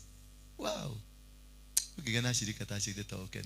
My persecution and the suffering that happened to me at Antioch and Iconium and Lystra, which persecution I endured, yet from them all the Lord rescued me. Hallelujah. Yet from the Lord I was rescued. The next book, please, quickly. I'm eating into the next service time. And the Lord said to Moses, see, I have made you like God to Pharaoh, and your brother Aaron shall be your prophet. You see now? Because of their obedience, because of you, umekaa, umekubali, umekuwa dhabihu, wewe mwenyewe umekuwa dhabihu takatifu ambayo inaweza kutolewa. Unaanza na wewe kuwa dhabihu. Kabla hutoe shilingi yako 10,000, kabla utoe shilingi 1,000, kabla lazima ukubalike, maana now these are connected. And the Lord said to Moses, see, I have made you like God. Nimekufanya wewe kama Mungu. Kwa nini? Madhabahu imekukubali. Now you unaweza kufanya service ya madhabahu. And Pharaoh and your brother Aaron shall be your prophet. Next verse please. You shall speak all that I command you, and your brother Aaron shall tell Pharaoh to let the people of Israel go off his land, because now they are acceptable. They got the power of the altar to speak. They got the power of the altar to say it.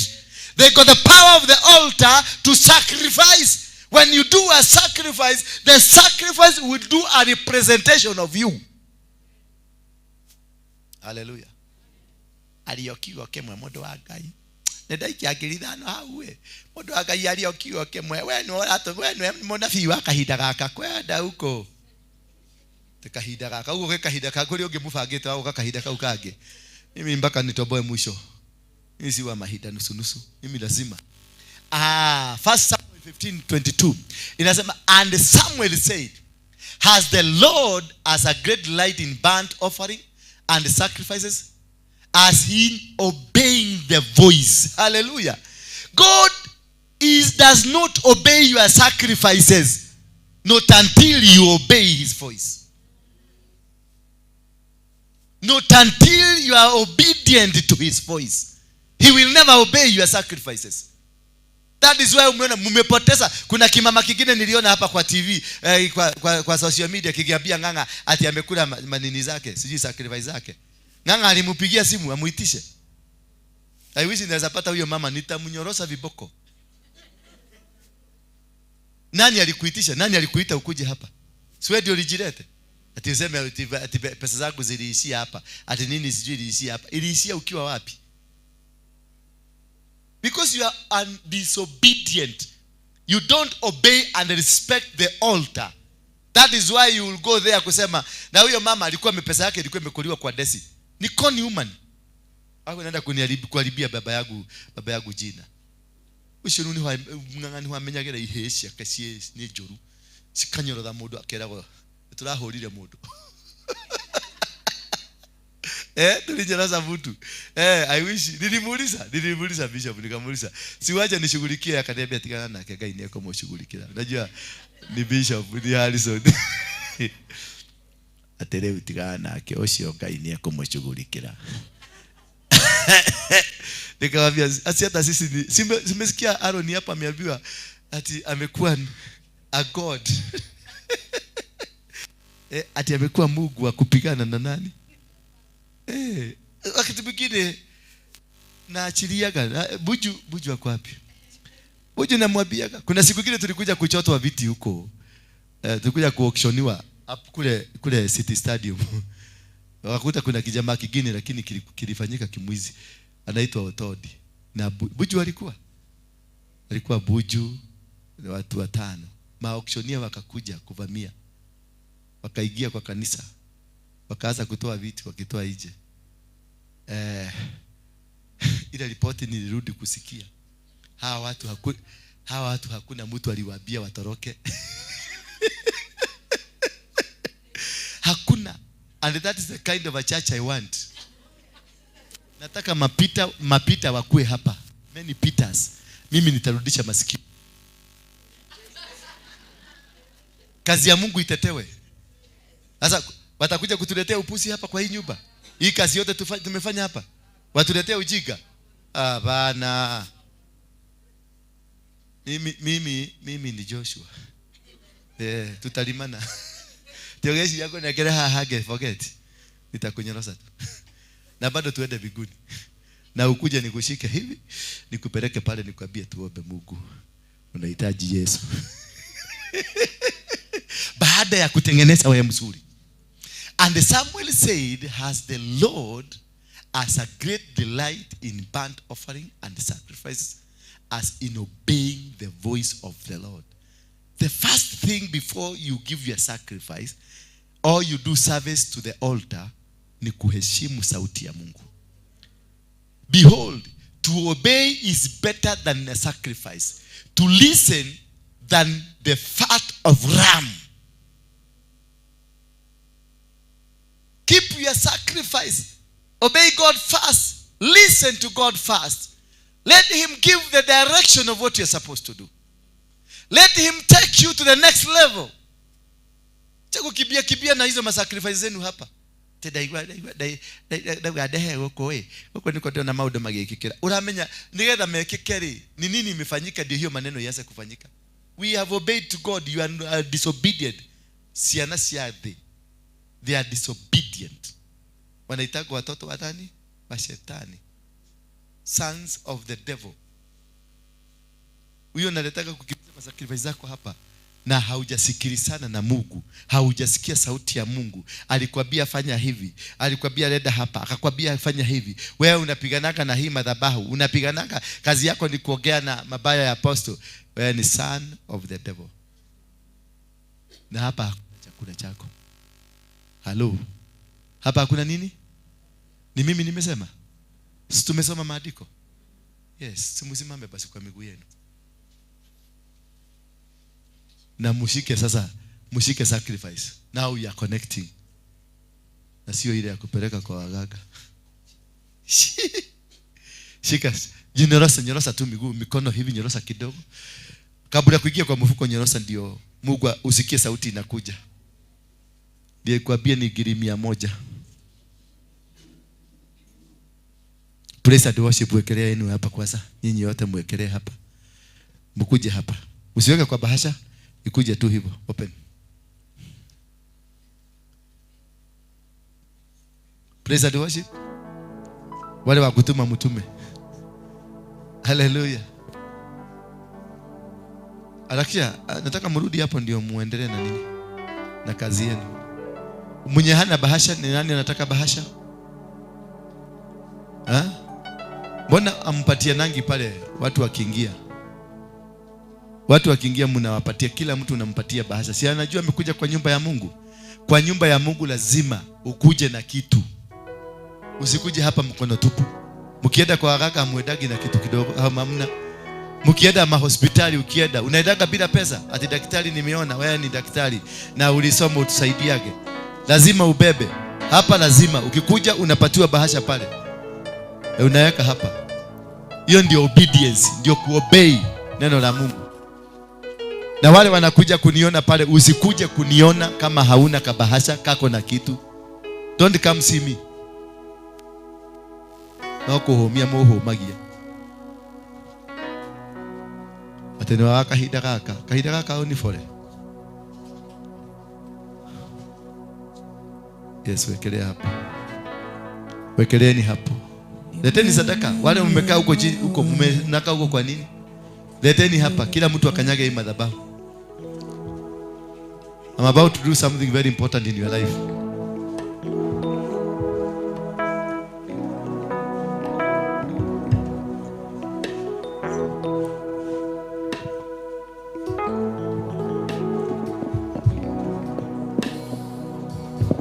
Kila mtu nawaona wale wamekaa chini, msikae chini ya mkeni. Wadaka kukuwa miracle si ato. Mode umuhuji alokire. Ni kuimenya. Ni kujielewa. Ni zako Yahweh. Ni zako. Wewe wa gitaa, umetoka wapi? Umetoka kuhudumu kwingine? Kanisa ingine? Umeacha huko nani akiimba? Sasa ukakuja hapa. Juu sisi hatujamaliza. Uchague mahali pamoja. Hiyo sasa inaitwa disobedience. Chagua mahali pamoja. Kama ni huko, umalizie service huko. Sio kurukaruka, unaacha nusu hapa, unakuja nusu hapa.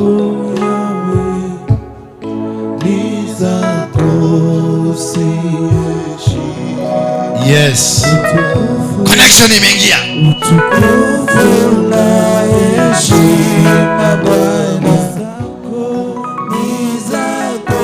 Tunakungojea bado ulete. We are waiting for you to bring your sacrifices. And then chukua kiti yako uweke pale kando. Ndio tufanye haraka haraka. Chukua kiti yako uweke pale kando.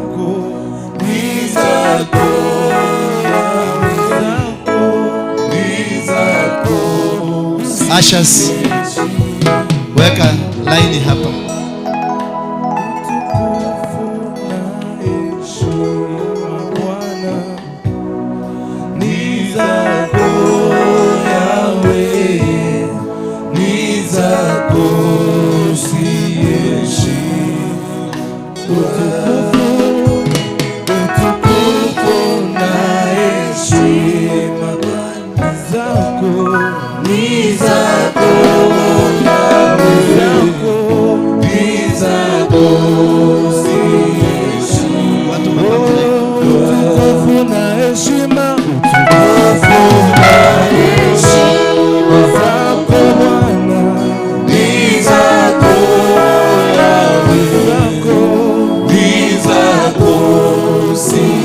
Baba, ibariki sadaka hii.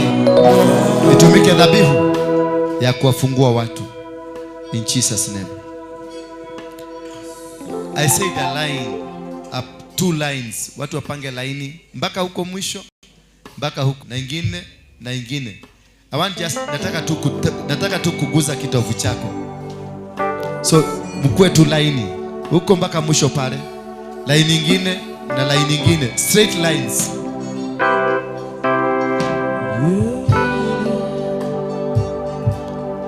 I surrender to you. Everything I give to you.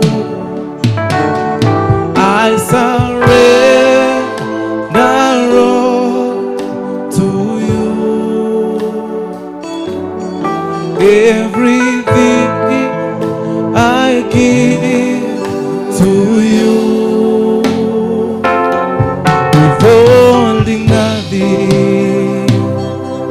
Withholding nothing.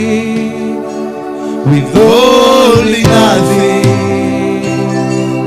withholding nothing. I surrender. I surrender, Lord, to you. Everything I give, everything I give to you. I surrender, Lord, to you. Jesus. Everything I give, everything I give. Yeah, I surrender. I surrender, To you. Jesus. Everything, everything I give To you. Thank you. What I want to tell you, that sacrifice does not replace obedience. In fact, the main pillar of every sacrifice is obedience. From today, commit yourself to become obedient to the word of God. Become obedient to everything you do that pertains God. Your sacrifice does not count. It will never count if there is no obedience. Liheshimu neno la Mungu, mukaheshimu madhabahu. Now that I'm disconnecting you from the past and I'm connecting you to your future through the blood of Jesus Christ, it shall never occur to you that has always tormented you. But you must remain obedient. Bwana Yesu asifiwe sana. You must remain obedient, because now you have put yourself into a benchmark. Everything that will be coming to you will be benchmarked against what you have done, against the kind of a spirit that is in you. I can see you are so pregnant of expectation, but this expectation that you have must go with how you behave.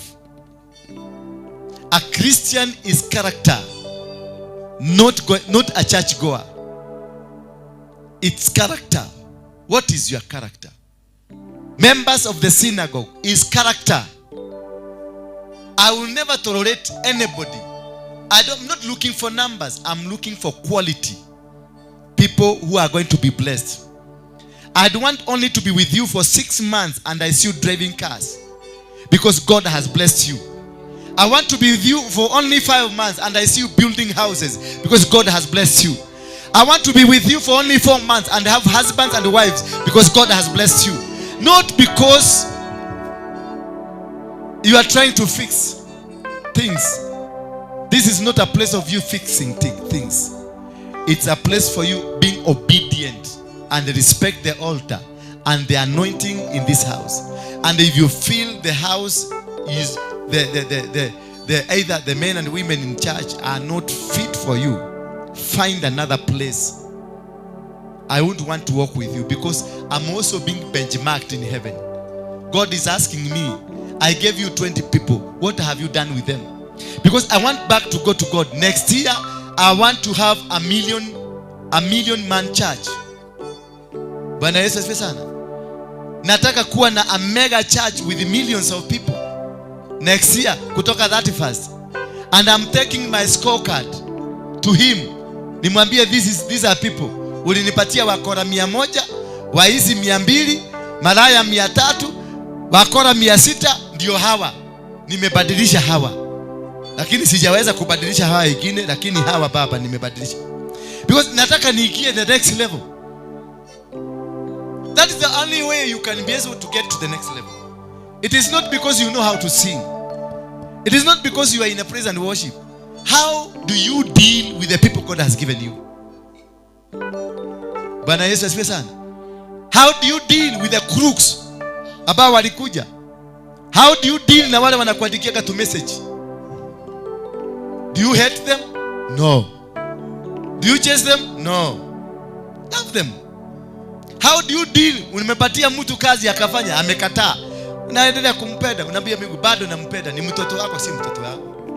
Lakini si unaona nilijaribu? Basi unakuwa na case unapeleka mbele ya Mungu. You take your case to the court of appeal in heaven. You must understand to know there is a court in heaven. And that is where we take our appeals. Present case in the court of heaven. Present. Hezekia wakati aliambiwa atakufa, alipeleka kesi yake. He never spoke to the prophet. He went back to the court. Akaambia Mungu, kubuka kitu kimoja. Remember one thing that I have ever done that made you happy. Mungu akakubuka, akamwambia Isaya nende waambie Musa nimemuongezea 15 more years. Because alipeleka kesi yake in court of heaven. And you can never take your case in court of heaven kama wewe bado ni mkora. Nani atakufungulia mlango? Kuna mtu atakufungulia mlango? Nobody will open the door for you. Present yourself a holy sacrifice.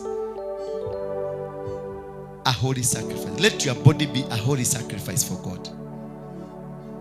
Miracles does not come just mimi si mganga. Hata ukienda kwa mganga lazima utii sheria za kiuganga.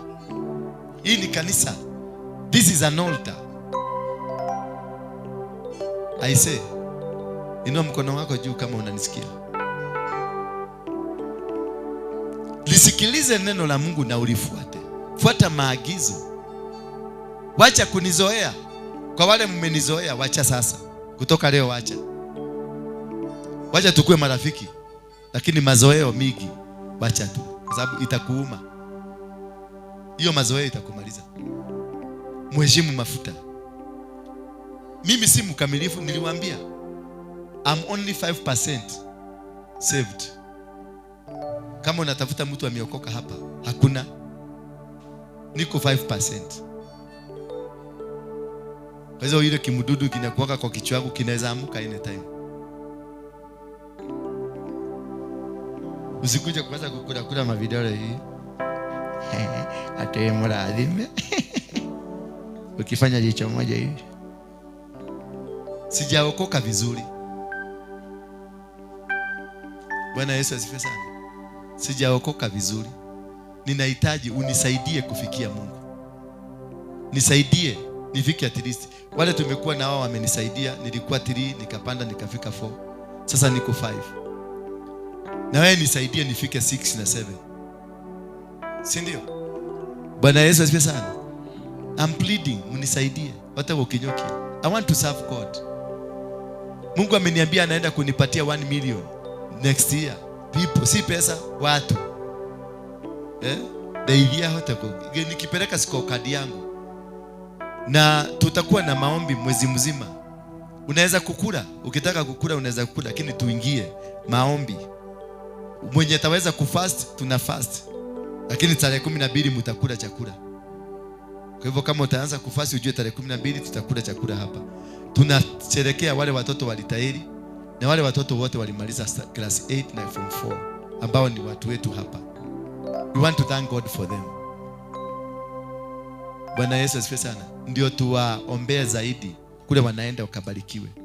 Na tarehe 25 tuko na baba zetu ambao tutawapatia Christmas. Hata siku hiyo tutakula. Kwa hivyo ujipange. Kwa wale tutaenda, mimi nitakuwa dry fast, tutaenda, lakini siku hiyo hata mimi msishangae nikikula. Nego. Twende kazi baba. Worship mzuri. I surrender. Holding nothing. Just communicate with God. Communicate with God now. Close your eyes. Communicate now with God. Funga macho yako. Withholding nothing. Communicate. I surrender. Surrender yourself. Mwambie God, here I am. I have brought my petitions and my supplication to you. Everything I give to you. Oh, I surrender. I surrender. What the Lord has done to you. Everything I give to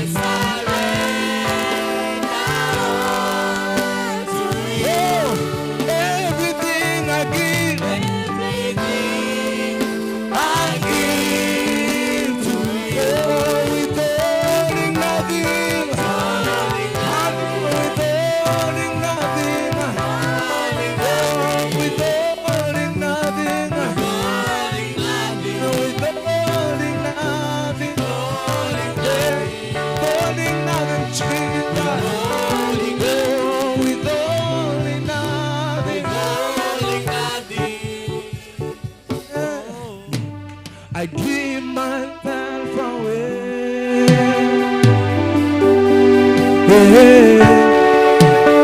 I give myself away so you can use me. I give myself away.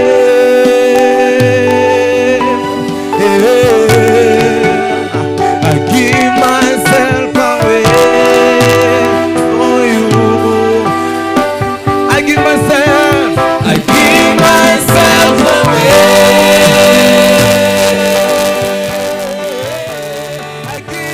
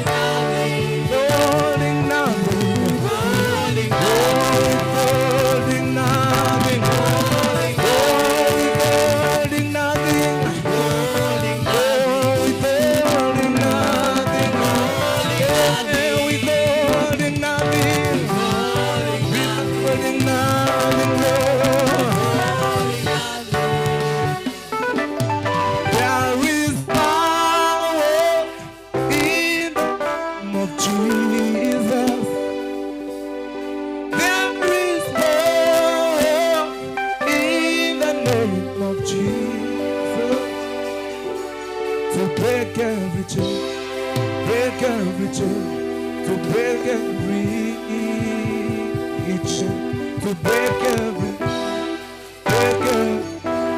to break. There is power in the name of Jesus. Oh, there is power in the name of Jesus. To break every chain, break every chain, break every chain. To break every chain, break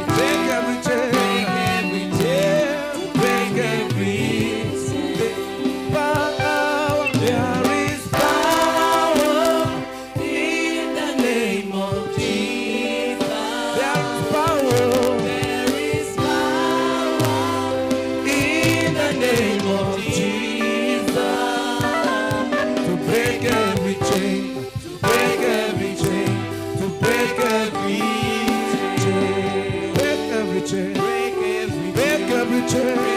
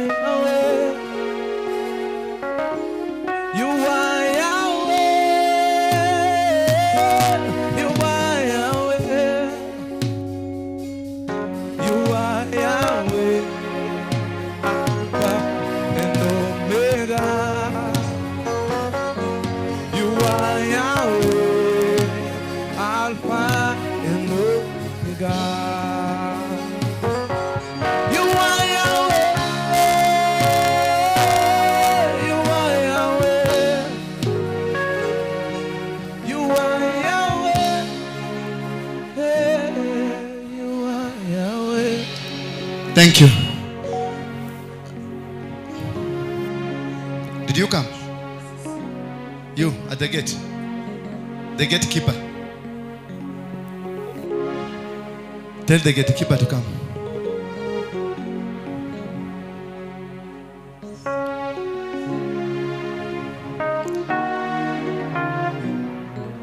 If you have not touched you, come here. Kama sijakuguza. Wale ushers, security people. Kwa nini unatoroka huko kwa gate? Kwa nini unatoroka kwa gate? Panga line moja, mstari mmoja straight. Panga mstari mmoja straight. Mstari mmoja mpange straight kule. Kwa nini unatoroka? Kwa nini hutaki kitabu kiende? Unaogopa? Are we part of it? Are you part of us? Thank you, Jesus. I speak blessing. I disconnect you from the curses of your family. I disconnect you. And I connect you to the blessings of heaven. The kingly anointing.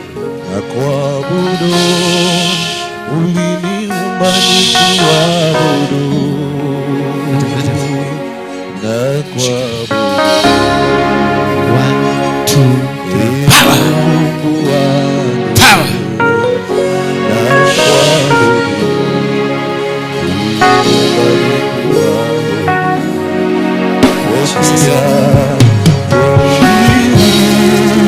Sifa za moyo wangu nakuabudu, uliniumba nikuabudu, nakuabudu, Ee Mungu wangu. Thank you. Thank you, Jesus. Yes.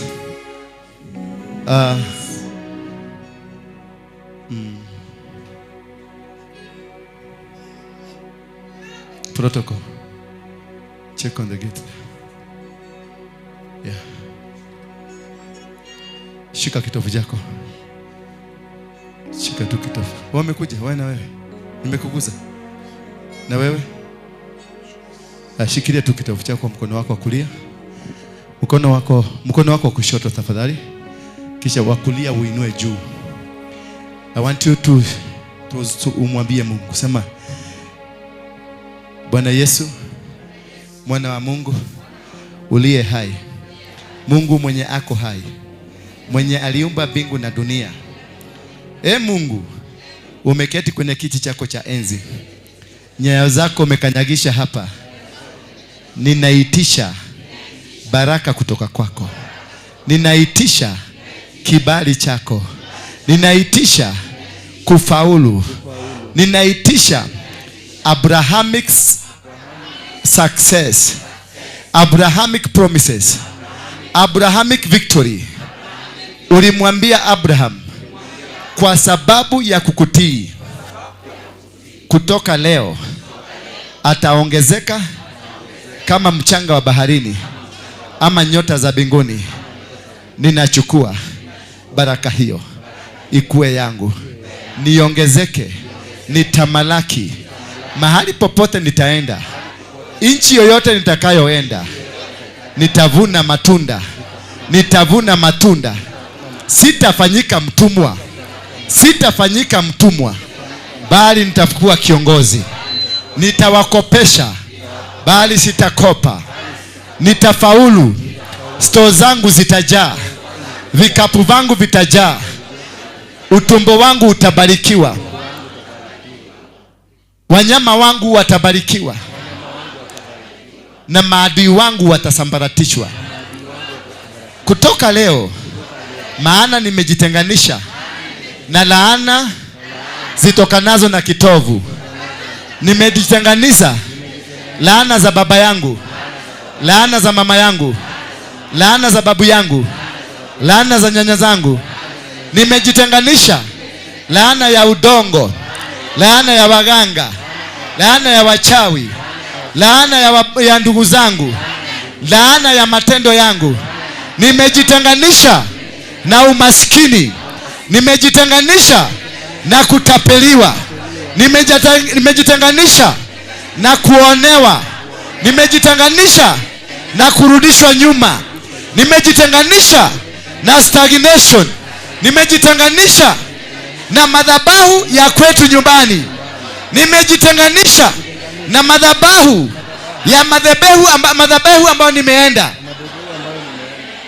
nimejitenganisha na manabii ambao ni madifaina, nimejitenganisha na wachungaji ambao ni watapeli, nimejitenganisha na waganga na warogi na wasomi wa nyota, nimejitenganisha na kupungukiwa. In Jesus name, sema amen. In Jesus name, amen. In Jesus name, amen. In Jesus name, amen. In Jesus name, amen. Nimeshika kitovu changu, nimeshika kitovu changu, natenganisha watoto wangu na nguvu za ibilisi, nguvu za Illuminati, nguvu za devil worshipper, nguvu za Freemason. Watoto wangu hawataingia kwa vikundi haramu kama Mungiki, kama Chinkororo, ama waizi, ama Gaza. Hawataingia kwenye madawa ya kulevya, kwenye pombe haramu. Hawatajihusisha na magenge. Watahusika na huduma yako na madhabahu yako. Ndio maana nimeinua mkono wangu, nimekunyoshea mkono wangu kuungama yote. Maana I surrender my children, my properties, my husband, my wife, everything that I have. I surrender, I surrender, I surrender, I surrender, I surrender all to you. I surrender all to you. I will never argue with you, but I will serve you in your altar, the true altar, that you will guide me. In Jesus' name. In Jesus' name. Somebody say amen. May God bless you. Amen. Amen. You are free. You are free. May God fill you now. Inua mikono yako miwili.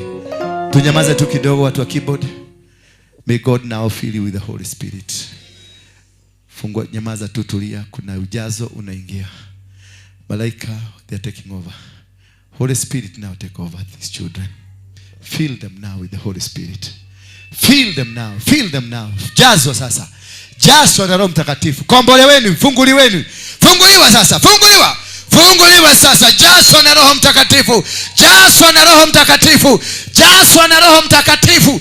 Jazwa na Roho Mtakatifu. Jazwa sasa. Funguliwa. Wale ambao walikuwa huduma zao zilikuwa zimefungwa kwa sababu ya kitovu, sasa zinaachiliwa. Visa za wale ambao zilikuwa zimefungwa kwa sababu ya kitovu, maana kwenu kulisemekana hamutasafiri. Sasa anza kusafiri. Kuna wao nyota zenu ziliibiwa, nyota sasa zinaregeshwa. Nyota zinaregeshwa. Pokea nyota yako. Walisema hautafaulu, anza kufaulu. Anza kufaulu sasa. Anza kufaulu. Anza kufaulu. Ulikuwa umekamatwa na anga za mababu.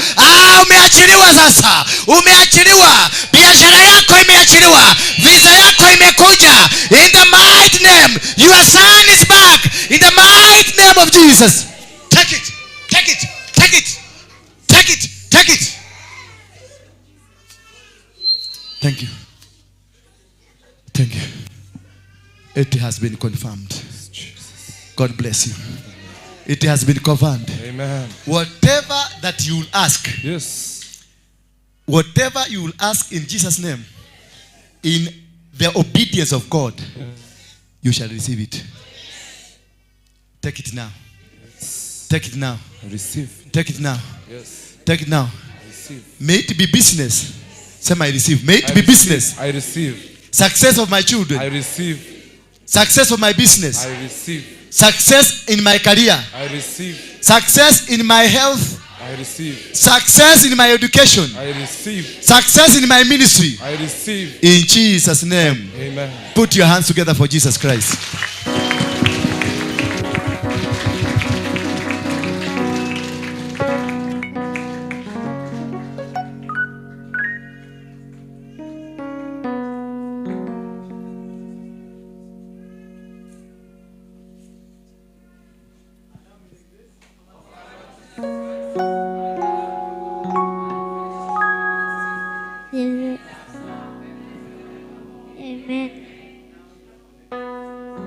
Amen.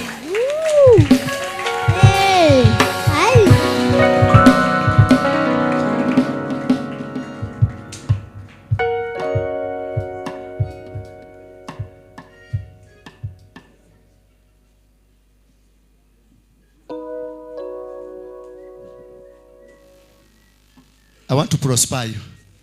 Quickly. You have only 3 minutes to do so.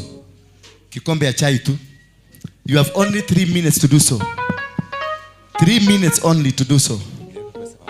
2 are remaining now. Leta hiyo inaaguka. 2 are remaining. 2 are remaining.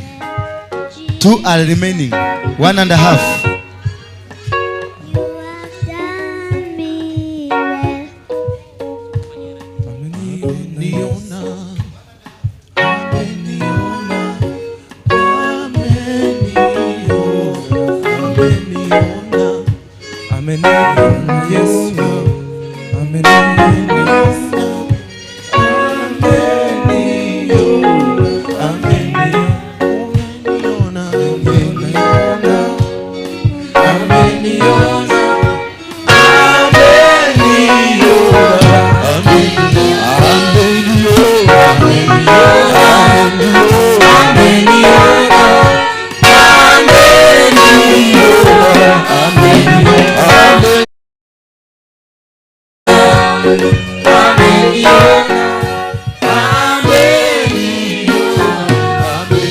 Ameniona Yesu. Ameniona Yesu.